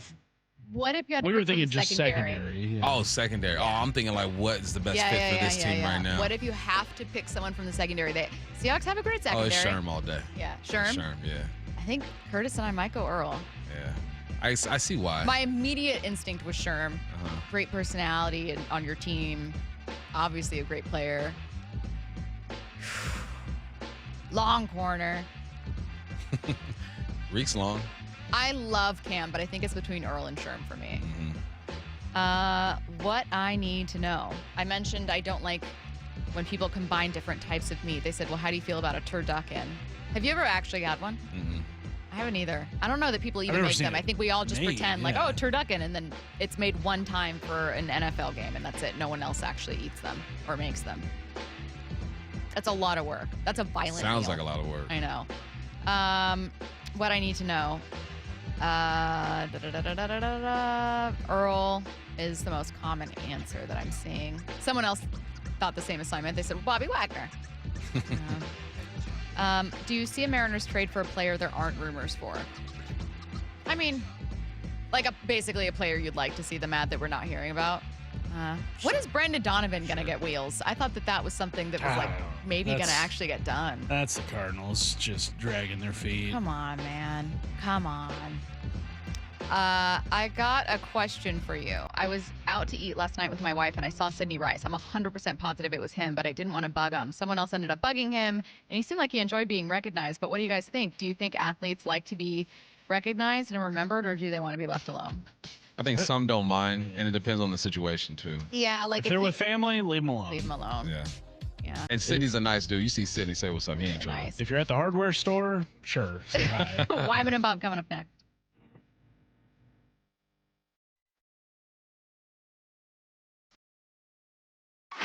Are people ready, Brock? Brock and Salk. Playoff football back in Seattle. It's been a while. Morning 6 to 10. Since we've had like the full deal, everybody full-throated, as loud as it gets. Being in the building for their last home game to beat the Rams, and that place that night, Salt, took me back to the Green Bay NFC title game. It had that kind of juice in the building. Yeah, I think the folks will be ready. Only on Seattle Sports, the app, YouTube, and your smart speaker. Eric Johnson here. I spent the past 30 years working to help make our community better informed, better protected when it comes to consumer issues, and better equipped to take on whatever life throws at us. That's why I love the free Washington Accident book series from Davis Law Group. These books keep us better informed about the law, better able to protect ourselves on and off the road, and better off when all is said and done after an accident. Chris Davis didn't have to write these books. He did it because he saw a need. People who were in accidents or other legal situations didn't know what to do, what pictures to take, documents to request. Only a tiny fraction of the people who get these free books will ever become clients of Davis Law Group, but that's not the point. Chris wrote them because it was the right thing to do. The free Washington Accident Book Series is a must-have for drivers who want to be prepared for whatever the road might throw at them. Get yours at WashingtonAccidentBooks.com. Here's what you can look forward to when you get your windows replaced. The whole house being way warmer and a lot quieter. Dave Wyman here, and when we had finally had it with our old windows with broken seals, we called Harley Exteriors. They were incredibly friendly, professional, and absolutely knew their stuff. Harley Exteriors windows are a massive upgrade. They keep heat in and noise out. Plus, they're truly gorgeous windows. I said, you guys must use a different type of glass. And sure enough, it's their Olympic series, which is manufactured here in the Pacific Northwest and exclusive to Harley Exteriors. Harley Exteriors has a special offer for Seattle sports fans. Buy one window and get the second 40% off. No payments or interest until 2027, and take an additional $200 off your project. Call 833-HARLEY or go to harleyexteriors.com. Schedule your free consultation today. That's harleyexteriors.com. Running a business means wearing multiple hats. So if you're like me, you probably started out using your personal phone, taking client calls and texts nonstop. As my business grew, I needed something smarter. That's when I switched to Quo, the #1 business phone system. Quo works right on your phone or computer. No carrying two phones, no clunky landline, just one easy app you can try for free. Your team can share one number and handle calls and texts together like a shared inbox. Any teammate can jump into the conversation, so customers get faster responses. And Quo's AI assistant summarizes your calls and responds to customers 24/7, so you never miss a lead or opportunity. All this starts at just $15 a month. That's basically 2 coffees. You can even keep your current business phone number. Find out why 90,000 businesses trust Quo. No missed calls, no missed customers. Try Quo for free at quo.com/sports. That's quo.com/sports to try Quo free. QUO.com/SPORTS. I know that hiring can be challenging. You sort through tons of resumes and you get too many so-so applicants. You're just waiting for someone to match your role perfectly. Well, now there's a place where you can meet them fast. ZipRecruiter. Need to hire right away. Start your search for strong candidates. The right fit awaits. Build your team, build it sooner. Meet your match on ZipRecruiter. Just head to ZipRecruiter.com/free right now to try it for free. And you're on your way to meeting your match. 4 out of 5 employers who post on ZipRecruiter get a quality candidate within the first day. So try it now. Go to ZipRecruiter.com/free. Once again, that's ZipRecruiter.com/free. Meet your match on ZipRecruiter. Try it free. Progressive knows life takes you in many directions. Bear right at exit 32, then begin to wonder why you never bought a fish tank. In 1.3 miles, you'll realize you've been mispronouncing epitome your whole life. At the roundabout, you will remember you said something at dinner you wish you hadn't, and will think about it for decades. You have arrived at your destination, but it turns out there really is no destination, and life just keeps going. Wherever life takes you, protect your home and auto with a bundle from Progressive. Progressive Casualty Insurance Company, affiliates, and other insurers. Not available in all states or situations. Wesley Financial Group is not a law firm. I'm Chuck McDowell, founder of Wesley Financial Group. Did you buy a timeshare because they told you it was a great investment? That's a lie. Most timeshares can be bought online for $1. To find out what your timeshare is worth and to cancel it, call us today and we'll send you our timeshare exit kit free with all your options for cancellation. Call Wesley for your free exit info guide. 800